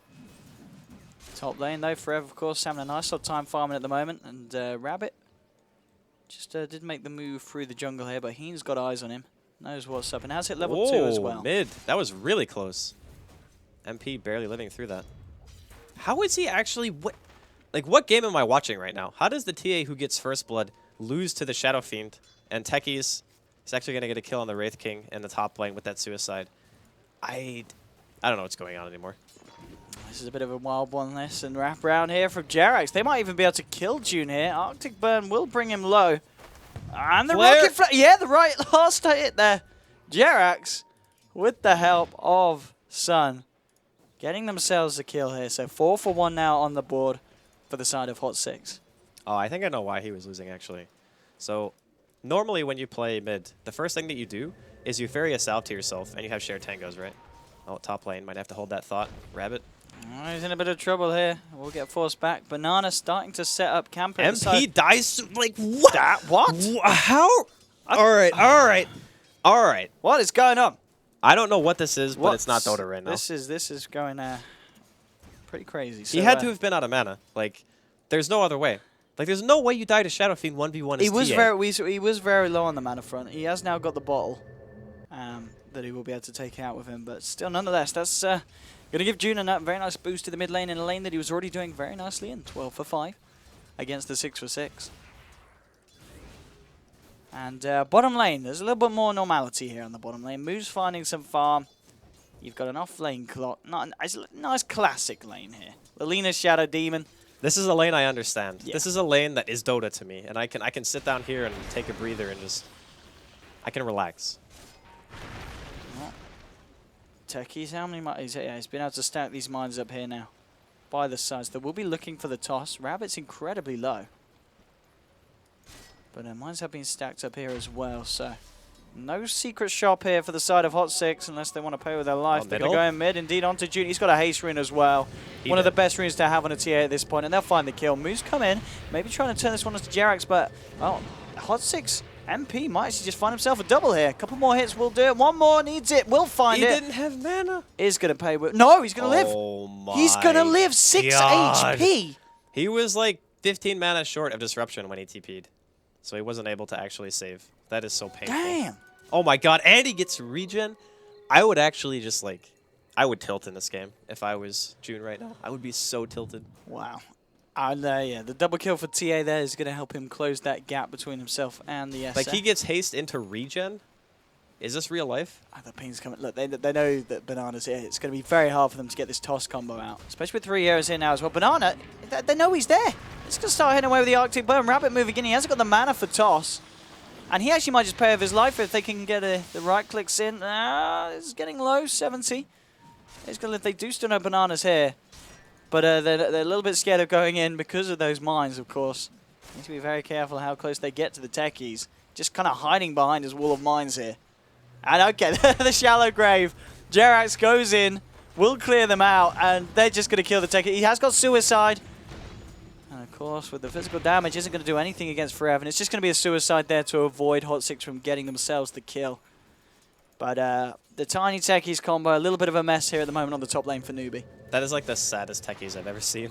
Like when the enemy team just graves somebody and they walk over your mines, and then you see a cold embrace, and it's like you can't even kill the other hero with your suicide.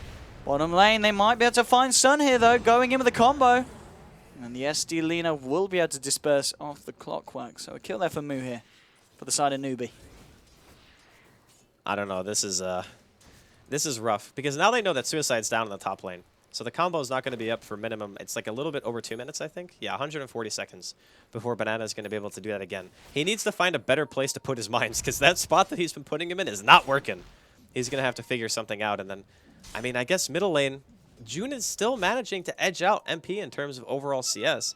It's just a matter of now that MP's 6, with the TA traps being down, until he gets some sentries there to kill those, it's very dangerous to try to farm on that high ground, because if you get hit by one trap, you're pretty much a goner, right? Sanshay's got a haste here. He's going to chase down Jerax. He's getting the poison on, and now with the Soul Catcher, Jerax could be in trouble. The burst, of course. He needs one more. He needs one more. Will go through this golden enough? break, but it's not. Ew, very close. Not quite enough, and he might actually pay off his life now. Haste rune.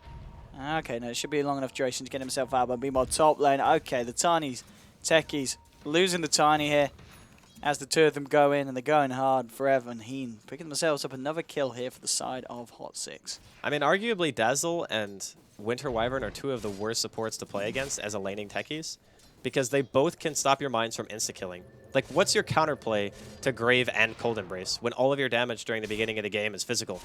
Like, Suicide Squad and Landmines are both physical damage output. And if you know where the mines are, and you can always preemptively Grave, and you know there's Cold Embrace on top of that, like, you actually just don't have a way of doing anything with that.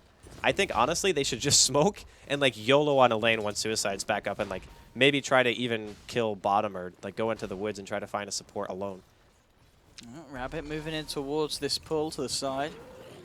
Seeing what he can take here. Mines Have we got any mines down at the moment here? No. Banana's unable to get any mines back up. Oh, yeah, okay, he's got a little bit here, just in this Duke spot, just in case the side of Hot 6 send anyone round there. He's actually hanging about this area. They don't have a sentry to cover that spot. And Rabbit just trying to continue to steal some of these jungle creeps. But moves farm at the moment, 34 for 15. Still about 10 CS behind for Rev here on this Wraith King. He's looking very, very good. In mid lane, you've got June level 8 on the Shadow Fiend, 45 for 11 against the 30 for 12 on this level 8 TA. So still a CS lead here for the Shadow Fiend. He's doing very well, even considering he's got 2 deaths to his name. But oh, Lena gonna find a kill on somebody bottom here. So core Lena. Between Moo and June right now, I think those are the 2 people who actually want to win Dota. Like they're the ones on the team who are like, all right, we're actually gonna give it our all. Everyone else is just like, pick me techies, pick me tiny. We'll do some crazy dual off lane. And I can definitely see how this lane has potential to kill. Like it's kind of like Tusk techies. Except the techies pretty much has dies being thrown it onto Heen. He can't get the grave off in time. The suicide combo working out for Rev. He's going to waltz in. Has got the stun. He's going to have to tank up the tower a bit. He doesn't have any points in a crit, so he's not going to get like any good RNG and kill him like that. Now with the TP coming in back from techies. I don't know if they're able to do anything here though. Rev confidently standing his ground. Rabbit trying to chase him back and away. Has got the stun back up in 5 seconds. I'm actually pretty sure that once you start, like if you get toss, You need to be careful there for Rev. I mean, they have got the toss and the avalanche. He's got ulti though. I think it's actually like, if you don't know where the support is, it's not even worth trying to go on that. They have 1 deep ward, but still could be that somebody's in the area. No. Wants to find Sun. No. Holds on to it. Doesn't feel that he can get the kill with that one. And okay, he walked over the mine here. For Rev did finally step into this little Duke spot.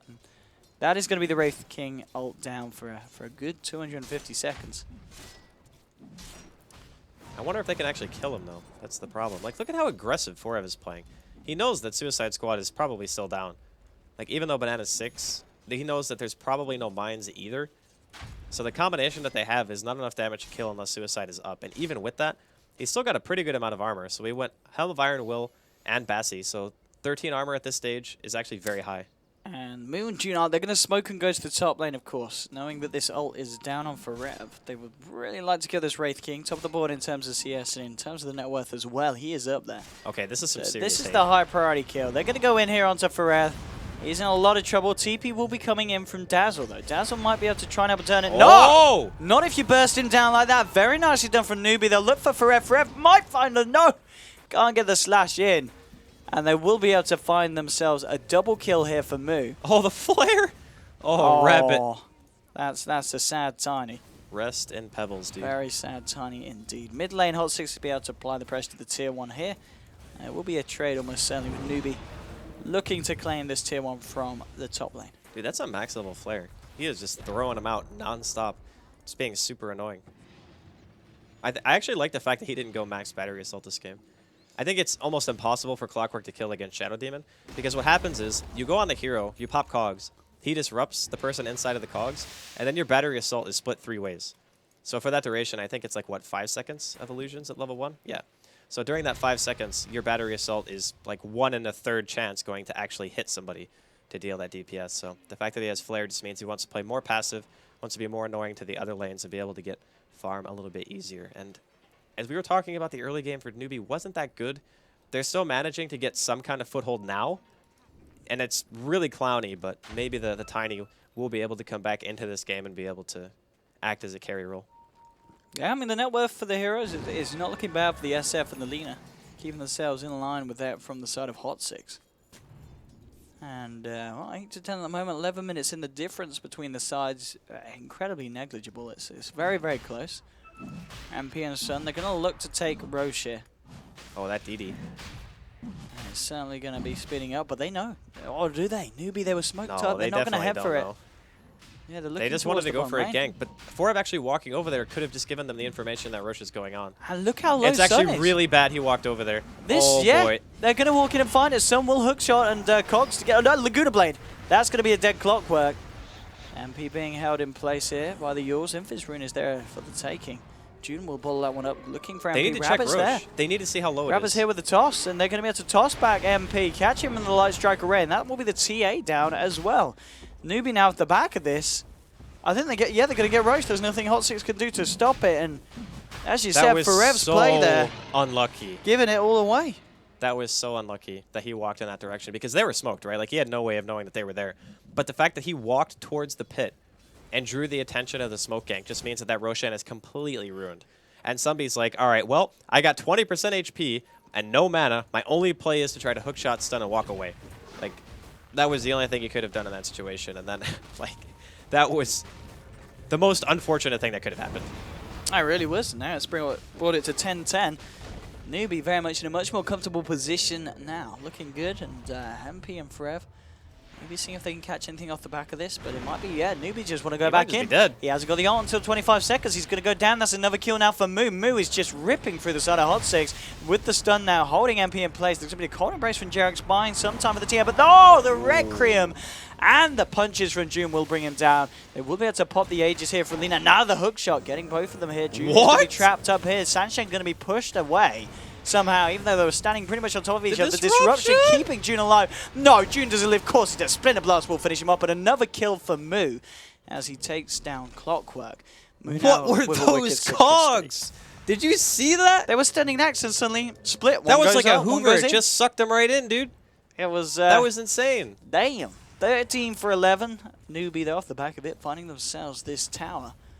And what was initially a little bit of Newbie clowniness with these with this draft, it's working. It actually is working. They're doing and that's much the sad better part. game 2 than they were doing in game 1. But we have to give credit to where credit is due. Like right now, unfortunately for Forev, he is the MVP for Newbie. He brought them into the Roshan pit pretty much. Like it was unbeknownst to him. He actually had no idea that that smoke was there. So it was totally an accident. But the fact that it happened puts Newbie in a position where they're able to take that fight in the first place. Like that tower doesn't die if they don't have Aegis, because the Aegis got popped during the engagement. And I mean, sure, you end up killing June on the Shadow Fiend, which is fine, but he almost has mech now, 14 minutes in, so it's not like the fastest timing ever. But because of that whole fiasco, Newbie are more than in this game. Absolutely. Moo now with a blink on top of the Yules. This man's a killing machine. Level 11 as well. He's going to be able to burst a fair few of the members of the side of MVP on this map. Sun trying to work towards his blade mail, still a fair bit off the sword. And Banana has found a bit of XP from this lane. Level 8 at the moment on your techies. So, nonetheless, 15 minutes in this game, still very much anyone's. And yeah, as you said, there we go. Completed mech on your Shadow Fiend. With the mech being done, and them also having blink Yules on move, they have really good initiation potential. I think he kills either of the supports with his combo right now. They both have actually identical amounts of health at this point, 796 on both of them. And let's see. Yeah, level 2 Laguna. So yeah, he can pretty much solo kill either of them. And that's a really scary thing to think about, because normally this support combo, you want to be able to save each other, right? And that's kind of the strength that it gives you, because if you jump one, you always have a backup plan. And it's like, okay, well, I can either grave you, or you can cold embrace me, or actually like throw out a curse or something if you're getting hit by multiple people.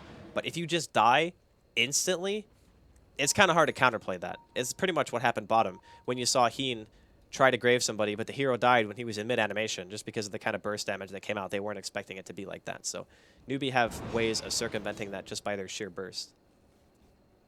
We'll see what the plan is going to be next for the side of Newbie. The MVP, they want to look for blood. Smoked up here on the bottom lane, making the movement here into the Radiant Jungle. And in fact, there we go as well. Newbie themselves smoking up, seeing what they can finally catch out. But this is going to be one of those classic smokes here, where both teams are essentially just wrapping around each other. This actually happens so often. At pretty much the exact time as well. And Hot 6 won't find anything. Newbie just going to look to take these stacks, and they did find a stack here in the jungle, so a little bit more gold here for June and the gang. And Pink's coming out now on the mid lane. Looks like they'll be happy with just trying to take another tier 1 away from the side of Hot 6. Yeah, it should be dead for free. Even with Cliff, this thing is going to die super fast. Landmines heading towers is actually like so good. Does so much damage to them. Yeah, tower going to be going the way of Newbie. Did they just go tier 2? They have 5 heroes here. They're even throwing down a couple of retreat mines right now. Banana's trying to get into a better position here to make sure that if Hot 6 do TP, chasing is going to be very dangerous. Like, nobody has BKB, so if they want to run away, it should be pretty easy for them. Well, meching up in preparation for any kind of fight that would kick off, but Hot 6. And now they look to back up. They've taken the tier 1. Tier 2 now Okay, they're seeing coming they're to fight. TPing straight onto the tier 2 as well. We're going to see the hook shot in onto June. He's already put the mecha now, held in place by the Winter's Curse. In a lot of trouble here. Will try and get out the Requiem, but he can't because of the battery assault. Goes for it next time, and he's still alive! He's not going to go down! The Laguna Blade there from Moo, enabling him to get himself out, June. They do end up losing Lina, but a 2-for-1. And in an exchange that could have gone a hell of a lot worse here for Newbie. Yeah, I really thought that they were going to prioritize the Shadow Fiend a little bit more than they did. Like, they killed Moo, which is fine. But I think maybe the Shadow Fiend is a bit higher priority. If he gets the BKB, then that Blade Mail that Sunby picked up there and showcased how really good it is in that situation, because Shadow Fiend can't do anything, right? He can't hit you because you have Blade Mail on. He doesn't have BKB. He can't cast Requiem or Raises that easily. And even if he does raise again, there's a Blade Mail, so it's a really hard counter to the Shadow Fiend at this stage. And I think that killing the Shadow Fiend is probably more important than killing Lina at this point. But I guess you got to take what you're given. Like, if you see an opportunity to jump somebody, you kind of have to just go on them and hope for the best, considering the Lina actually got disrupted as well, which is weird, which means the Hot 6 had to commit even harder on him to get the kill. But either way, they defend their tier 2. And I also think that Banana, he wasn't actually trying to kill the tower. He was just laying like landmines everywhere. So he's got some vision inside of the woods right now. Newbie want to fight in the woods. Going straight in for Rev. He's going to look for the stun, but the blink from Rab are going to duke it out. They're going to look for sudden. Oh, Laguna Blade. Doesn't matter about the Blade Mail. Mutu tanky to bother about that one. They'll take down the Clockwork. For Rev, he does have the ult available here. Shallowgrave's going to come out first. Rabbit now with the toss, bringing for Rev low here. And the mech's being popped. Rabbit's going to be A-OK for the time being. Raze will finish off Wraith King for the first time. And now Sansheng with the ult onto MP. They're looking to try and control him. June, Moo and the gang moving in, moving forward. Now with the toss, they've been able to find the CA. Looking for Rev with the setup from the Yules. Mine dropped, everything being dropped. Shallow Grave from Heen, buying some time for Rev, but he's almost certainly going to go down. He's looking for a crit. Oh, the toss forward. Can they do anything about Heen as well? No, quite. Oh, the Splinter Blast. Shadow Demon getting a little bit too close to his pals. Rabbit. Oh, not going to do it today. Not getting out. Not getting out. Banana in trouble as well. Hasn't got the Soul Ring for 60 seconds. No mana for suicide. He did. He is dead as well. Throwing away his life. 18-15 though. Have a look at the fight recap there. Oh, damn it.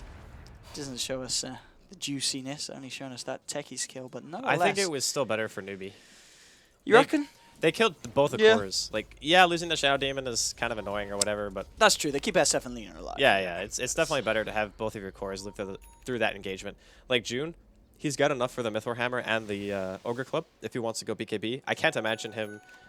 Like, he could go SNY maybe if he wants to just be like the tanky build without magic immunity, but I think BKB is going to be necessary at some stage for him. Maybe he just feels more comfortable going for an item that at the very least can accelerate your farm a bit. And for Moo, I'm guessing he's also going BKB, because normally you just buy the point booster first if you were going to go Ags, but maybe he just bought it earlier when he didn't have the money. Well, nonetheless, we've seen a lot of action this game. I mean, 20 minutes in. Yeah. 18-15.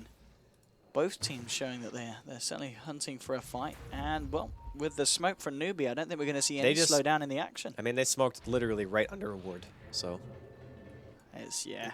Hot 6 know this is happening. I mean, they're kind of looks like they're trying to prepare and they want to fight into the smoke. They're kind of hoping. Yeah, they do. They want to fight. They want to try and catch them I mean, off the thing guard. is, they're assuming that Newbie are going to be coming at least through the high ground right now, which is why they're standing near the trap and the side shop, or they're going to go for a lane gank. And either way, there's a low chance that there were Techie's mines in that area, so that's why they want to fight. Because if they've seen where Banana has been most of the game, it's been in the jungle, it's been towards top. And fighting when you know that there's like less of a chance of mines being around is probably the better play. But it doesn't look like they're going to clash just yet. Yeah, Newbie didn't go up that way, and they do just reveal themselves here in the mid lane. Got to be careful of Sun, of course, with these hook shots. He'll be looking to jump in every time with the Blade Mail. And Forever also, of course, with the Blade Mail himself and a helm on top of it. And I'd imagine that helm's going to be going towards an armlet here for this Wraith King. Probably. Yeah. Armlet's really good value in terms of how much it gives you for a strength hero. And Wraith King is one of the few heroes that can use an armlet, because a lot of the time, it's not really about the toggle. It's just about the fact that even though you gain a lot of damage, you're still losing that health. And sometimes you might mess up, and then you have reincarnation. Just be like, oh, okay, whatever. I messed up once, but I have 2 lives, thankfully. And the other thing, too, is he has built-in lifesteal, so it synergizes very well with the hero. Also allows you to be able to take Roche at a really early point if you get some kind of advantage going for yourself. And the fact as well, of course, Heen, with this gem, able to regain a lot of the map control. And, of course, make it a lot harder for Are they going to Roche again? techies. No. They're going to defend. They're looking for Jarek's here. Jarek's actually going to turn around and set this up with a Winter's Curse onto Moo, and this is going to be a tasty kill if they can kill the Lina, which they will. A couple of slashes here from the Wraith King will bring Lina down, and a very nice play from Hot6. Techies did commit suicide, wasn't finding any kills with it. Just getting himself off the map and into safety. Mid-tower will go down as Rabbit finishes off, and a lot of pings coming out in the Roche pit as it has been scouted out by both sides now. Yeah, he's going to realize it's an illusion, though. Does he have Blink? Yeah, he does. All right, they're going to go. Yeah, MP needs a bit of backup, and I don't think it's going to be here anytime soon. In a lot of trouble here, and MP, can he juke it out? Does he actually live here? He's got a Blink. Oh, God, that hurts. So is Rabbit, though, in 1 second. Oh, the Rocket Flare cancelling the Blink. I don't know if it would have been enough to chase down the TA, but nonetheless, very nice play there from the clock, just to make sure that TA can get herself back to safety. Yeah, he had Refraction up anyway. I think he would have been fine. That was really close, though. I'm actually surprised that TA was able to outrun that, even with June having a Yasha. Like, movement speed-wise, it should have been actually pretty easy for June to get that last hit, but unfortunately, he was not able to secure it, so Hot6 getting their TA out of harm's way. Roshan probably going to be a point of contention here soon from both teams. You can see Banana's already in the vicinity, just trying to mine things up, just control it a bit. And even just getting the information that Banana's in the pit, Hot6 are going to know that there's going to be mines. So it makes it a little bit less likely that they'll be able to get Roche, but at least they're not going to go in and suicide. So having that TA trap there actually does help quite a bit. Yeah, they're going to smoke up now, Hot6. This is their They're going to go around. Go. Yeah, they're going to go all the way around. They probably are under the assumption that there's just mines in the pit, and that there's probably a low chance that there's mines this far down in the lane, so this is a really good smoke. Gonna maybe look towards Banana here. He saw him. He's this guy's dead, in a lot of trouble. Has got the suicide, won't be able to get it out. The stuns are there. Ashiteki's down there. The kill going the way of the Wraith King. Oh, they just smoke again. All right, all right. I actually like that. That's good. Is this smoke and go Roche or smoke and go kill? No, they don't rush with this, I don't think. Okay. They have to know there's mines. Or maybe, no, because if they smoke and they go in, they have to kill the mines. So that way they reveal the smoke, and that way that newbie would know that they were rushing. So it makes more sense to just go do this. Try to go for kills. Although this is, I mean, this could potentially be mine country. It's not right now, but MVP don't know that for sure.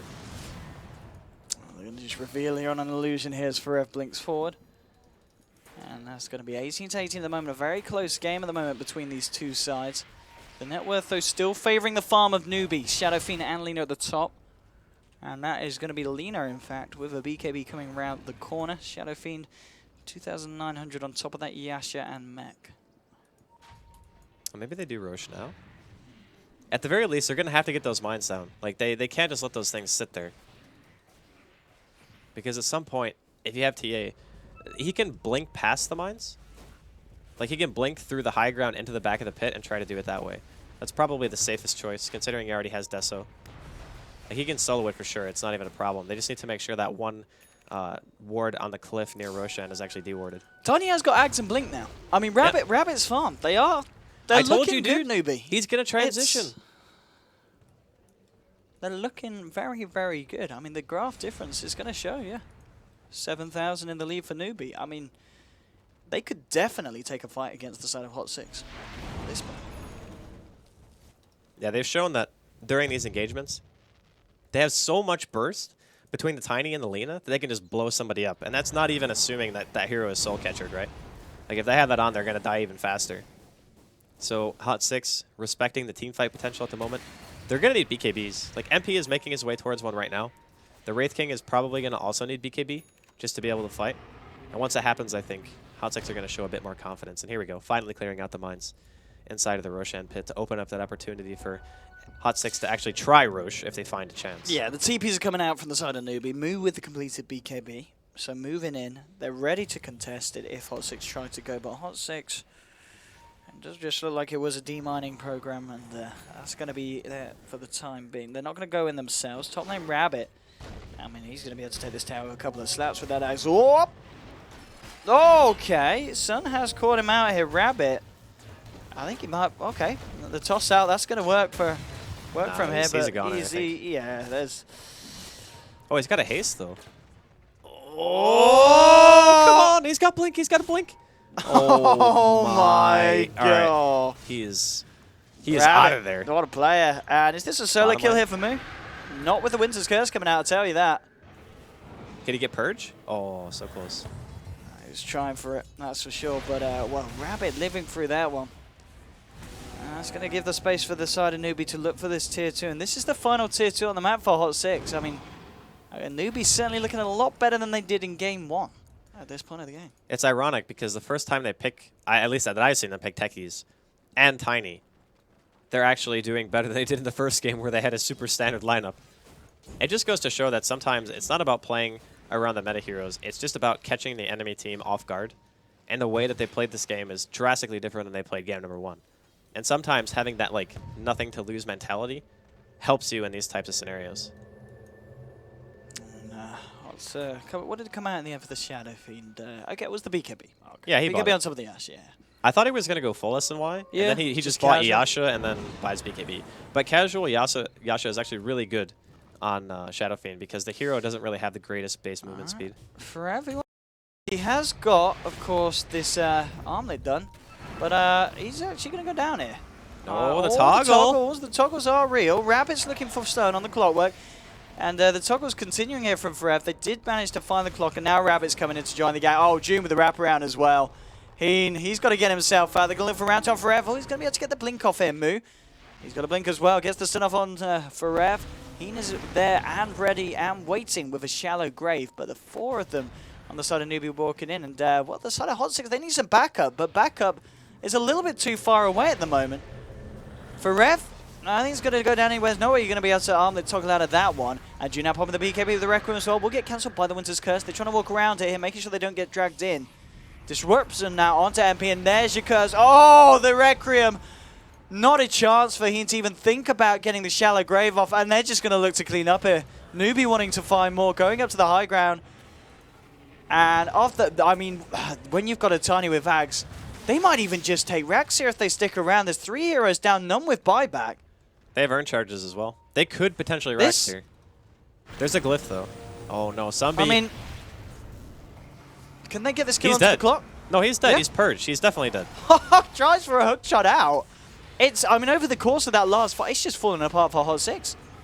If they can get Rex, if they can get this kill. Okay, the Glimmer Cake. No, they don't even need the kill. No one No. has buyback. Like, they're going to kill the base so fast. Tiny with Aghanims just does a ridiculous amount of damage at this stage. And you have Shadow Fiend as well. So their high ground push is insane. Yeah, it's ridiculous. I mean, the wave has pushed out quite a bit in the mid lane, so they're not going to be able to look for a second set yet. They don't feel confident enough to tank the tower up at this moment, but still, that's going to be a big swing. Continuing to favor the side of Newbie. And, well, that's... okay, so it's the Manta Star. Is that the completed Manta? It's got an ultimate orb on the curry? He has. That's the Manta Star done now as well for this Shadow Fiend. June's looking pretty damn terrifying. Yeah, Manta's nice against Wraith King and TA for that matter. You can Manta dodge a lot of stuff. It's really easy. And, of course, Roche is still up. They just go for Roche now, or Well, too risky? going for Roshan right now is a little bit of a risk. You probably want to wait out at the very least Requiem, because Requiem is very good in team fights around pits where you're pretty much going to hit everyone, right? So that damage reduction can come in to be very huge, and also you have the snare on top of that. But with BKB, Manta, Mech, they definitely don't let Hot 6 get it. There's no way they're going to let him get it for free. Rabbit as well. 3.6k gold on top of his, well, Blink Dagger Aghanims. I wonder if he just goes Moonshard. I would Oh, be he's going BKB. Wow, okay. He's not getting any attack speed items. He's just going to go I do BKB. kind of like that, though, in these fights, you know, against the clockwork, and it's been a bit of an issue, the control. No, of it's the time. good. It's definitely yeah. good. I just thought that in this scenario... Oh, June with his invis as well. He might be able to catch out the side of Hot 6. They're going to try going on to Sansheng. They will be able to kill the Shadow Demon, but June now revealing himself, trying to turn this one around. God Embrace buying MP sometime. There's going to be a buyback from SD. Oh, the Requiem cancelled just in time. June in a lot of trouble. Won't be able to get out the BKB, or will he? No. He is going to go down. MP incredibly low. The Shallow Grave buying him some time. Will they kill him? Yes, they do. So the TA is now down for 60 seconds, but so is the SF. Forever going forward here. Has got the ult available here. Can they kill him at least once? No, he's going to look for Banana. Banana is going to go down. Double kill for Forever. And Sansheng and Moo. Where's your Tiny? There he is. Rabbit's not actually joined the fight yet. He certainly needs to. Now he will. Looks for Forever. Come on, you've got to kill the Wraith. Rabbit! Come on! I mean, he's got his ulti, so... He's very scared, Rabbit. He's not wanting to do this. The rest of his team is dead. Yeah, he can't commit. Like, I mean, if he went in there, he was going to die with the rest of his team. It's I actually, guess, yeah. It's the right call to run. Yeah. He knows that 4Ev has ultimate, and he was graved. So if he commits to that team fight, he gets snared when he goes in. He might be able to BKB and try to run away, but it's just too risky. Like, why would you do that? Like, why would you put yourself in that risky of a situation when you know that the only thing you're going to be getting is reincarnate? Rabbit versus Forev. He does not do enough damage. Like, no way. He needs to run. He's probably just trying to buy time to make sure that Hot 6 don't just get Roshan. But TA is going to be up soon. Like, I'm pretty sure Hot 6 get this Roshan. They're going to realize that there's no mines in the pit. I mean, SF is back yeah, up. they're just TPing down right away. Like, it's not going to be fast enough. There's no way that Newbie can contest. Like, 3v5, that's how you lose a game, trying to contest a Roshan 3v5. I still think Newbie are ahead, and in terms of overall net worth, they are very ahead. Like, all three of their cores have a ton of farm. So if they get the Roshan, yeah, okay, it sucks. Okay, we messed up mid, they get Rosh. But at the very least, you're not putting 3 heroes into the pit, losing them all, and then still not getting Rosh on top of that. That's even worse. I think that the lesser of two evils is just to make it so you're not putting yourself in another risky situation after you lost that mid fight. Yeah, I mean, the fact that they lost Shadow Fiend that fast in that fight was kind of the blow there for Newbie. Yeah. The fact that June couldn't do anything. Well, Rabbit wasn't there when the fight started. Yeah. Like, he didn't come in until much, much later, so Newbie maybe not communicating properly, not having everyone in the area, or maybe they were just overconfident, you know? They're like, oh, we're super far ahead, you know, we can win this fight, even if we don't engage ideally, but... I mean, what's the plan for Newbie? Can they go back in, or do they need to just farm up further items? Do they need to be a bit more stacked before they try and go against the side of Hot 6 at this point? Wraithking's got a Reaver as well. I mean, Forev proving already quite difficult to kill. It's going to find MP, but the Avalanche is actually going to miss. And MP blinking forward there. I think it's... got the hook shot. It's not about having any particular item. It's just making sure that everyone is ready for the team fight. Because even if, at the start of that engagement, like June, getting the Winter's Curse on him outside of the base, if the Tiny is around there and he's still in the fight dealing damage during that time, you're not just losing your Shadow Fiend for nothing. You know, damage is being dealt elsewhere. Hook shot here. Moo. Okay, Moo has got the BKB here. And yeah, it's going to be the BKB TP out, but the Winter's Curse coming through. Moo in trouble. No one on the side of Newbie around to help him. Moo's just going to go down here as Clockwork picks up the kill, and the team reacting very nicely there to the aggression of Moo. A very unfortunate pick. I don't really think that Newbie can afford to do that too many times. Like, Wraith King TA late game is still very strong. You have to respect the fact that that Wraith King... Oh, Jerax. Oh, if he gets spotted out... I think he's okay. He's okay. He's got Glimmer and he has Yules. This might be a free techies, though. Yeah. Just able to get the suicide off. Crit silent there today. Rabbit, they want to fight this one. They know that Jerax, of course, hasn't got the Winter's Curse. He's just going to duke it out here and avoid the Blink Dagger initiation. They're getting the Arctic Burn. They know there's no Wraith King. I think they should actually fight this. Yeah, everyone on Hot 6 is running away. Like, they need to try to pursue. Rabbit, okay, they're going to go for the Wyvern here. He's got the Yule's Scepter complete, buying himself some time, but now Sansheng with the Purge. Sorry, with the ultimate onto... Oh, the hook shot! June, he has got the BKB. We'll look for the Requiem now. Jerax getting himself out. They have actually lost the Shadow Demon.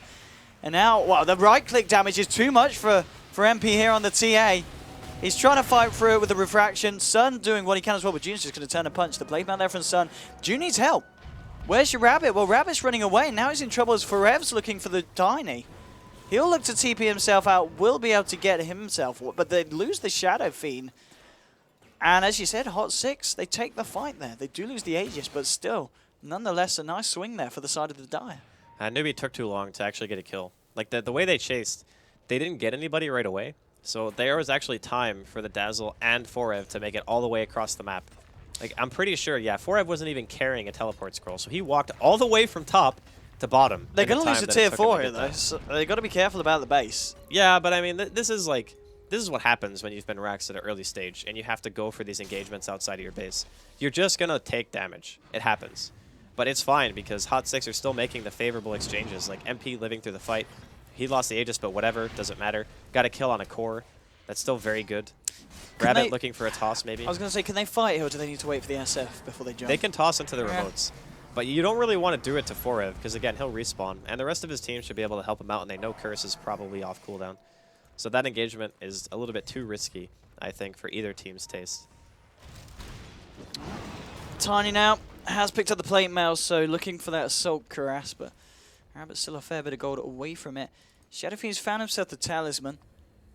And we did see that last fight still. He was able to hit fairly damn hard with the amount of agi he has stacked up. Next to the mountain. Okay. Disruption just in time, but Techies is in a lot of trouble. We'll get the suicide out. Moo going in. But now the Winter's Curse holding him in place. Moo just getting blown up. TA is doing too much damage. Rabbit trying to find the kill on Taheem, but Winter's Curse, the Cold Embrace buying time for Dazzle. And Rabbit's just trying to retreat. He needs help from the rest of his team. And Sansheng just trying to do some fancy footwork here with Farev. Rabbit's going to look for the TP out. Will he be able to find it in time? He does. But again, they lose 3 heroes on the side of Newbie, and they just can't seem to fight Hot 6 at this point, and it's Hot 6 that are coming out on top every time. It's really surprising to me that even with the net worth discrepancy, that Hot 6 are continually able to take these favorable trades. And another thing too, and this has been a very common theme with Newbie's gameplay once they started losing. Oh, they've got the gem, haven't they? Yeah, they have a gem. Who's holding the gem Jarek's. now? Jarek's, okay. Yeah. But every single team fight, one of their cores is just not there. I mean, like that time Shadow Fiend wasn't there. Can they try and go base now here? Hot 6, are they that strong? Well, they don't have their ultis up. I think you kind of want Winter's Curse if you're going to try to base. But again, having Forev as a front line when he has Heart, like as long as heroes aren't harassing him, he'll just regen the tower damage. And they have Weave with the Vlad's Aura and Vampiric Aura. And Cold Embrace. Yeah, it's like, their sustain is actually nuts. The ultimate frontliner here. And here we go. I mean, already they're kicking off the fight. Moo moving forward. We'll get the Light Strike array off. Forev going in onto Move, though. You're all set to holding him down. They have killed Wyvern indeed. Now tossing them out of the base, saying, get the hell out of there. Rabbit's going to blink forward and look for more. Hasn't got the Avalanche here again for a few seconds. Smoking up, trying to get that extra movement speed to chase this. The Courier. How did he not one-shot that? Oh, it had the Vlad's Aura. Oh my god. Okay, the Vlad's Aura actually just saved the Courier. All right, well played. Oh, hello. Is he what? Forev wants to fight. He's going back in here. They have got a hook shot. Maybe Hot 6 can come out on top. Rabbit's been forced up top going, oh no. Hot 6 can't fight this. Forev's gone down once. They're looking for the Requiem timing. It's going to be a little bit off, but still clips them. MP's got a lot of work to do here with the help of Forev, and they have found Techies. That is it for the time being. Looking towards Sansheng here in the jungle. Sansheng with a disruption, trying to set up a kill potentially for June. And Rabbit walking back in. Will get stunned. Forev's trying to walk this one off, but if Forev goes down here, this may be Hot 6 getting a little bit too cocky. It is. That is going to be your Wraith King down. Double kill for Sansheng. And MP and Drax just left to try and defend the base. Tier 4 now sitting at less than half health, the second and final one. And this game really been back and forth, and it certainly feels like it could still go either way. Yeah, it's still either team can win. I would actually say, based on the fact that the net worth and the experience are more or less even right now, with a Rax advantage, you kind of have to favor Newbie. Okay. But in the grand scheme of things, like that one Rax advantage is not a gigantic deal. Like maybe once their second tier 4 dies, like that. Yeah. That's when it starts to become annoying, because then your throne starts getting hit. I mean, Roshan's going to be back in a few minutes as well. That's going to be big. You know, and the fact that Tiny is just now under 1,000 gold away from his AC. Yeah, those kind of things are really big, because up until that point, we talked about Rabbit not having any attack speed items at all. So his damage output is not really that threatening at this point. So if you pop BKB, okay, yeah, you're going to swing what? Like, he swings 1.26 seconds per attack. So he swings 4 times at a BKB, basically. Like, that's not that good. And with your combo in conjunction with that. So the attack speed is going to help him tremendously. And then maybe he can start actually man-fighting the Wraith King, or at least dealing some good damage in these fights. But overall, Hot 6, they're still not in terrible shape. The Rax being down is a little bit of a bummer, but it's only 1 Rax. You can always deal with that. And I think, like you mentioned, Roshan is probably going to be the main point of contention here for both teams during the next couple of minutes. Let's see what the respawn time. It's going to be a short one as well here. It's really short, actually. It's going to be up very, very soon. And, of course, both teams, they've just got the TA wards here at the moment. Okay, so the scouting isn't going to be there for the side of Newbie. Yeah, Rabbit's just going to start pushing this lane back in on the top, getting that pressure. But, okay, Hot 6 are reacting to this. Sending all 5 of them up there. Rabbit needs to be careful, and he certainly will be. Blinking away, TPing straight out. Hot 6 won't be able to find him, but then they're heading towards the pit. It's so close. And they're not going to go in for it yet, Newbie, but they are around. They know that they can scout it with a Shadow Poison. Yeah. Like, they don't have to commit really a lot to doing that. Or they could just send a Manta image in there, which I think is what he's doing right now. If they can push this lane in and get a bit of control around the pit. Oh, he's going to see Roshan spawn with that illusion, I think. No, wait, he's... Okay, he's sending the other one there. Here we yeah, go. Okay, so this is Roche. This is going to be the fight here between these two teams. if they do decide to go for it, and I'm sure they will. This would be nice for Rabbit as well. He is incredibly close to the Hyperstone. Yeah. He'll have it before Roche, I think. Right? Oh, actually, he doesn't have anything to farm. He has to go kill the large camp or something. Or is Or he this creep wave. I mean, this creep wave being pushed in here by TA. I'll say thanks for that. He can do that too. That's kind of worked out in favor of Rabbit here. And there we go. So that's your AC on the Tiny. And this Roche fight just got a little bit easier for the side of Newbie. Yeah, the Vlad's is big because they didn't have anything to offset. Or the AC is big because of the Vlad's aura on Hot 6. So they had that armor aura and no real answer for it on Newbie's. Is Fred going to start to try and solo this here? He can solo it. He's insanely tanky. He deals enough damage with the lifesteal to be able to sustain himself. And if he needs to, he can just turn off the armlet and go heal back up and just stand there. Because right now, like, Newbie don't have any vision of the pit. They do have one ward in the vicinity, so they probably will see him walk in there. But actually, if you hug the right side, maybe... No, actually, you still see him on the ramp. Okay, so they would see him. Now, top lane pushed in by Rabbit, and this is just another issue for the side of Hot 6. They've got to always have someone back up there. And Rabbit knows the power that he's got in his swings. And, oh, okay, Sun is coming in. I mean, Rabbit, does he feel like he could go for anything here? Or is Sun actually going to go for Rabbit? Rabbit blinking out with the okay, oh, nice blink. Why would you not just wait 1 second for Flare? Come on, that was obvious play. That was just a misplay by Sunby. I say it's all good. They don't get the kill, but still forcing it back. Banana, he's closing in. Well, I said closing. He's got two components here of the Aghanims. And yeah, Rabbit's TP'd down to the bottom. We'll clear this wave, and maybe this is the Roche time. Sansheng actually standing in the pit at the moment, getting some vision around it with the warding. And Rabbit, is he going to come and join the gang? Butterfly done on Shadowfiend. Okay, so there's some very big item pickers coming out for Newbie. Yeah, and there's this no fight's gonna be big. no MKB on Hot 6 either. No. So his survivability has just been boosted dramatically during these team fights. It just seems as well, just Newbie at the rate, they've just been able to farm that little bit better than the side of Hot 6. Each and every time between the fights, it's always Newbie that are finding more around the map. Hot 6 are going to smoke up here. Oh, God. Okay, Rabbit's actually jumped in.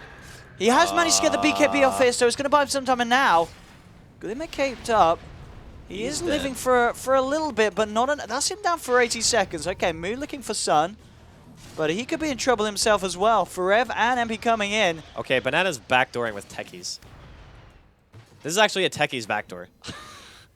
Like, what am I watching right now? June's pushing in as well. I mean, if they had... I mean, he's dead.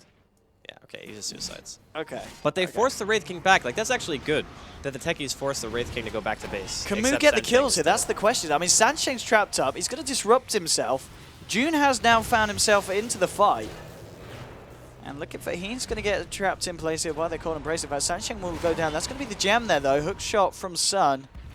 But Moo's going to want to chase this down. Blinking forward. There's the three of them, and they're just going to turn their attention to Moo. Moo's just going to get blown up. The damage from MP too much. If they can find June as well, with Forev leading in, I think they will. June's got the BKB. Oh, the mine. Stasis trap holding Forev back. Sun, how long till in his hook shot? It's just a mana issue at the moment, but he is going to be able to force stuff himself forward and cogs right now if he needs to, and he might do that just to push back. It's the battery assault. And with June down, 4 heroes down on the side of Newbie. Just Banana left to defend the base. He's starting to get the mines out, but they do have this gem.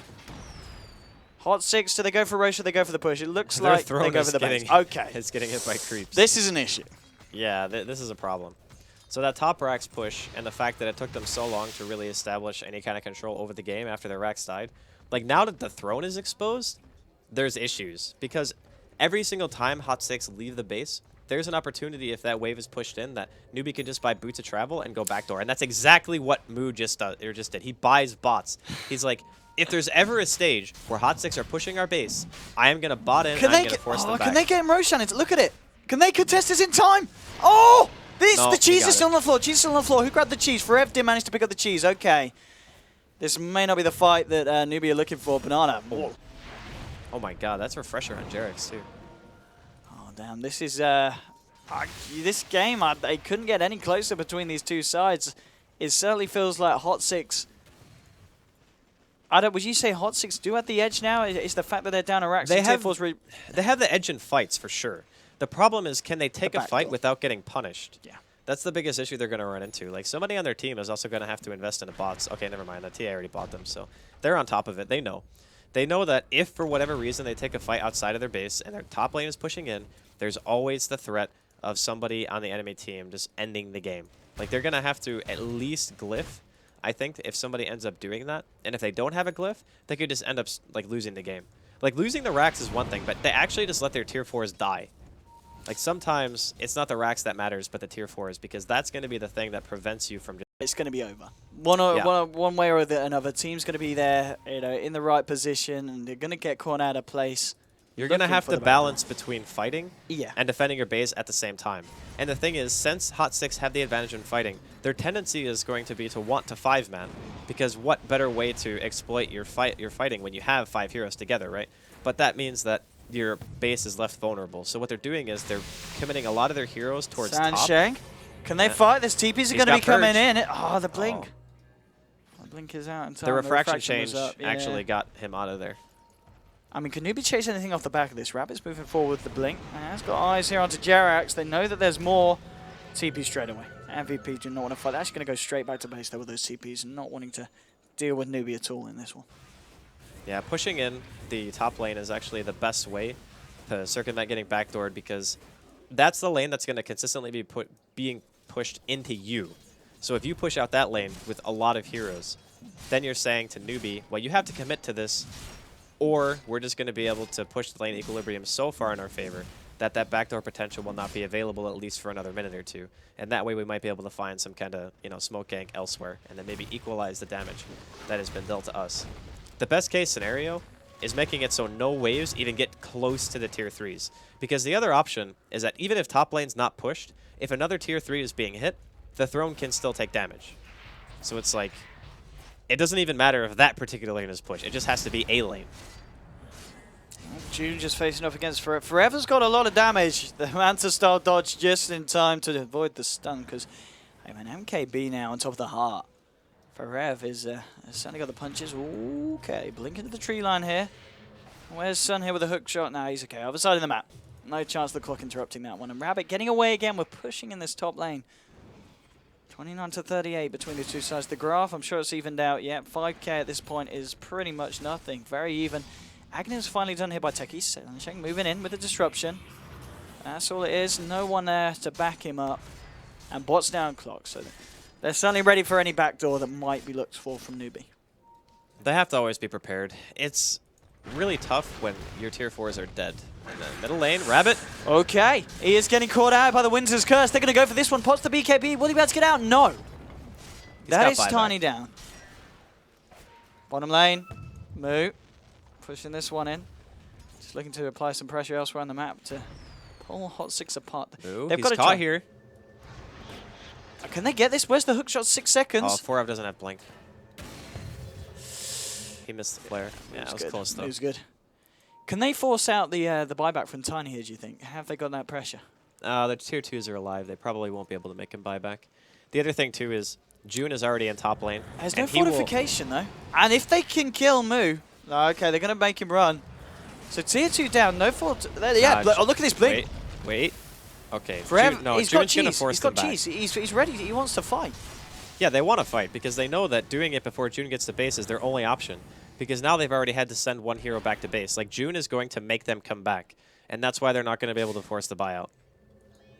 Like, already 2 heroes being back. Yeah, like, okay, TA leaves. Okay, they can't. Like, they actually can't push that because June would just go straight for the throne. Yeah. And if you let him force out that glyph, that makes it even more dangerous.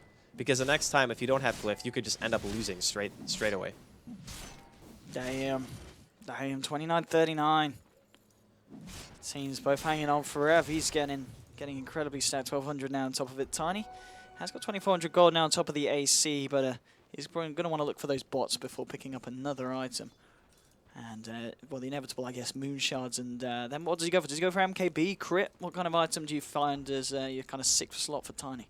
Crit's kind of the go-to, just because he hits so hard. Like, after I think it's 250 damage, somewhere in that area, Daedalus becomes like the best damage that you can get per swing, assuming you have a decent amount of attack speed, which at this point he's got that AC, so he already has that. And of course, like you mentioned, he'll probably buy moon shards at some point. So probably looking to see that come up on him. Maybe he even goes tanky, just decides to buy like a heart or something, or a butterfly. That's also pretty good. Can they catch out Rabbit here? No. Oh, The flare. Yeah. Sanshank, he Okay. is dead. And he is very dead. No buyback here available for this SD. Haste Rune available in the river here. Farev's going to grab that, and he's got a Hyperstone now. It's looking good for... I mean, Hot 6, as I said, they've got some items as well. Okay, Blink for the Wyvern. There's going to be a Hex done on Mu on the Lina. On top of the already finished Bloodstone, of course. Yeah, Hex is nice. Oh, speaking of... Talking about the Hex being nice. I mean, if MP goes down... Well, he's going up and he's going down. They're going to try and fight off the back of it. Couldn't Farev do enough without the TA?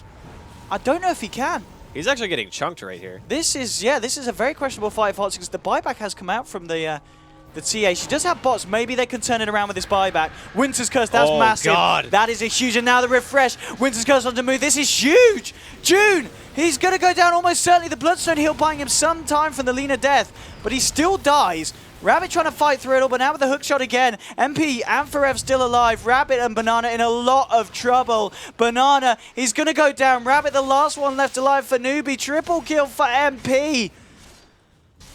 That buyback. Not even just the buyback, I mean, dude. Those curses. curses. The curses. You got to, like, hats off to Jerax. That was what? 2 4-man curses back to back. Oh my god. And the best part about what he did was he didn't actually just curse the same person twice. He cursed the Shadow Fiend first, and then he threw a curse onto Mu. And he didn't use it on Tiny because the other thing too is all the heroes were so close that they could have gotten Craggied. So he actually chose the best possible targets in both situations to make sure that those heroes were low. Because he knows once the one hero is low, you don't have to curse him again. He's going to die anyway. Look at this guy. Jerax just goes straight in with the Yule setup, buying time for Farev to come in. BKB has been popped by Rabbit. They will kill the Winter Wyvern here. Gem now hitting the deck. Farev, he has got this ultimate available here. And might just pop. No, Shadowgrave is going to be there. MVP just backing themselves up without the Wyvern. They don't really want to fight. Heen has been hexed up. Heen might tank this one for the team. Yeah, they're going to find the Dazzle. Looking for more here. MP still hanging around. BKB has been popped. He's got the refraction. We'll be able to blink up. Oh, the BKB wore off. That is unfortunate for MP. This, of course, if he goes down, he bought back for this. Can they even get him? MP. I think he blinks away. I think it's fine. Yeah. But can they defend the base? They are one hero down. He's got 30 seconds before he can actually bots back. There's no BKB on the TA either. Oh, sorry, 8 seconds. Okay. And Mu has bots up, so he can actually he can bot to his teammates. Yeah, it's 25 seconds here. I think what likely happens is MP I mean, if they kill Farev, okay, he's got his ult. There's your buyback from Dazzle. Right, they need to try and turn this fight at Hot 6, and well, they're going to keep Sun alive. Mu will take down the Wraith King once. That's going to be the clock dead as well here. Farev getting held in place. He's going to no buyback of the Wraith King. Is this really going to be? Bad. This can't be a game ender, surely. Well, MP's going to try to go for a rat. He doesn't have the money. There's no way he can out-rat this. He has to come back. He has to come back. Yeah, okay. He's made his way back now with the TP. Oh, that's not enough. They've got the Winter's Curse onto Rabbit, but he's just hitting the base with June. There's going to be the fortification coming out by themselves. So Rabbit might actually die. No, the disruption keeping him alive. June, you've just got to hit the bloody base, and it's it. They did it. Oh my! What? I will revert back to what I said a little bit earlier on, and I said I don't know if this is Dota. Like this was a very interesting game. I've enjoyed this one. Okay, so MVP made the classic. We're gonna spend buybacks to win a team fight, and then immediately try to push the enemy base when they all also have buyback, and then transition into lose the game. It's actually happened like a million times in competitive Dota. So your mentality is when you're fighting in the open, okay, we have bots on a hero who can buy back. We bot back in to win that engagement. Okay, that's fine. But that means for the next couple of minutes, if you try to push high ground and you die and it's past 50 minutes in, you're dead for like 2 minutes. And that is plenty of time for Shadow Fiend and Tiny to kill your base. What an ending. What an ending to what a very intriguing game here between these two sides. Newbie take the victory, so it will be a draw this series, which means that MVP of the Hot 6, I believe, they haven't got a chance of being in the top 4 now. It's going to be interesting to see how the Empire games goes. I think they can still make it if they win. We will find out. I'm sure they'll be saying all about it on the mainstream, but wow. The next series, Empire versus Hot 6. We'll see if Hot 6 can give us more of that action, because they certainly gave it their all, but at the end of the day, just getting caught out in that small window of opportunity, and as we were saying, one mistake and it was going to be over. The amount of damage they had, they hit the base, and Newbie, they win. So ladies and gentlemen, don't go anywhere. We'll be back with Hot 6 versus Empire very shortly.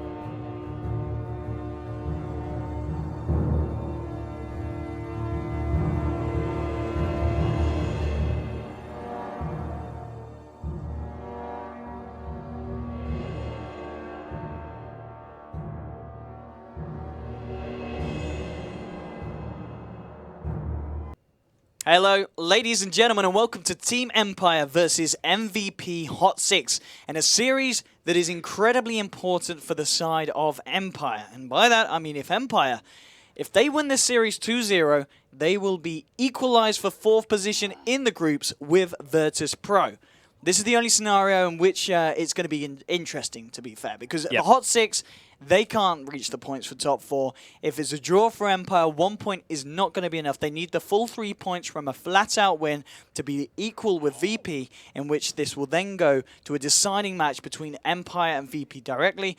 I'm not too sure when that's going to be held, whether this will be straight after or a different day. I imagine they're trying to do it today. Tiebreakers are the same day. Yeah, there we go. So Andy there with the knowledge. It will be today, we'd imagine, but as I said, this is only if Empire can 2-0 against Hot 6. Now, of course, we've just seen Hot 6 against Newbie, and it's not going to be a walk in the park for Empire, because Hot 6, they've got a lot of kick in them.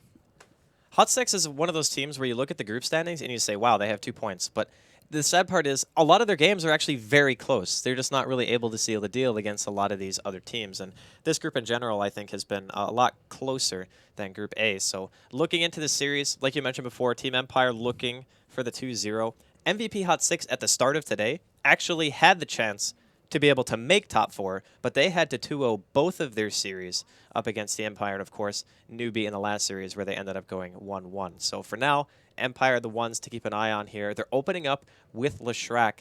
Hot 6 have actually banned this hero, I think, in almost every single other one of their matches here, but they're going to let it through now. Absolutely. And if you want to win, you pick Leshrac. That's pretty much the standard flat across the board rule. We've seen how powerful this hero has been. If you've played even one game of Dota within the last month of Dota 2, you will have seen as well how damn good Leshrac is. And Empire realize that. They want to take it. Talking about good heroes, Hot 6 are going to be able to grab themselves a couple of them. Tusk and Queen of Pain, straight up with the first 2 picks. Definitely on the same level as the Lesh pick. And I mean, come on. Who else is incredibly powerful, and who are we going to see with this second pick here? Andy, make your predictions now. Oh, man, it's so hard. Like, did they go Bounty? Like, do they want to go Bounty and try to go for the early game kind of rotating aggression? Do they want to go for Dazzle, secure themselves a really nice defensive support that works great with Leshrac, a very good combination with Shallow Grave and being able to just maximize your damage output in team fights?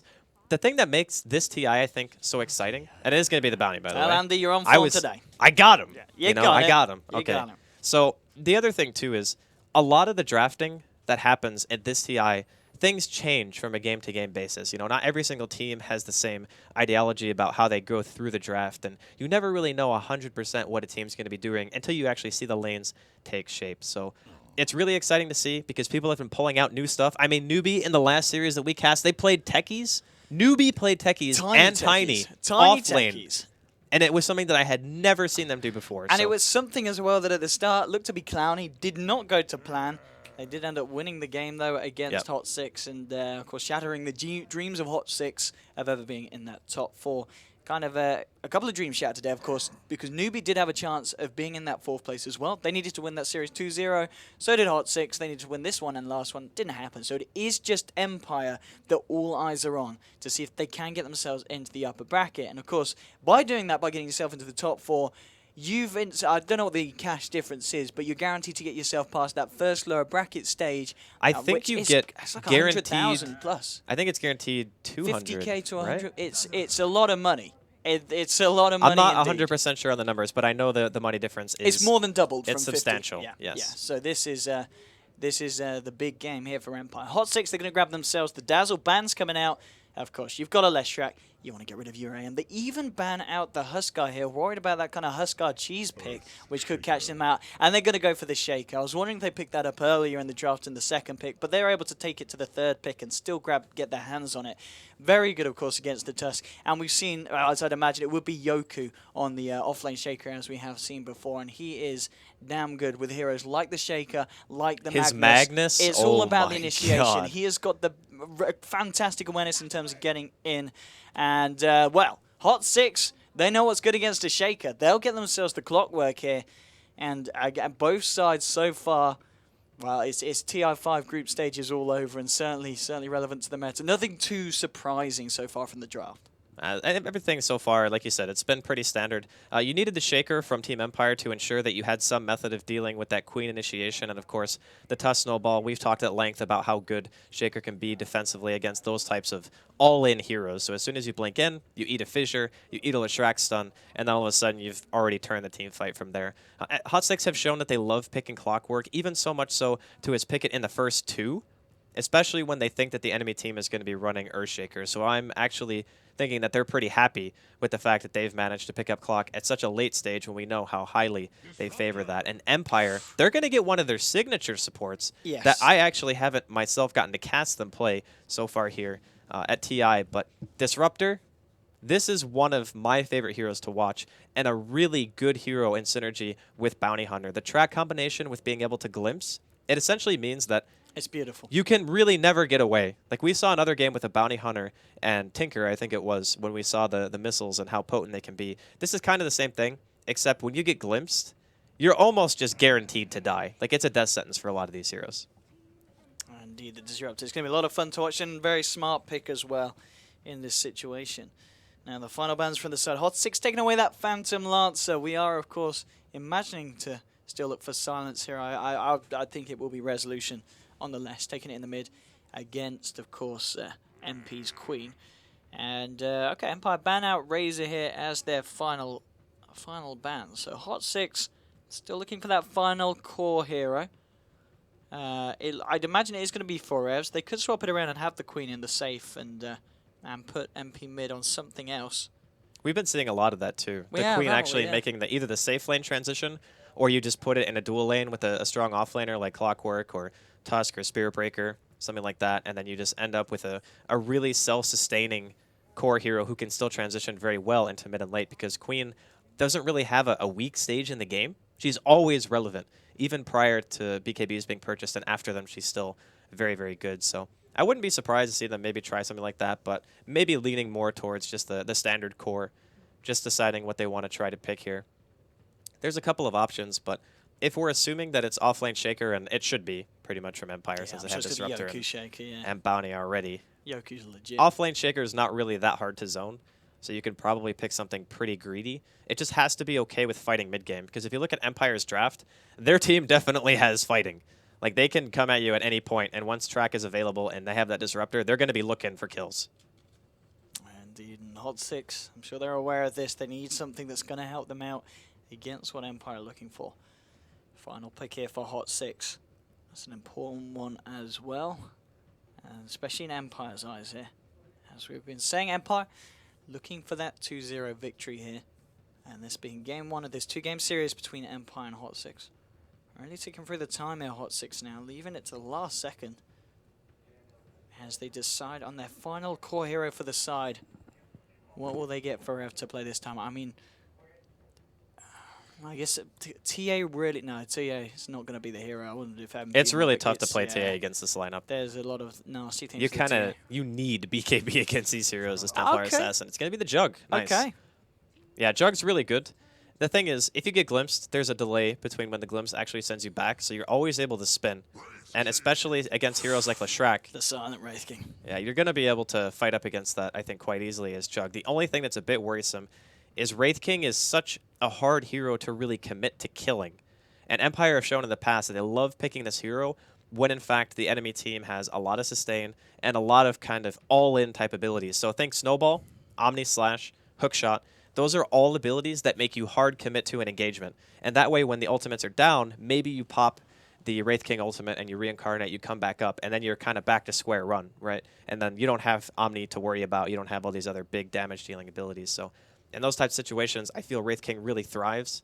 And I like both drafts, to be honest. I honestly can't say from the draft that one team has the advantage here. It's all going to come down to play. Absolutely, yeah. It feels like a very even draft across the board from both sides. And we're certainly going to have a game on our hands here between Empire and Hot6 as we just wait for the heroes to be selected by the players, and we'll get ready to join the players right on the playing field. And here we go. Well, we're going to have a quick pause, and well, okay, we are going to have to need a reconnect here by the looks of it from some of the members of Hot6. So we'll just hold on for that one. I'm just saying, always want to fly Disruptor. That guy's got the Disruptor. I mean, you know? I don't know the stats on how many games he's played, but well, actually, I do know the stats. You Andy. have a book right here. I've got a book right in front of me. Let's have a look. Let's have a look. Is it up there for him? I'm sure it must be the Disruptor.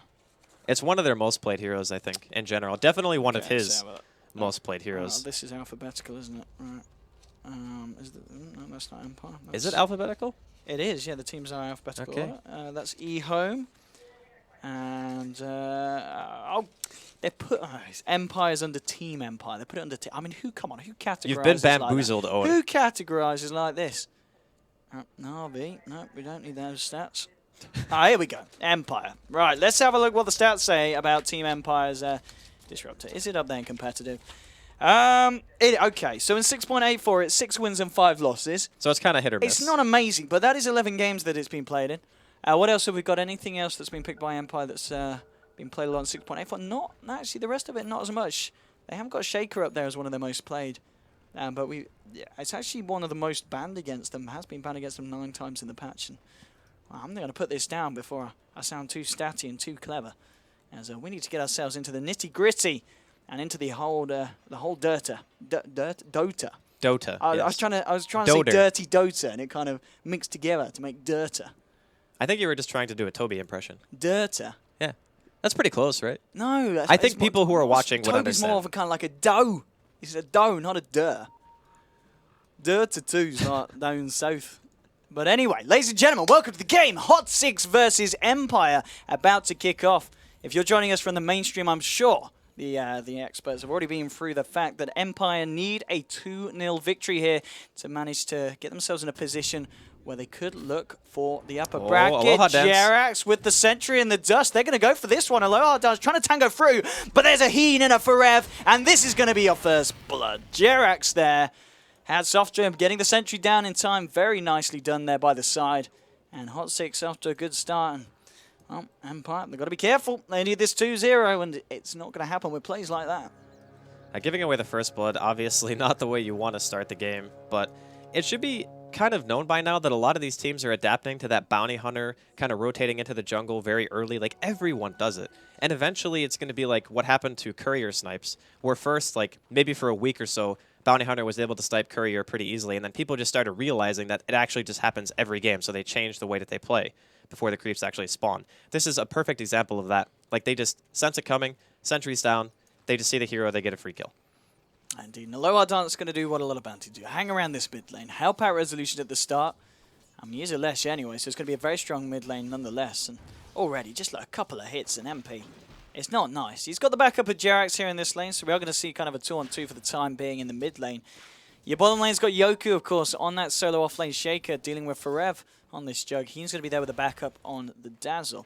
And Sun, once again, we saw him earlier play this clock in the newbie game, and I've got to say his clock performance was pretty impressive back in that game. He got a lot of farm very, very quickly. Had the Active Blade Mail in a very reasonable timing, so we'll see if he's able to do that again this time. And of course, we've been through it before, but Always Wanna Fly is there on the Disruptor, backing up Silence Wraith King. I feel like in this offlane, somebody should actually get a decent amount. Like, getting glimpsed back into a Wraith King stun is kind of scary, but the thing is with Disruptor is he's not actually that high damage dealing of a support. His nuke is very good per point, but most Disruptor players are always going to go 1-3-1, so you don't actually scale the nuke. More often than not, like pretty much what Sunby is doing right now, he's just literally walking into Always Wanna Fly. You're going to see a lot of that, just to make sure that he can stay in experience range. And this could be another one of those lanes where if he gets to like level 4 or 5 unobstructed, he could at the very least force out glimpses in a way that Always Wanna Fly is not going to be able to use them when he's running away and try to go for a kill. But this is a good timing. They can try to kill him here. They're moving in onto Sun. They'll drop down the kinetic field. He is stuck up. He'll get the cogs, actually forcing Always Wanna Fly across. And now with the glimpse back, bringing him back on the right side of the cogs for Empire to start hammering away at him here. They're going to need to look for the body block and Always Wanna Fly trying for it. Isn't quite able to get it off. They'll have another stun in a second, but no, not quick enough. As Sun's able to get himself out, has got the salve and the clarity here. Bottom lane, he with a haste rune, moving in onto Yoku, now with the Blade Fury as well. Yoku, he's in a lot of trouble here. Will be able to get out the Fissure, and he's going to look for the TP. Not going to be enough there with a heal bomb from Heen on the Dazzle. They will find themselves the second kill yet of the game, Hot 6. A really nice rotation coming in there from Heen. Very uncommon for Dazzles to skill Poison Touch at level 2. I mean, obviously it's situational, right? Like, he got it because he got the haste, and he wanted to make sure he could get the kill. So very nice heads-up play coming in from him. And the meantime, like, MVP, they're still getting a decent amount out of this off lane still. Sunbee's level 3, 2.5 minutes in. And we saw, even when they all into this hero, they still didn't have enough damage to kill. And Sunbee didn't even have a stout shield at that point. He just had a ring of protection. But here comes Aloha Dance. Maybe they're going to try to commit to him one more time before he gets too many levels. But the Wraith King is so far away. Like, all they can really do is just harass him a bit. If he comes up with this creep wave, which he just might do. I mean, Sun has been playing very confidently on this lane. And Empire, they're going to want to take advantage of that, if possible. And here we go, moving in. This might be it. Here we go with the slow onto it. They have got the glimpse and the kinetic. But he's not actually got enough mana here for the kinetic field. But with the stun and the right clicks, as tanky as the clockwork is, it's not enough. And Empire now getting themselves on the board there with the first kill. Mid lane Resolution trying to go into hot 6 MP, and he's going to do it. He might pay off his life though. Ticking down will fall. It's going to be a 1-for-1 here in the mid lane. And of course, the fact that the Resolution was able to get that kill onto MP before he falls, it will slightly favour the side of Empire. Only just. I mean, it's a very, very even trade. Yeah, the fact is, when the mid lives, yeah, when the other heroes are dead and then your mid dies first, that's always going to be like a losing proposition for you. But it's not like MP is very far behind at all. It's pretty even exchange. There's like 100 experience difference. The main thing is just overall CS. The CS is really the thing that we always have to be like, okay, well, Lesh is... He's kind of like a really good mid, for those of you who don't know. It's very difficult to stop Lightning Storm spam. It's on a 4-second cooldown. There's no way you can really deny against this hero, especially if he's bottle crowing, because he just has so much mana he can spam for days. I mean, look at this push from Forever and Heen. They're going to get the tier 1 at 4 minutes in. I mean, this is a little bit of an issue here for Yoku. Yoku himself, he's found level 4 on just a little bit ahead of it. In fact, the Sun Clockwork. Mid lane still, MP. He's actually, he's got the bottle coming out to him again, being fueled back and forth. But not having a fun time against this Lesh. And of course, the farm for Forever going to look very tasty. They're just going to look to continue on to the tier 2. And this is a huge amount of pressure being applied. The thing is, they know that Empire can't realistically rotate to try to kill a Jug Dazzle. Like, those two heroes are very difficult to commit to. Like, maybe you can kill Heen, but there's pretty much no way you can kill Forev. Just look out. They're behind the tier 2 at 5 minutes in. Like, what is Empire's counterplay to this? They have a Bounty Hunter and a Disruptor. Aloha Dance is only level 2. He doesn't even have a point and a Shuriken Toss right now, so he doesn't really do any damage, which means that MVP can pressure, and they know he's here. Yeah, and they're going to be able to go on him straight away here. Aloha Dance getting caught out. MVP's awareness just getting the better at the side of Empire. Yeah, but Resolution gets a solo kill on MP in the meantime. So even though Hot 6 are pressuring very heavily here, the mid matchup is a catastrophe. Like, it's 26-10 for Resolution and 14-5 for MP, and the Queen has died twice now. Doesn't even have boots. The Lesh is certainly going to be an issue for the side of Hot 6, but elsewhere on the map, they definitely seem to have the lanes covered. Silence Farm 29 for 12, but it is it's very close to Jugs, but the fact that they've been able to get this tower is, of course, going to put him ahead. I'd imagine the net worth, yeah, he's a good 700 on top, in fact, of the Wraith King at this early stage of the game.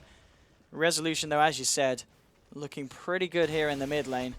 I'd imagine, though, MVP, they're still looking towards this tier 2. Once they've got this tier 2, there's not going to be much more they can do in this lane, and maybe the we'll supports start are going to look for Lesh. Yeah, the supports are going to move around. Forev might even feel content to rotate with them because he has Omni available. Omni/Snowball is really strong. Top lane, Sunbee getting caught out again here by the tri-lane of Empire. He will fall. And the rotation from Yoku there, catching the Clockwork off guard. So nicely done there by Empire, equalizing it out. Now it's 4 for 4. But MVP, they're going to find this tower here. And, I mean, tier 2 at 6 minutes in, that's not something you see every day. Well, again, it's mainly due to the Empire's composition. Their heroes are very low damage dealing. They need so many heroes in the same area to be able to get a kill. That's why you keep seeing 3-man rotations just to kill the offlane Clockwork, because they just deal so little damage that they need that many to be able to guarantee that the hero will drop. And when you're going up against a potential 3 versus 3 when there's Healing Ward and level 3 Shadow Wave, it's just way too risky to try to invest into that, because if you lose that fight, you're going to get even more snowball potential coming out of Hot 6 right now. And killing those 2 towers is probably the best thing that they could have done in the situation, because now Jerax and Heen are looking towards middle lane to kill Resolution. It's going to be a tricky kill because Resolution does have the backup of Always Want to Fly here. And also Yoku moving in. He's closing in on that level 6 here on the Shaker. And top lane Houseson, has he hit his 6 yet? No, very close as well. We're going to be seeing the hookshot come online for him. And Silent has hit level 6 and has decided, of course, to skill the Reincarnate. And Aloha Dance getting rid of that pesky Sentry Ward that did cost him his life earlier. But 4 for 4 across the board here. 7.5 minutes. And I just want to have an early look at the net worth difference, because I imagine with those towers, we are going to see. It's not too bad. Graph, is it?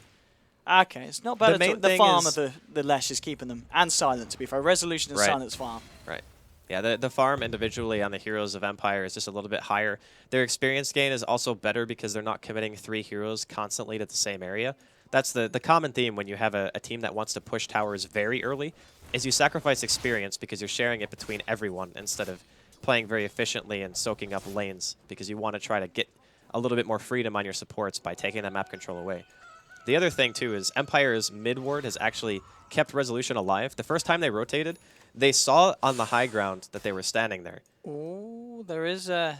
Is this the Jugs? Yeah, he's coming out to the Jug. He's picked up the kit that's going to allow him to kill that Bounty Hunter if Bounty ever comes in. He's got the dust now on him. And, well, Jerax is incredibly deep here. Not quite sure what the plan was this far into enemy territory with 4 heroes around, and Jerax throwing away his life. Well, that was a little bizarre. He didn't have any teammates nearby. Maybe he thought that Empire were more prioritizing mid, but they have a ward there, so they should see that they're gone. Yeah, that was just bizarre. I'm not really sure what the game plan was for him, but giving away a free kill to Empire, I'm sure they'll be happy with that. Oh, mid lane, he's going to look potentially... too speedy for you. A low dance. No chance of catching that one out. And Queen now at level 7. Resolution moving in. The blink back straight away now. TP reaction as well from the side of Hot 6. Oh, there's your glimpse. That's one of the issues here when you're doing this against a Disruptor. Did have the Blade Fury available, didn't fancy it. Oh, low dance walking into the sentry, and he's going to get denied. Nice. Resolution there with the plays. MP's going to be alright. The glimpse is, of course, already down. And it will just be the denied Bounty Hunter falling here. Sun, he's got the hook shot here on this top lane with the backup of Jerax and Heen. Empire maybe need to be a little bit careful. They can burst him. Resolution's here with the help of Silent, and indeed they've got the control. The cogs have been thrown down, and with the Shallow Grave as well, he should be able to walk it off. Silent moving forward. He's going to have another Wraith Fire Blast in a second. Will throw it out, and now the lightning from Resolution just ends up finishing the job. Gets them the kill onto Sun on this clockwork. And mid lane, MP just trying to take the most of this. I always want to fly, soaking up this solo XP. Trying to get that level 6, trying to get that Static Storm. Coming into 10 minutes in, 6-5. A very close match between these two sides. Empire with the superior farm, and of course Hot 6 with the superior push thanks to that bottom lane aggression. And Resolution getting caught out here by the Ice Shards, trying to turn around, but the snowball dodges there, straight in onto the pony. Oh no, really? Damage. The Edict is able to find the kill onto Tusk. Always want to fly. Hasn't. Oh, he's got the mana here for the glimpse. Didn't have the vision though. Yeah, and Yoku gets caught out by a hasted 4Ev behind his tier 2 tower, or well, I guess near it. That is probably one of the worst ways to die, to see a hasted Juggernaut running at you and knowing you have no way to counterplay that at all. Just have to accept your fate in that case. But a little bit of a better exchange coming in for Hot 6. They kill Resolution, they kill Yoku. Oh, that's Cheers going in with a Shuriken spam. On to Forever. 7-7 at the moment. We're talking about the fact that the Wraith King and the Leshrac are getting out of control. I mean, at the same time, Forev's Jug is looking pretty good for 11 minutes in. Hey, he's definitely been farming up a storm here. I think he is almost... No, he does have drums finished. So I'm curious as to what his build is going to be for this game. I wonder if he'll just go the standard like S and Y, just try to go for the right-click stat build that we saw a lot in 6.83, or maybe if he has some other plans, if he wants to maybe go for something a little bit more farm-oriented. Because against Wraith King, it's really weird. You don't really want to build things like Aghanims, because if they're 5-manning and your Omni pretty much hits only the Wraith King, it's almost seen as like a waste. Because you're always going to have that reincarnation. And you always have to worry about, like, what do you do after your Omni is down? So, curious to see how he adapts to that. And in the meantime, Silent, he picked up Armlet first. We've seen some Midases, we've seen Blink Daggers and stuff, but Armlet we always talk about for strength heroes. It's pretty much the best that you can get in terms of damage output, and they're going to try to go on Silent. I don't know if this is the play. They've got a lot of heroes here to go for it. Always want to fly there with the backup, and he's hit level 6 as well, so this is going to be a massive kinetic field and Static Storm. Catching out Sun and Jerax. Sun getting low. Will try and walk it off. He's actually going to live. They've lost Jerax here on the Tusk. Silent with a crit onto Forev. Forev trying to run Silent, moving forward. He's got the Armlet toggle available. They're taking down 2, turning around with the Sonic Wave. It's still not enough to bring down Silent. Silent's going to be able to toggle himself through that one. MP gets the blink back on the Queen of Pain, but now with the Wraith Fire Blast onto Heen, can they look for more? They've managed to get MP. MP's going to go down. They get the Dazzle as well. 4 heroes dropping. And we talked about always want to fly's Disruptor, and for reasons that have been just shown there, a lot of that occurring because of his presence. And 11 for 7, Empire finding the first big team fight of the game. Of all the heroes to try to go on, you go on Silent, who's playing Wraith King. You know his ultimate is up. why do you commit to that when you have... They didn't even have vision of the lane. Like, they had no lane ward. They didn't have TPs, or they didn't have, like, vision of TPs or anything like that, right? So they commit to a hero who they know that they're going to have to kill twice. And they didn't commit, like, a little bit. They committed a lot. Like, everything. That was definitely not the play coming in from Hot 6. And Empire, they take full advantage. The other thing to remember, too, is those are all track kills as well. Because Aloha Dance was actually level 6 at the beginning of that team fight, and also a large reason why they were able to get that glimpse back onto the Queen of Pain. So not really going too well right now for Hot 6. You give away too many more fights like that against a team with a Leshrac, you're going to have some serious issues. Indeed, Forever. He's just applying the pressure here on the top lane with the backup of MP on this quap. See if they can get themselves a tier 1. In fact, the full 5-man of Hot 6 are in the neighborhood. Resolution just starting to push down this mid lane. Yoku's not doing too bad on top of the Tranquil and Soul Ring. 1,200 gold on his way towards the Blink. 13 minutes in, and yeah, it looks like Forever should be able to claim this. The fortification coming out, but they're going to stand their ground and will claim this top one. Towards the mid lane, Aloha Dance coming in. They do have 4 of the members of Empire here, and they haven't quite been able to take down this tier 1. Still out of deny range though. Sun on the high ground with the hook shot. Can a Hot 6 fight into this, though? That is the question. They've got Jarex and Heen about, and well, they're going to try it, but the hook shot just a little bit too short. Won't be able to find anything with that one. And we'll just get himself the D ward here. It's probably better that he didn't hook that, to be honest. Like, there were mass TPs available for Empire. They had Echo Slam available. I don't know if they really want to fight near tier 1. I don't know if they want to fight at all, actually. They're fighting right now, I feel, is very dangerous. Like, maybe because Silent's ulti is down. Oh, he's going to go for it. He always want to fly. Can he get out of the ring? Oh, no, the creep blocked him in there. Always want to fly is going to lose his life. Silent can't really look for anything more here. Is on his own against Forever and MP, and MP does have that Sonic Wave up and available. So always want to fly, just getting caught slightly out of position there. Now they're getting themselves a little bit split up here on Empire, but it's really good for Hot 6 because Juggernaut is amazing at small skirmishes as long as your ulti is up. So if you have Omni and you're fighting like 2v2 or 2v3 or something even, you can probably turn that fight. The damage output is insane. Going to see some TP reactions coming in here from Empire. Looks like they want to defend this tier 1. And they're going to get always want to fly back in here as well. Yoku to join the gang. Everyone coming in with a Ray Fire Blast onto MP. They won't be able to find the chain stun from Resolution to kill him. They might look for Heen instead though.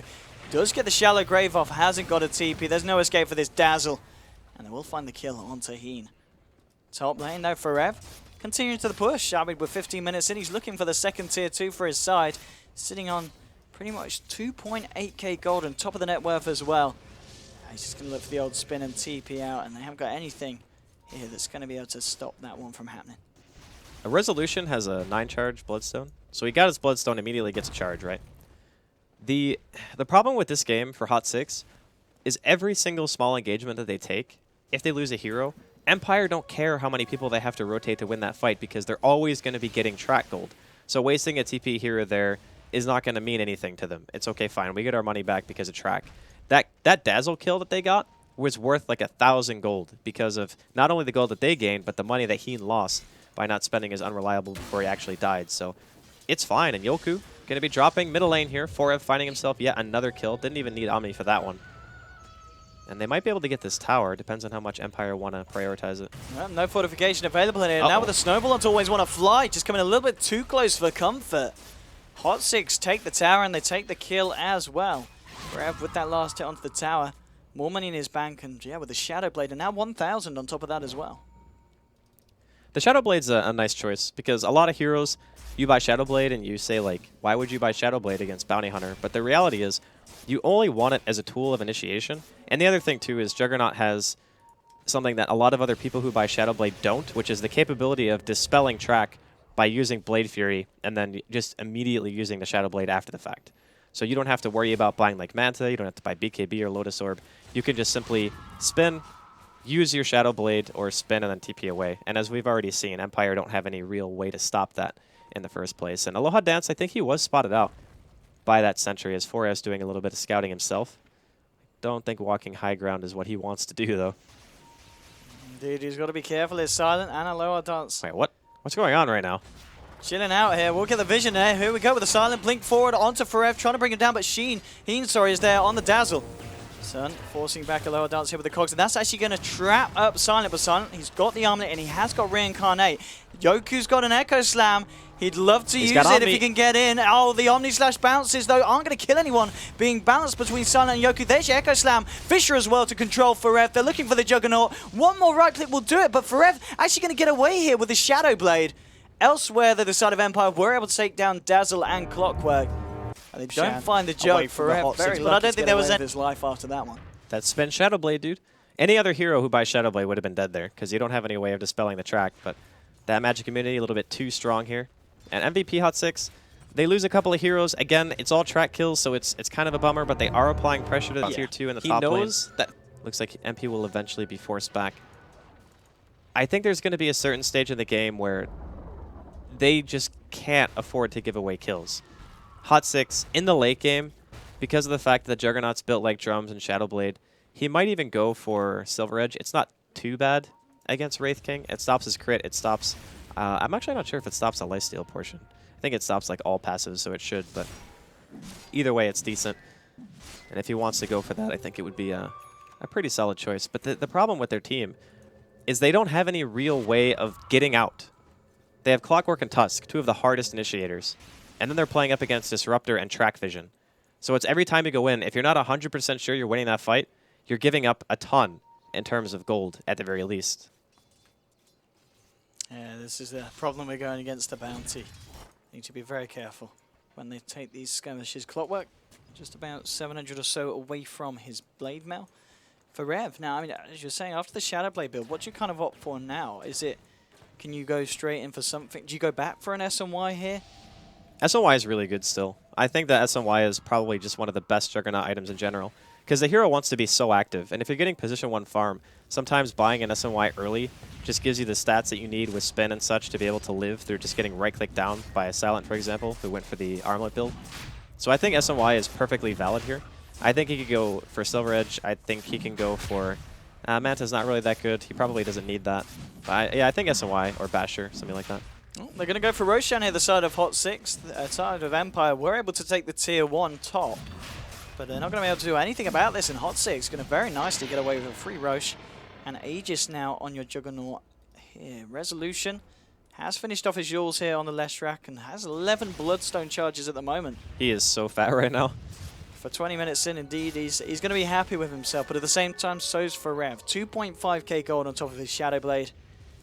They're certainly going to need something to do something to slow down this Jug. How's Silent looking on the Wraith King? Well, on top of the Blink now, looking for a Blade Mail himself, and well, this creep will give it to him. So, Blade Mail now on his way for Wraith King, and they found a low hard dance. Dust has been blown. He's trying to hide up in the trees. There's no way you're getting away from this one. And another free pick off here onto the bounties. That keeps happening to him, I was going to say, way. he's been a little bit unfortunate here in the fact that Hot 6, they've always been on top with their detection. It's just that he throws out a track when he's standing on top of the hero. Like, if you're going to track, you have to be very far away and assume that the enemy team is going to have detection. Like, those types of deaths are not really the greatest. Like, sure, he gathered some information, says to the rest of Empire, okay, well, at least your guys aren't going to get ganked, but they just got Roche anyway, so there's no objective over here. Maybe they can try to push into the tier 1 a little, but Aegis up on 4ev means that potentially Hot 6 could be looking to take a successful fight. He's going to look for, Courier maybe? For potential Omni Slash. There's a fair few here. Oh, he's not going to go for it. I don't think he's going to go for anything here. Too many heroes about, and well, with Aloha Dance and Silent moving in as well. He needs to be very careful about revealing himself. The rest of his team all up here on this top lane, looking for this tier 2, and it's incredibly low. They should be able to finish it off here with this push. And tier 1 has been taken here by Resolution here on the left ramp with the Diabolic Edict. And 21.5 minutes in. Tier 2 down on the top. It's just the final tower remaining in the mid lane here for the side of Empire.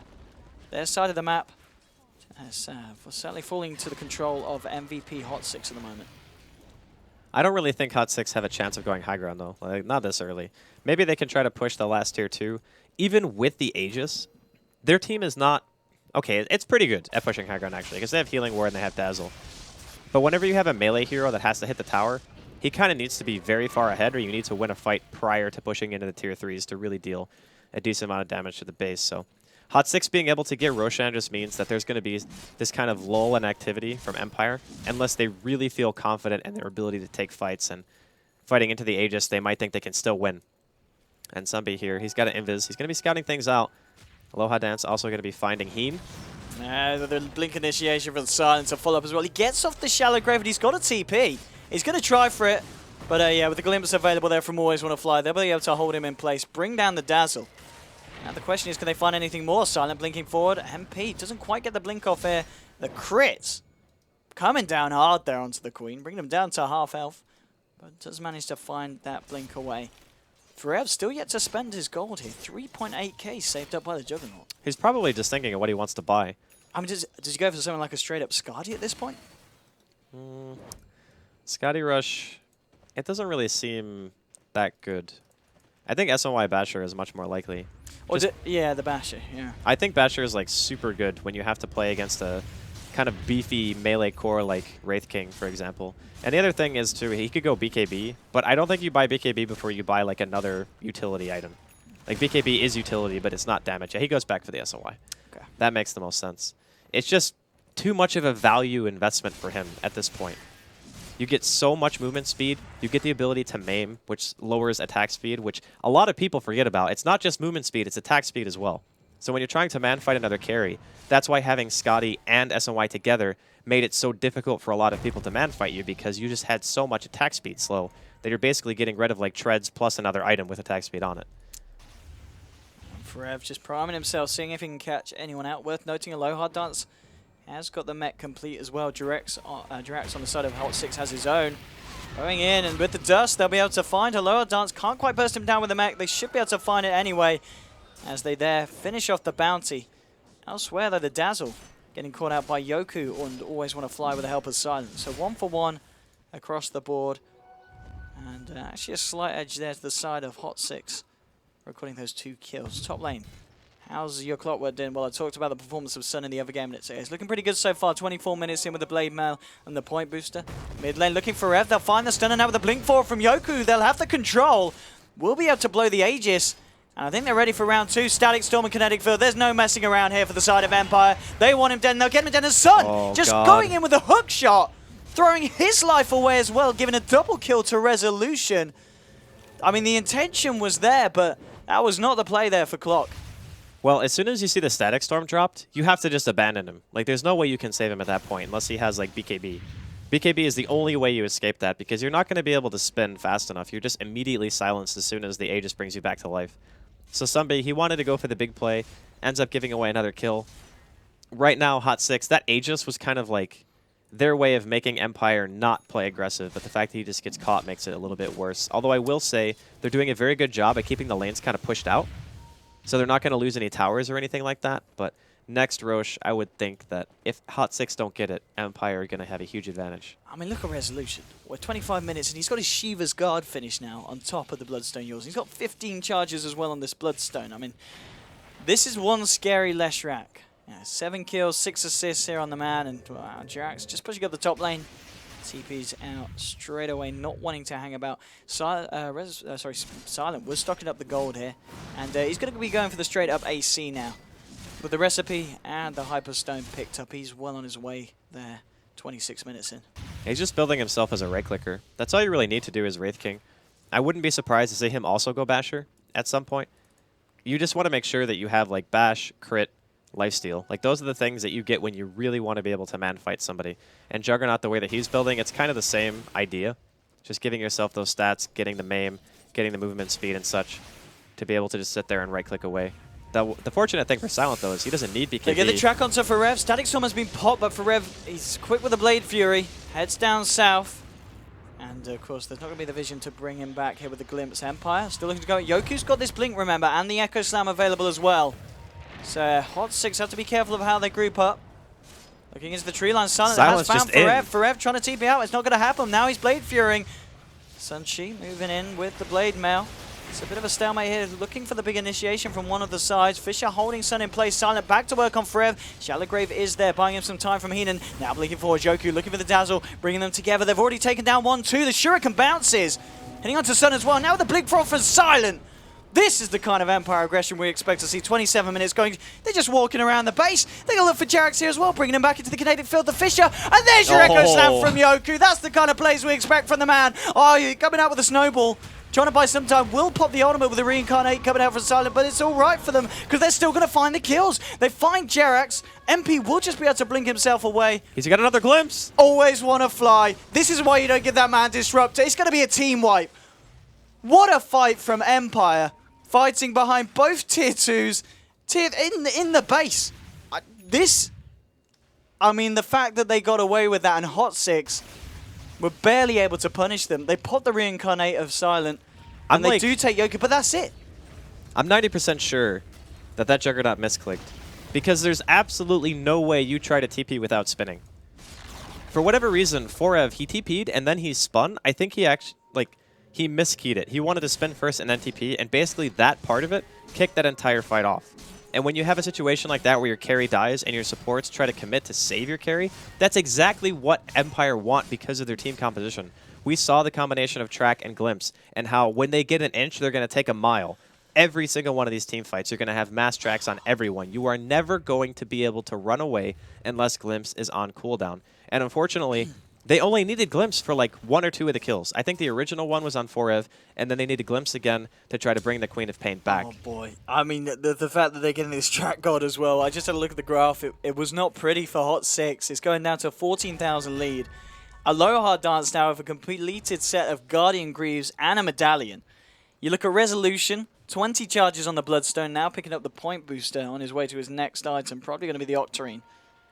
This is, I mean, MVP Hot 6 need to find something here. They are smoked up. Yoku just hiding in the tree line here.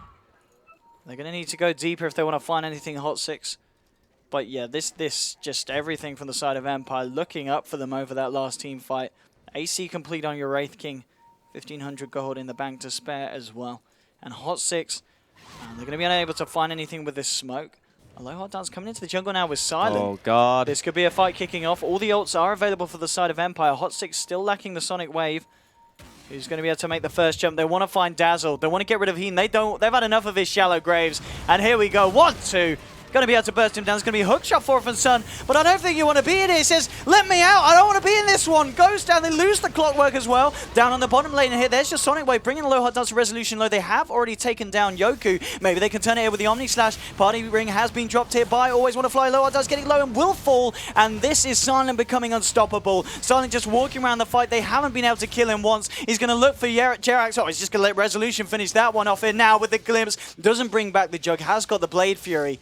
But yet again, another fight with Empire coming out on top. 4 heroes dropping on Hot 6. Empire losing just the 2. And that's your bash you're done for Silent. I don't really know what Hot 6 are going to be able to do. They got 2 buybacks. They got buybacks. They can definitely force Empire back here. But I think if Empire get forced back, their next option is just going to be Roche. They can give it to Resolution. He's still carrying a bottle. He can just put the Aegis in. And he's got the full Soul Booster. So killing Resolution is going to become an absolute nightmare. I think Empire just wanted to try to force a buyback there. They're not going to be able to bait it out because they realize, okay, it's like 10 seconds left. Probably just better off running into the Roshan pit. And because they have Wraith King, this is a very low-risk Roche. Like, he's going to stay pretty much at full health the entire time. So if Hot 6 want to contest this, they're going to need their Omni Slash available, which right now 4S still has about 50 seconds on it. But I also think they have to go for this. Like, if they don't go for this fight and they give Aegis to Empire, they're probably just going to get racks. But Empire actually, they're going around. They're not going for Roche. No, they're going to go for the old wraparound here, potentially coming out. Now they go back in. Silent jumping straight onto Forever. Sun has popped down the cogs, and he's incredibly disrupted. Empire can't get into help Silent, but Silent says, I don't need any help. I've already killed the carry. Now he's going to look for Jerax with the Wraith Fire Blast. Track being thrown out as well. Resolution finding the split off. That's the second hero down in this fight. Sun trying to run himself away, but Always Want to Fly. Drops the ring. Silent drops the hammer. Double kill now for the Wraith King. 3 heroes down on the side of Hot 6. GG. And it's GG well played. Hot 6 tap out. They've had enough. Empire's aggression is too much for the side of MVP. And Empire still with a chance of finding themselves in the top 4. 1 game down. They need to win game 2.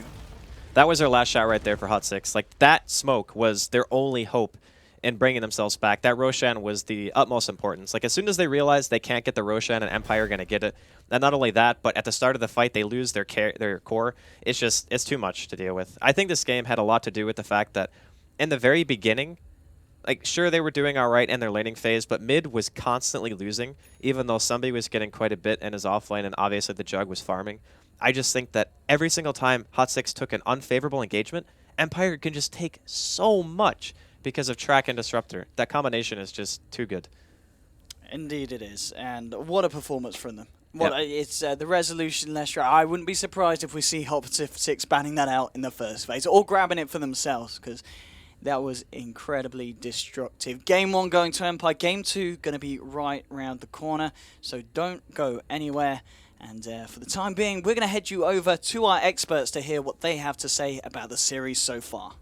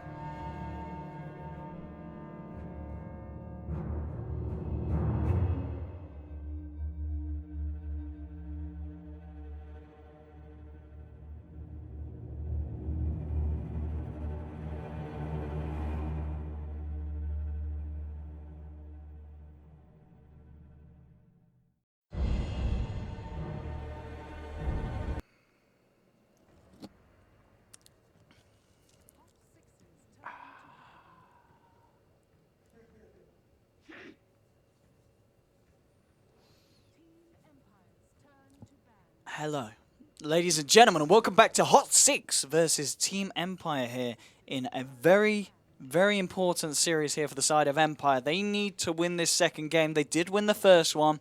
If they win the series 2-0, they will get themselves a tasty 3 points to put them equal in 4th on the board with Virtus Pro in that upper half of the group. And then we will have a deciding best of 1 between themselves and VP to see who remains in the upper bracket going to the main event. So far, what are we seeing for the draft? Well, Empire, they banned themselves out of Lesh first game.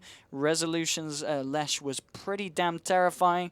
They don't want to do it again, and they want to make sure that Hot 6 don't use it against them. Hot 6, they take away the Naga, and also, of course, Resolutions SF. And Undying will be the final ban from this first phase going into the draft. And Gyro is going to be the first one from Hot 6 picked up, Andy.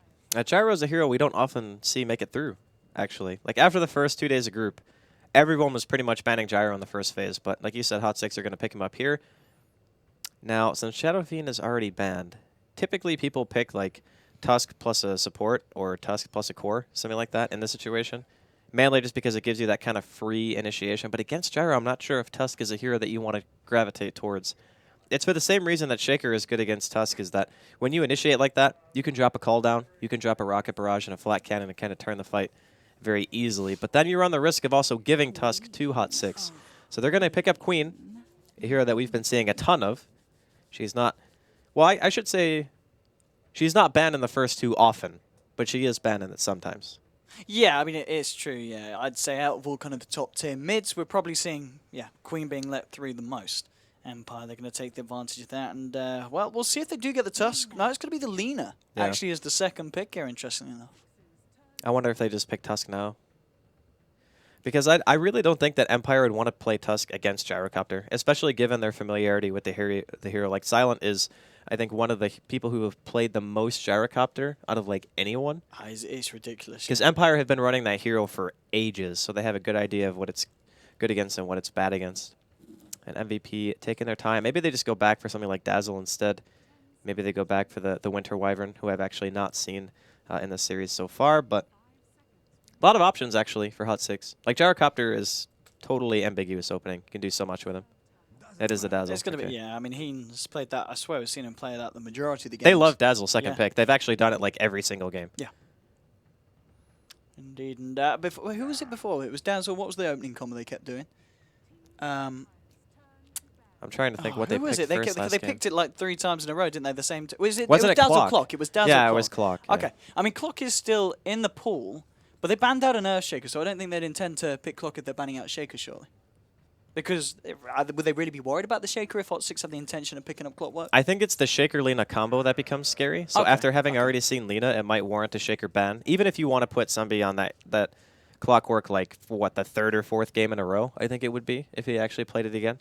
But it's the combination of the Fissure into the Light Strike Array and then getting bursted down immediately that's the issue. It's not necessarily the fact that Clock counters Shaker in that matchup, because the other thing is that Yoku plays Shaker, which means that he's going to be off lane. So the Clockwork's not going to have an opportunity to bully that hero during the laning phase. So the way that they run it and its functionality with the Lina, I think, is too much for Hot 6 to want to have to deal with. Talking about Yoku, I'm hoping to see the Yoku Magnus. God, I hope so. I hope he was a monster on that hero. He was. I mean, it was game-winning at the end of the day, and this is as important as anything. But I wouldn't be surprised if they just go for the Tusk, because Tusk is there. As you said, they're doing it against Gyro, which could be an issue. This could be Silent Queen of Pain, actually. Because that would make the TA ban make a lot more sense. Because here's the thing. If you put Lina mid, and it's Resolution Lina, then TA is a good hero against Lina in general. That's why it leads me to believe that they might be doing it. It could just be a mind game, though. Who knows? Because they've actually banned out 2 heroes that do very well against Lina mid. And now Tusk going to be taken here by Empire. They say, Shaker's banned. That's good enough of a reason for us to warrant picking it up, even if you already have that Gyrocopter going for you. And I don't blame him. I think it's actually fine now. Yeah, I mean, Empire going into the group stages, I'm not too sure on the stats how they've updated during the groups, but at least before it, their win rate in 6.84 with Tusk was 9 wins and 3 losses. So they're very, very proficient with the hero. Totally understandable why they picked it up. And we know Yoku, I'd say it probably his best hero. That and Earthshaker. It's Yoku's Shaker, Yoku's Tusk, where we can expect to see him make the plays. And of course, last game, it was the Shaker. This game, we're going to see what he can do with the Tusk. Hot 6 now with their third pickup to follow with the Gyro and the Dazzle. Now, I mean, what else can you pick up against a Tusk lineup? I mean, do you just go back for that clock? It's not that bad. I still think it's okay against Lina. It's okay against Tusk. Queen, it's pretty meh, because obviously you can always blink away, but you could also argue that if you bait out blinks, you can also hookshot in and then go for kills, right? So it's all situational. I think it just depends on what Hot 6 feel comfortable doing. If they want to even... I guess offlaner or support are probably the safest picks at this point. I mean, as well, do you just look back and say, right, we want the bounty hunter this time for ourselves? Bounty is actually pretty good here. The one thing that you have to worry about, though, when you pick Bounty is between Dazzle and Bounty. We saw like the weakness earlier when Hot 6 picked their Lion and their Dazzle together, how weak their damage was in the early game. It's a little bit concerning when you have low damage if the enemy team has a good way of initiating on you. So Tusk plus Lina, or like Tusk plus any other hero, pretty much can force the engagement. That means that it's going to be kind of scary if they pick that. But they're going to take Rubik. So now they're going to have to probably do Dazzle camping mid, and then Rubik Gyrocopter together. But that combo is actually okay, because Gyro actually just does so much damage that it's fine if you don't have like a dedicated damage dealing support at this point. It's not going to be a fun off lane for Yoku on the Tusk if it is indeed going to be Yoku picking that one up. Fourth pick now for the side of Empire. I mean, as you said with the co-op and the Lina, are you expecting this to be a core Lina for Empire, or do you think there's still a possibility that that was my original hunch because of the TA ban? That really makes me think it's going to be mid Lina. But it's hard to say. I think Team Empire might just be keeping their options open. Oh, okay, so it is going to be Resolution playing on that Dragon Knight. And the TA ban still makes sense if you're going to put DK mid, because DK does pretty... It's not great against Templar Assassin. You don't have any way of breaking Refraction. She has insane base damage lead on you. It's just overall very, very annoying. So now Hot 6, they got a problem. And that's how the hell are they going to kill Dragon Knight once he gets BKB? Like, that is actually a huge concern right now. I think that pick kind of just made Hot 6 go, oh, we don't actually have anything to deal with that right now. Well, let's see if they've got an answer for it here with the fourth pick. Still looking for their mid laner and their off laner. Let's see what they grab here for both MP and, of course, Sun with these final two selections. As you said, the DK, I mean, how do you deal with the DK? What kind of heroes are you looking to pick up? You just want to pick stuff that can counter push very well, or you want to pick things that are very good at harassing in lane and keeping the DK down. Actually, Complexity ran a Venomancer earlier against a Dragon Knight, and it was really good. Like, the thing is, you max wards, and a Dragon Knight, like, what is he going to do? Dragon Knight was starting to be picked against, like, these Storm compositions and such, and okay. Okay, the Brood's No, coming they're out. not doing mid-Brood, right? I don't think so. They're not going to go Surely full not. Zai on us. Surely not. I would be impressed if we see Hot 6 trying to take a leaf out of Zai's book, but I'm kind of more leaning to it's just. I think it's just off-lane, yeah. I'm also... Win in itself is obviously very strong. We see a lot of teams try and ban it out. They don't like the cheese pick of the Brood, and Hot 6, they are getting it through here at the fourth pick, which Empire, they've only got one pick to kind of relate to it. I mean, they're picking the Brood that there's a Lina and a Quap. That's a lot of area effect burst damage. Yeah, but you have to consider that it's not about how much burst they have at the start of or the middle of the game. It's how much burst they have at the start. Like, how can they deal with the Broodlings in lane? Because that's where Brood starts to kind of overtake and just farm a ton and start pressuring you to the point where you have to react. Otherwise, you're just going to start losing your towers. So regardless of whether or not Queen can clear the wave, it's kind of irrelevant, because you have to have heroes in that lane for the first 10, 12 minutes to ensure that the Brood doesn't just get completely out of control. And right now with the Lina pickup right now, they could still... do they go back for any, like... Do they just go for another wave clearing hero? Like, LC is the common just, like, counter pick to this, but Yeah, I don't know if they want to switch their Lina into a support position, or if they want to play it as core still. Because they can still do, like, 2-1-2, even in this situation. I really feel they do need this final sub. I mean, I wouldn't be surprised if they just grab the Disruptor again here, even. I mean, that would not be too bad for trapping out the Brood. It's all right. The thing is, it doesn't do any damage. Yeah, I'm trying to think. I mean, what about something like the Witch Doctor? Is that going to be any use for you against Hot 6's lineup? I would pick Disruptor over Witch Doctor here. Huh? Mainly because Witch Doctor is... Actually, no, Witch Doctor is not that bad. I mean, like, mid-game, DK. they don't have any disables. So Witch Doctor is actually not that bad, because you can get lifted, but it's actually really hard to steal Death Ward. So I don't think Rubik would ever really be able to get that unless the Witch Doctor wasn't paying attention. We'll see, though. But all that's under the assumption that it's core Lina. Like, they could switch it up. We don't know yet.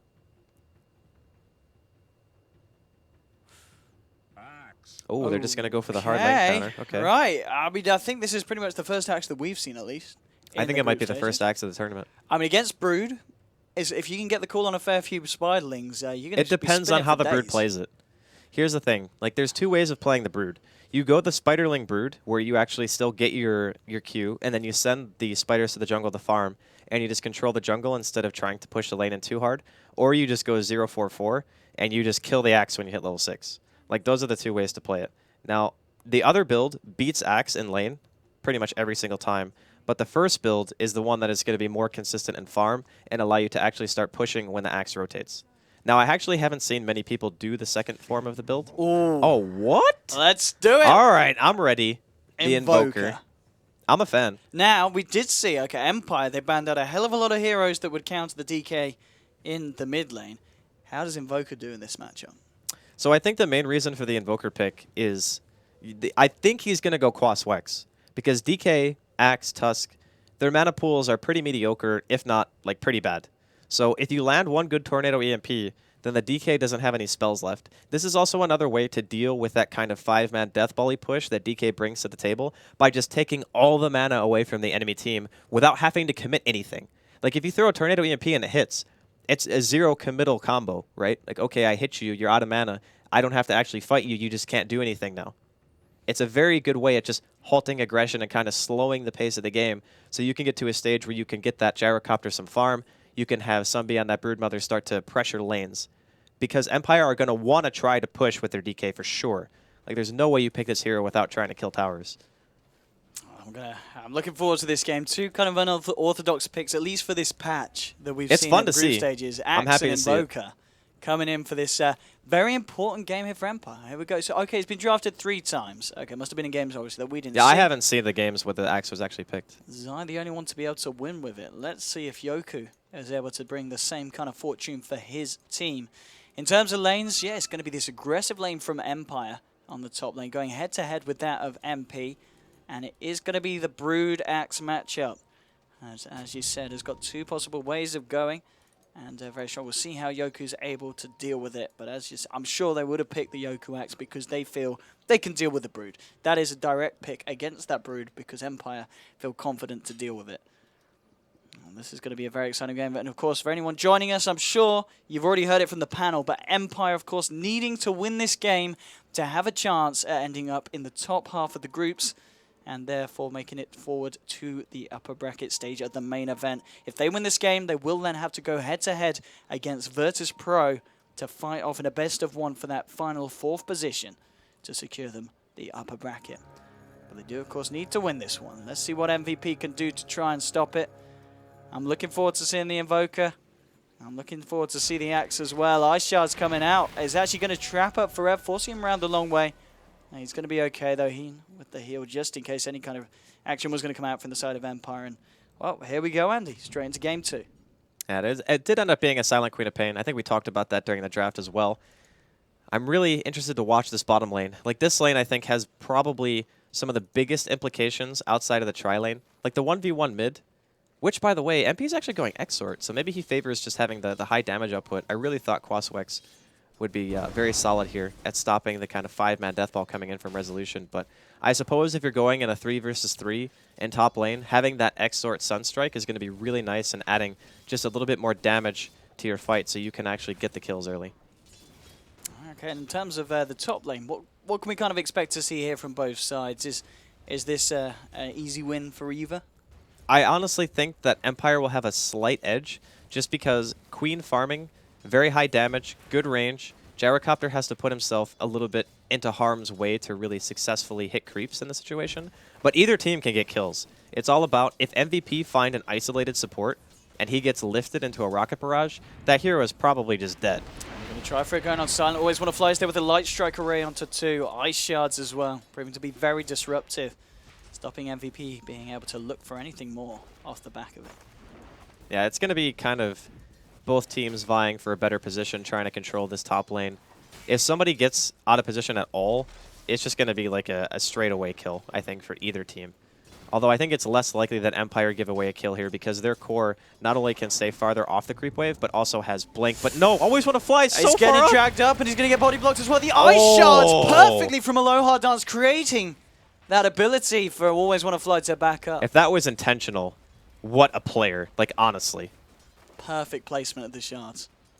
And no one to die as of yet here on this top lane. Always Want to Fly was actually amazingly out of position there. It is a godsend for Empire that he did not just give away first blood. Back to the mid lane. How are we doing in terms of CS? Well, DK 14 for 2. Against Invoker's 9 for 0 at the moment. So, well, Resolution having the slightly better time here in the mid. Bottom lane, how's the farm looking for both? Well, Yoku actually doubling the CS here of Brood. So Axe certainly having the favorable time down here, being able to clear out those creep waves. Yeah, they're just both cutting each other. Like, if you're Axe and it's very early in the wave and you know that nobody's going to be pressuring you, you can just go and cut every single time. Brood actually can't do anything about that at all. So you can see, like, he's just running his spiderlings away. He realizes that if they get taunted, there's a good chance they just straight up die, especially once you start getting larger numbers of them. I think Yoku can even just walk behind the tower. Like, it's really not that dangerous. Considering how much pressure Empire are applying to top lane, he gets the 1v1 matchup that he probably wanted the most out of any other hero on the map. So he can really push the limits of this. And he certainly seems to be doing so far. 3 minutes in, though. No one to drop. We did see Empire trying to look there for JRX as they chased him around the jungle, but still nothing. No blood yet to be spilt on the battlefield. Mid lane still Resolution, maintaining a slight lead here against MP's Invoker. And bottom lane, Yoku gets a call off and does bring Sun incredibly low here with the spins. The Spider-Man needs to be careful that he doesn't let that happen again. The early lane is really tough for Brood, no matter what build you go. The build that you actually kill him with the incapacitating bite, you still need level 6. Because if you get called on top of a creep wave and you don't have insatiable hunger to offset the spin damage, you just die too quickly. So I think he'll probably just end up skipping it and opt for the jungle farming build. That's the more stable lane pushing style of strategy. Because you have to assume eventually Yoku is going to rotate. Like, he's going to get blink, and then he's going to go try to either help the tri lane or he's going to try to gank mid. I mean, the question is, Yoku in this situation, does he just go straight for the blink, or does he look for the Vanguard to make it impossible for the Broodlings to do anything, and so that he can continue to farm? Oh my god, that money. Damn, top lane. They get the lift, indeed, dragging up to the high ground the Lina, and Always Want to Fly there, giving away first blood and giving it to the Gyrocopter as well. Forev going to be able to pick that one up for Hot 6. Yeah, the tri-lane for Empire failing is going to be really bad news. They're relying heavily on sustaining their 1v1 matchups because right now Resolution is winning mid and Yoku is winning bottom. So the tri-lane needs to, at the very least, not give away kills.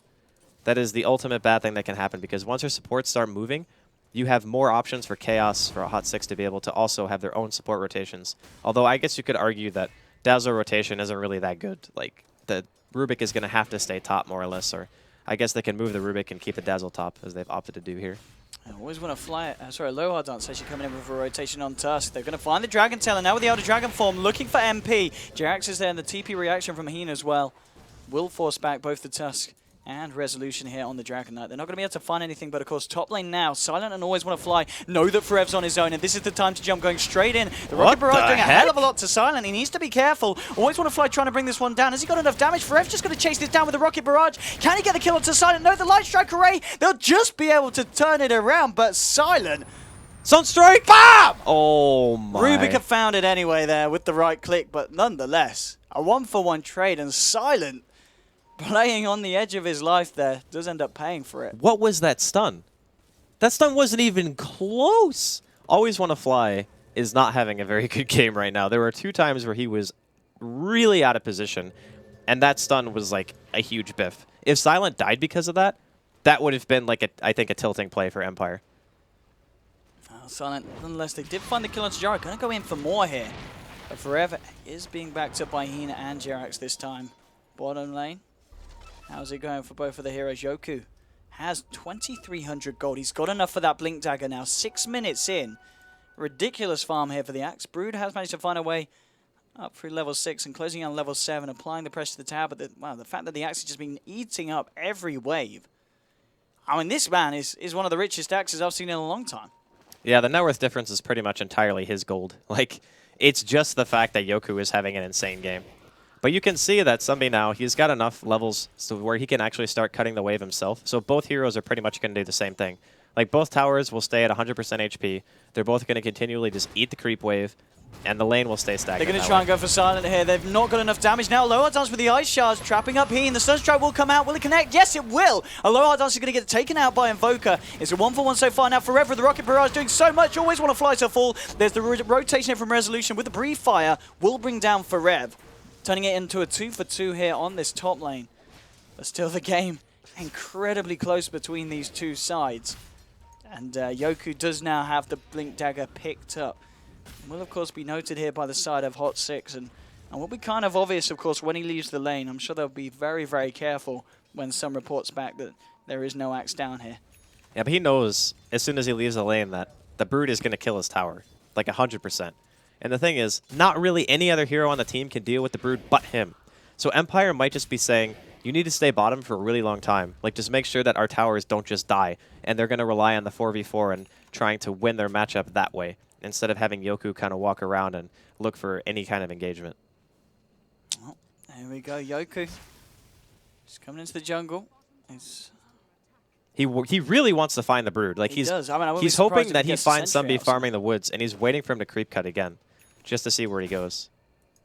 But I think the fact, like, if he gets a wave out like this, and he's able to just push the tower, then the tower is actually going to take damage. Because the fact that Sunbi had to skip that wave thinking that Yoku was too close and might have blinked on him is going to make that tower get hit, and that's not great. Like, taking tower damage right now is, it seems like a small trade, but if that tier 1 dies in the off lane before the Brood is able to kill the tier 1 and Empire's safe lane, then it's like the Axis super won the lane at that point. He's moving in again, and he's going to look for the call. Will find it. Oh, the spins there. There's one. There's two. Not quite enough, though. Sun is going to be lucky there. Top. Oh, let's see if we can find a kill here. Sunstrike's going to be off the mark, and now with the snowball, they might be able to turn this one, Empire. Cooldown coming in from Forever. Silent's got to be careful, taking a hell of a lot of damage. Jarex hasn't got the ability to lift him. Silent should be able to duke this out. Has got a blink in a second. Actually trying to, getting the burst damage in. Light Strike Array is going to miss, unfortunately, from Always Want to Fly. And Silent's just going back in with the right clicks. Should be able to find Jarex. Will do. Aloha Dance and Always Want to Fly are able to clean off the gyro as well. Forever to fall. And Silent being credited there with the double kill here on the top lane. And again, fighting down to the very last of his life points. This is full-on aggression from both sides here on the north side of the map. Oh, no. Oh, no. What a shot. Oh, man. Very nice. Silent. Caught out by MP. That was hubris, though. Like, why would you stay there? You know he's Exort. You can't just stand still. The fact that he threw it out at the beginning of the fight should have said, like, after the creep wave clashes, it's definitely going to be off cooldown again. I think Silent will learn his lesson after that. But still, like, Empire are winning the 4v4 exchange. MP is playing Exort Invoker, which is the hero that is notorious for pretty much never rotating until at least he gets level 9, because that's when you get double Forge Spirits, if you go 4 Quas, 4 Exort, and then obviously you have your 1 point into Invoke. So now, he has it available. This is the point in time where he can actually start TP counter-ganking. Empire are going to have to keep that in mind. But the fact that Empire are winning the 4v4, and their Axe is doubling the CS of the Brood, of course a lot of those are Broodlings, but Broodlings still give you money. Like, he's got 121 CS at 10 minutes. Like, that is the most bloated creep score I think I've ever seen. Oh, yeah, he's been having a great game. 1200 gold now on top of the Blink Dagger top lane, trying to go in onto Silent, but Silent actually able to clean up the kill there onto Heen. Looking for more resolution with the haste rune. Moving in onto a Hot 6 Forever. He's got the dragon down. Here we go. Looking for the stun from Light Strike Array. This time, Always Want to Fly. He's on top of it, and they find themselves a second kill on this top lane, Empire. 8-5 now on the board, and Empire starting to break away. For now, Empire, I don't really know what Hot 6 are going to be able to do with their supports. That's the biggest weakness that they have right now. Like, Jarex is level 6, which is good, because that means he can actually start stealing damage spells. This is actually the point where you're not going to have to worry about having Dazzle Rubik support with just a gyro for damage and Exort Invoker. And it could also be the reason why Hot 6 in general decided to go Exort, as we're also going to see Tower dropping here in top lane. Yeah. But they kind of have this issue where they're relying pretty heavily on the Brood to create space for them. But since all Empire have to do is have Yoku down there, Empire don't have to react at all. They might try and fight this Jerax with the stolen ice shards, blocking off Yoku. Can they bring down this axe? He's pretty damn tanky. Resolution's there, still with the Elder Dragon form. And now with the Snowball Initiation, Loyal does take a lot of damage here for the cooldown. He needs to get himself out. He's not going to be able to. The Rocket Barrage will finish him off. And now Hot 6 turning their attention towards Resolution. He actually gets Dazzle there with the long-range Dragon Tail. Will be able to bring down something with him, as he's almost certainly going to fall here. Will do in the end. Hot 6 claim themselves 2 and just lose 1 here. Yep, he just walked into a very angry MP. Well, making it 3 for 1. Empire slipping a little bit away here as Hot 6 close the gap. And off the back of it, we'll look to take this tier 1 top lane. You've still got Silent putting on the pressure. But hang on, have we got a Sunstrike? No, he's not going to invoke to He's the standing moment. on the range creep. He realizes that Sunstrike is a possibility. How many points in an Exort does he actually need to one-shot, though? Well, he went for it. Yeah, he would have actually killed, but not quite. 12 minutes in. Very close between these two teams at the moment. The difference on the graph, only 2,000. Resolution has got his blink now complete as well. Silent, what's he been able to progress towards? It looks like potentially going for that Orchid build here on the Quap. And yeah, it's very good against their heroes. Yoku's got Vanguard now, complete on top of the Blink Dagger at 12 Like, minutes. he's got Vanguard, Arcane's Blink 12 minutes in. I think he... does he finish Crimson here? Or does he actually go for, like, 4-staff or something else? I think 4-staff is actually very good against these heroes. Up, looking for the jump. They'll be able to find it. Sonic Wave onto 2. And they burst them down immediately. Jerax and MP to fall. Fantastic correlation of Empire there with their skills. Cooldown's going to come down. Hit a fair few of them. Can they do anything off the back of it, though? Hot 6 doesn't look like they can. Forev keeping herself backed up. Resolution actually blinking forward here, looking for a potential Dragon Tail follow-up. But they're just going to look for the tier 1 here. And Empire showing Hot 6 they need to be very, very careful where they hang about. Now, this is pretty standard Empire Dragon Knight play. Resolution actually played this hero, I think, not before anyone, but he's played it a hell of a lot. And Empire have loved this hero for multiple patches, not even just 6.84. It was very funny. Oh, actually, Sunbi? Okay, never mind. He's not actually caught. But when the 6.84 patch first came out, Empire pretty much didn't change their draft at all. Like, they picked every single hero that was considered high tier in the patch after the notes came out. And that was just like their style. Then teams started to adapt a bit, but Empire seemed to at least be able to come into their own here. They've adjusted their draft just enough to be able to play against Hot 6 here in middle lane. They've called out Forev with the dunk from Yoku, finishing off the Gyrocopter. That is the 5th time that they've managed to find Forev this Bottom game. as well. Oh, let's see. Gonna see Aloha Dance get killed. Let's see if they can turn it around. Resolution hasn't got the Elder Dragon form. He's got the Blink and the Dragon Tail, but there's an MP Invoker hanging around here. This might not be the fight. Yoku and Always Want to Fly coming to join him. Resolution getting incredibly low. The Forge Spirit's just melting away this DK, and he's going to go down almost. No, he's still alive with the ball charges. He won't live, though. He does fall. Yoku with the call on MP and the dunk. Will find the Invoker now in response. Silent blinking forward here. They want to try and find more. Looking for Jerax. There's the second dunk. Yoku now with a double kill. Looking for the TP out. Has he got the call? Yes, he doesn't need it. The dunk from Yoku is a triple kill already. Sun, the one hiding in the tree line, but Yoku... I mean, this game means a lot for Empire, and Yoku's certainly showing that he's given it his all this game. Yeah, he's definitely bringing it for sure. Oh, call down here from Forev. Wants to fight here. They'll be able to juke this out with the snowball. Now, they need a bit more than just Aloha Dance here, as he's in a lot of trouble. I think he's okay, actually. I mean, is Sun going to go back in? No, he needs team. He doesn't have a team right now. They're all gone. Silent's actually TPing back to base from the side shop, so yeah, he doesn't have any help. He might go now, though. Yeah, he's got backup indeed from the rest of his team TPing in. Yoku in the neighborhood. Ice shards. They have any detection. They've got the sentry down, and it's going to catch somebody. He's just on the edge. They've got the dust. Oh, Yoku. A little bit off mark, but he cancelled the Berserker's call. He has still got it available. He cancelled the cast, and with the dust, can he get himself in for the call? Oh, no! Can't quite get himself in range. And Sun going to be very lucky to get away with his life there. My God, he had a quelling blade. Like, just cut the trees, man. You got a quelling blade. Yeah, we can let him off, because other than that, Yoku flawless. He's got a Crimson Guard complete now as well. Before the 16-minute mark, this axe is really good against bordering on unstoppable. Yeah, it's good against Brood because you can just pop the Crimson, and then even if the Brood has a ton of Spiderlings out, even heroes around you just won't take any damage from it. It's really nice. But yeah, Empire, they've been showing a very, very strong game so far. Continually applying pressure here. They're probably just going to pop the DK form, go for the tier 1. Actually, they might... Okay, they are going to pop it. I was going to say, they might save it and try to go for tier 2. but it depends on how vigilant Hot 6 are going to be about defending. Probably just get both here if they wanted to. It's very risky, though, because I think one person already just went top, so they're not going to have 5. Okay. No, Aloha dance here at the moment. Let's have a look at the graph, what kind of difference we're seeing between the sides. It's not a lot still, because if you look at the farm, Invoker and Brood, of course, with their Midases, certainly keeping themselves very much still in this game. Brood now with the Dagon picked up. Invoker has got the level 2 Necro on himself as well, and we saw that when he was able to bring down Resolution in one of the earlier fights when he was caught out. So Empire, I mean, it's not an easy run here to get this win. Hot 6 is still looking pretty darn scary. Resolution has managed to find himself a double damage, and top lane, he found himself level 8 on his own, and both teams at the moment just going back to farming. Silent, how's he doing on the old Orchid? Okay, he's got the Orchid complete now on your Queen of Pain. So the big timings for Empire outside of Silent getting that Orchid finished are just Resolution picking up his BKB. Right now, he's not really that far out. Should only take him maybe like another 4 or 5 minutes to farm it, and that's if a fight doesn't go favorably for them.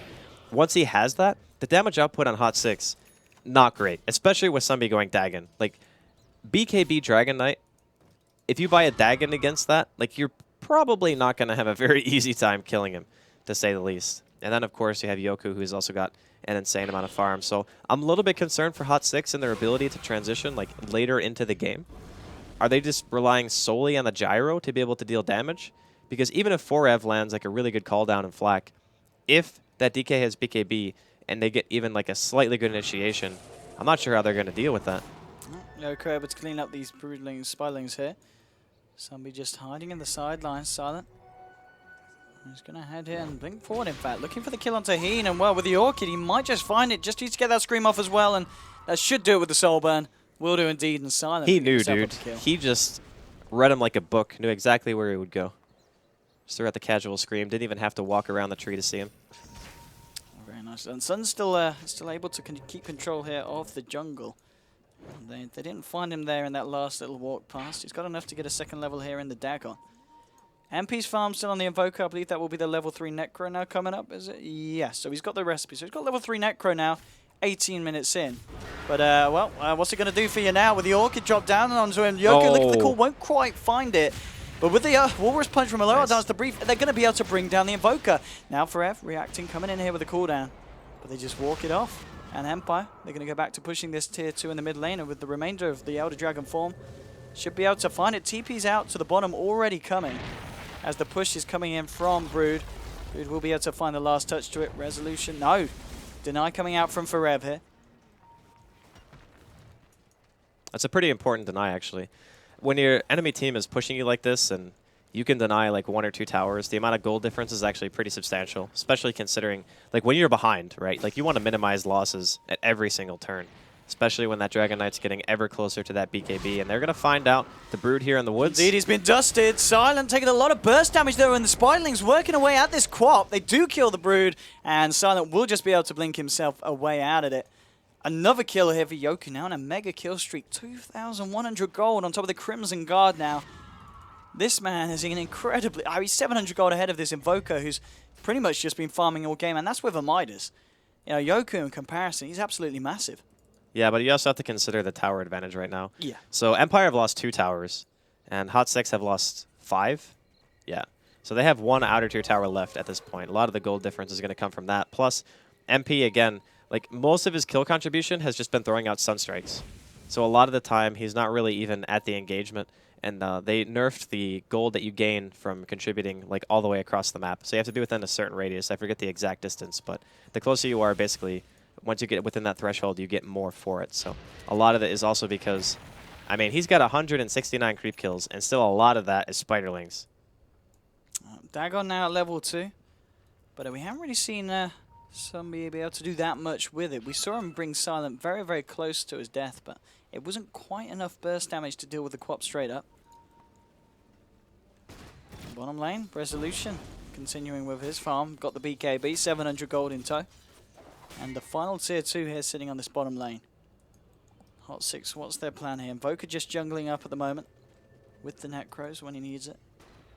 I think the Necro book timing is still very good, but it's not really as potent when BKBs are going to be coming out on cores. I just don't know how Hot 6 are supposed to be able to take advantage of this. Like, it feels like the Necrobook 3 timing, even though it's super good, I don't know, like, what impact is it supposed to be able to have right now? Because when you buy that book, you're just supposed to be able to pressure towers with, like, 5 heroes.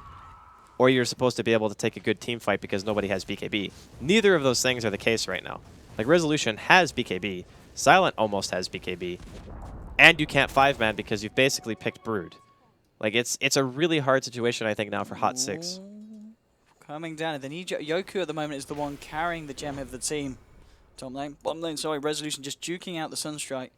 And yeah, Yoku with the gem now in his inventory, 2,400 as well. Top lane, Jerax able to find his push here and take down this tier 1 here. He's now sitting very, very close to a Blink Dagger himself that he'll be able to grab. That's actually fairly big. Like, the Blink Dagger will be really good for him. Jerax is very good at, like, these playmaking heroes like Shaker, like Rubik. You can count on him for sure during team fights to be able to get some clutch steals.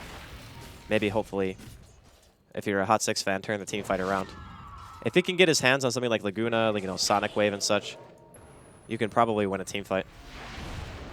Well, looking for this spider here.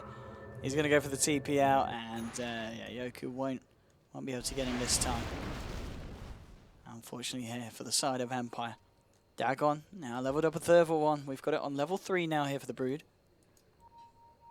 And I mean, Invoker, what does he go now next for the build? I mean, he's come up to 2k. Is this kind of just a split push? Will we see him pick up an early set of boots? Bots? Bots are pretty common when you have Midas on Invoker, but I think he might just go Blink or something. Like, when there's not an item on Invoker that you can buy that you feel is going to have, like, a big enough impact at that point in the game, typically you go for, like, mobility. So, like, Blink or Yules or Force Staff or something like that. Because I'm really having a hard time thinking what one item is actually going to be able to completely change the way that the game goes in terms of fights for Hot 6. And I mean, just look at what he's doing. He's sitting in the woods and he's just sending out freaking Forge Spirits to lane. Like, he realizes that it's super dangerous for him no matter where he is. Resolution and Silent able to clear themselves up some Ancients here from the side of Hot 6's map. And I mean, you can tell Empire, they're really looking for action here. They've been walking around as a group across the maps, trying to see who they can catch out. But Hot 6 just playing a step ahead at the moment. Keeping themselves safe forever. Now on the Gyrocopter, very close to having the money for this BKB. Silent did spawn out Sun, but Sun, he's going to be A-OK, juking in out in the tree line. And Resolution, okay, working towards the AC, blinking forward here, but he's going to get lifted up by Jerax. Can they turn this? Trying to lift him up to the high ground. They just don't have a follow-up stun there to keep the control on this dragon. And that's kind of the freedom that having a DK gives you. Like, what other hero can just do what Resolution just did? Like, blink in front of the enemy tier 3 with 4 heroes there and just be like, yeah, whatever, it's fine. Even if you go on me, I can just BKB and flap my wings and walk it off. Okay. Nice. Very nicely done there by the side of Hot 6. Lining that one up, and Yoku will find the call. Has got this gem, of course. And they'll be able to chase down this spider. He's got a TP coming in from Loyaltance on the Tuckton again. Move to the high ground. They should be able to find themselves this kill. The stun won't quite connect, but the Berserker's call will. With the uppercut and with the down cut from Yoku and his axe. 20-12. Another kill here for the side of Empire. You got to get that one fight in the game where Aloha Dance, Walrus punches, and then while he's in the air, you just dunk him. I can feel the pain That's like already. the ultimate satisfaction when that happens. But in the meantime, there was also a kill inside of the woods. Resolution managed to find Jerax in a 1v3 and then killed the Rubik and then TP'd away with BKB on. So as I was saying earlier, still the main issue for Hot 6 is figuring out a way to be able to kill these cores of Empire. And for now, Forev, like you mentioned, he got his BKB, so he's starting to get some farm. He needs to go damage now. If he doesn't go damage items, there's just... I don't know how they're actually going to kill anyone. He certainly doesn't. I don't think Empire will be giving him the time or day to look for that. They're looking into the dire jungle now, seeing what they can find. Ping's coming up out on a heat. Oh, he hasn't got a TP. I don't know what the plan was here for Dazzle, but I don't think it's going to work out. Silent joins the party with Resolution. And, yeah, Dazzle. It's actually fairly not a tanky. single hope. I mean, with that medallion and weave on, took a long time to die, actually. I'm not sure if Empire are going to feel like they can break high ground at this point, but they could try to go for Roche maybe, or at least pressure. 500 gold off an Aghanims. I mean, this guy. He's freaking rich. We're about to see the fun begin when he gets that on him. Now with the push, they're ready to go. Elder Dragon form. This tower is going to fall at an alarming rate here for the side of Hot 6, and it's just a question of what they can do in defense. Oh, There's they even Dagon. forced the Brood back. That's actually really bad news for Hot 6. Like, you do not want to have to TP your Brood back to base. But look, MP is looking for the split push, and it's actually going to be enough to spook Empire. Empire TPing back, not happy with a Magician knocking on their door. They need Yoku here with the gem, and he is here. Okay, this is an Invoker in trouble, and an Invoker getting dunked by Yoku. Wicked 6 now for the Axe, as he picks up his 7th kill of the game. Silent, he's going to find Jerax here. Hot 6 for Rev, wants to fight, pops the BKB, but Silent with his BKB as well. Trying to get himself out of here, and he will. Not going to be able to chase that one down. And did clip Jerax there with the Sonic Wave. So again, Invoker and Rubik being taken down, and Hot 6 unable to find anything in return. And we're now looking at even Aloha dance. Oh god, they have Solar Crest too. I mean, 27 minutes in, Empire. The lead's got to be quite significant. It's coming up to 7,500 here in terms of gold. XP-wise, we're looking at a 10k lead because of all these damn kills they've been finding. And that's your Ags done on Yoku. So Aghanim, Solar Crest, level 16 Dragon Knight. Roshan is up right now. Empire, most likely going to be the ones who are going to try to do it. I'm just trying to think of something that Hot 6 can do. Like, the rat play bottom was actually the best possible choice they had because it actually forced Empire back. Normally, in that circumstance, if you TP as Invoker and you start trying to take the team fight, it means that if you lose the fight, you pretty much just lose racks. And you might even just lose the game based off that. So he made the right call in the pinch, but I'm still just... I'm at a loss. Like, they need damage. Somehow, they need to be able to burst somebody. Well, Empire, they're going to look for Roshan here with the Solar Crest, going to make short work of it. Hot 6, a couple of them in the area. And they know they're there with the Weave Drop, granting that vision, but they just can't do anything to contest it. They are moving towards it, but I really don't know if this is the fight. Sunstrike coming in, and it's actually going to... They're going to do it! They got the Aegis kill. Silent does take the Aegis itself. Sorry, so Roshan... Sorry, Roshan. He actually got the Roshan kill with the Sunstrike. With the Sunstrike. Like, yes. What a god, actually. Like, MP Sunstrikes have been on point. Well, let's see if they can find anything else off the back. This Sun hiding in the tree line. And, well, Resolution, he's found himself an Invoker. Invoker, he's going to try and look for the QQ walk, TP out, but Yoku in range with the gem. Damn, that's your Invoker down. Monster kill streak now here for Yoku. And, well, they did okay. They lost the Lina. So it is a 1-for-1 trade. Looks like Lina was bursted down here by Sun here on the Broodmother. But still, the bigger kill here for the side of Empire, taking down that mid-Invoker. And now Empire look to continue to pressure after the fact. Brood is still being forced on. Oh, God, the Courier's going to die, too. Oh, damn. Let's have a look what was on that. It was, okay. It was another level of Dagon. Yeah. I mean, that's not too painful, to be honest. Like, Resolution.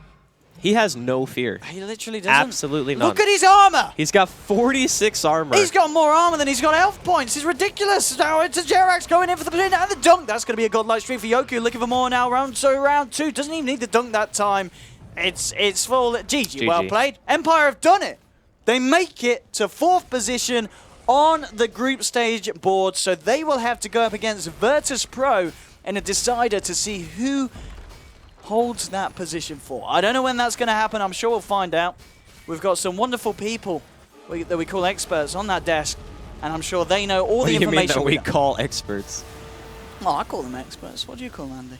I mean, it's just the way that you phrased it. It made it seem like, are you taking shots at Cinder? Me taking shots? No, I would never do that. Okay. He's too vulnerable. I'm just clarifying. But for this game, I really feel like MVP's draft, it was all right, but I think the tri-lane and the fact that the Axe never really had to go anywhere and was just able to sit bottom and kind of dominate the Brood the entire time, like, he just really couldn't have an impact in the game.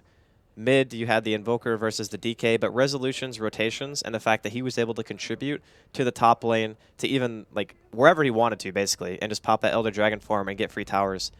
I would dare say this game was an outdraft. I don't know what MVP were supposed to do, like, during mid-game. Yeah, I mean, yeah. From just the start to the top, looking at the lineup, the fact that they got those heroes that they got as well. Yeah. On those players, you know, people who are incredibly good with what they were given. All the cores, you know, Silent Quat, Resolution DK, and then the Yoku Axe. He really turned up. 9 kills, only died the once. You know, his GPM right up there with 487 in what was a relatively short game. I mean, just across the board, just outperforming against the side of Hot 6. And And you could tell that game meant a lot for Empire. And we knew it did. So Empire 2-0 against Hot 6. They will be involved in a tiebreaker with Virtus Pro. But that's it from myself and Draskell. Now over to the panel so they can let you know more about what's going to happen now.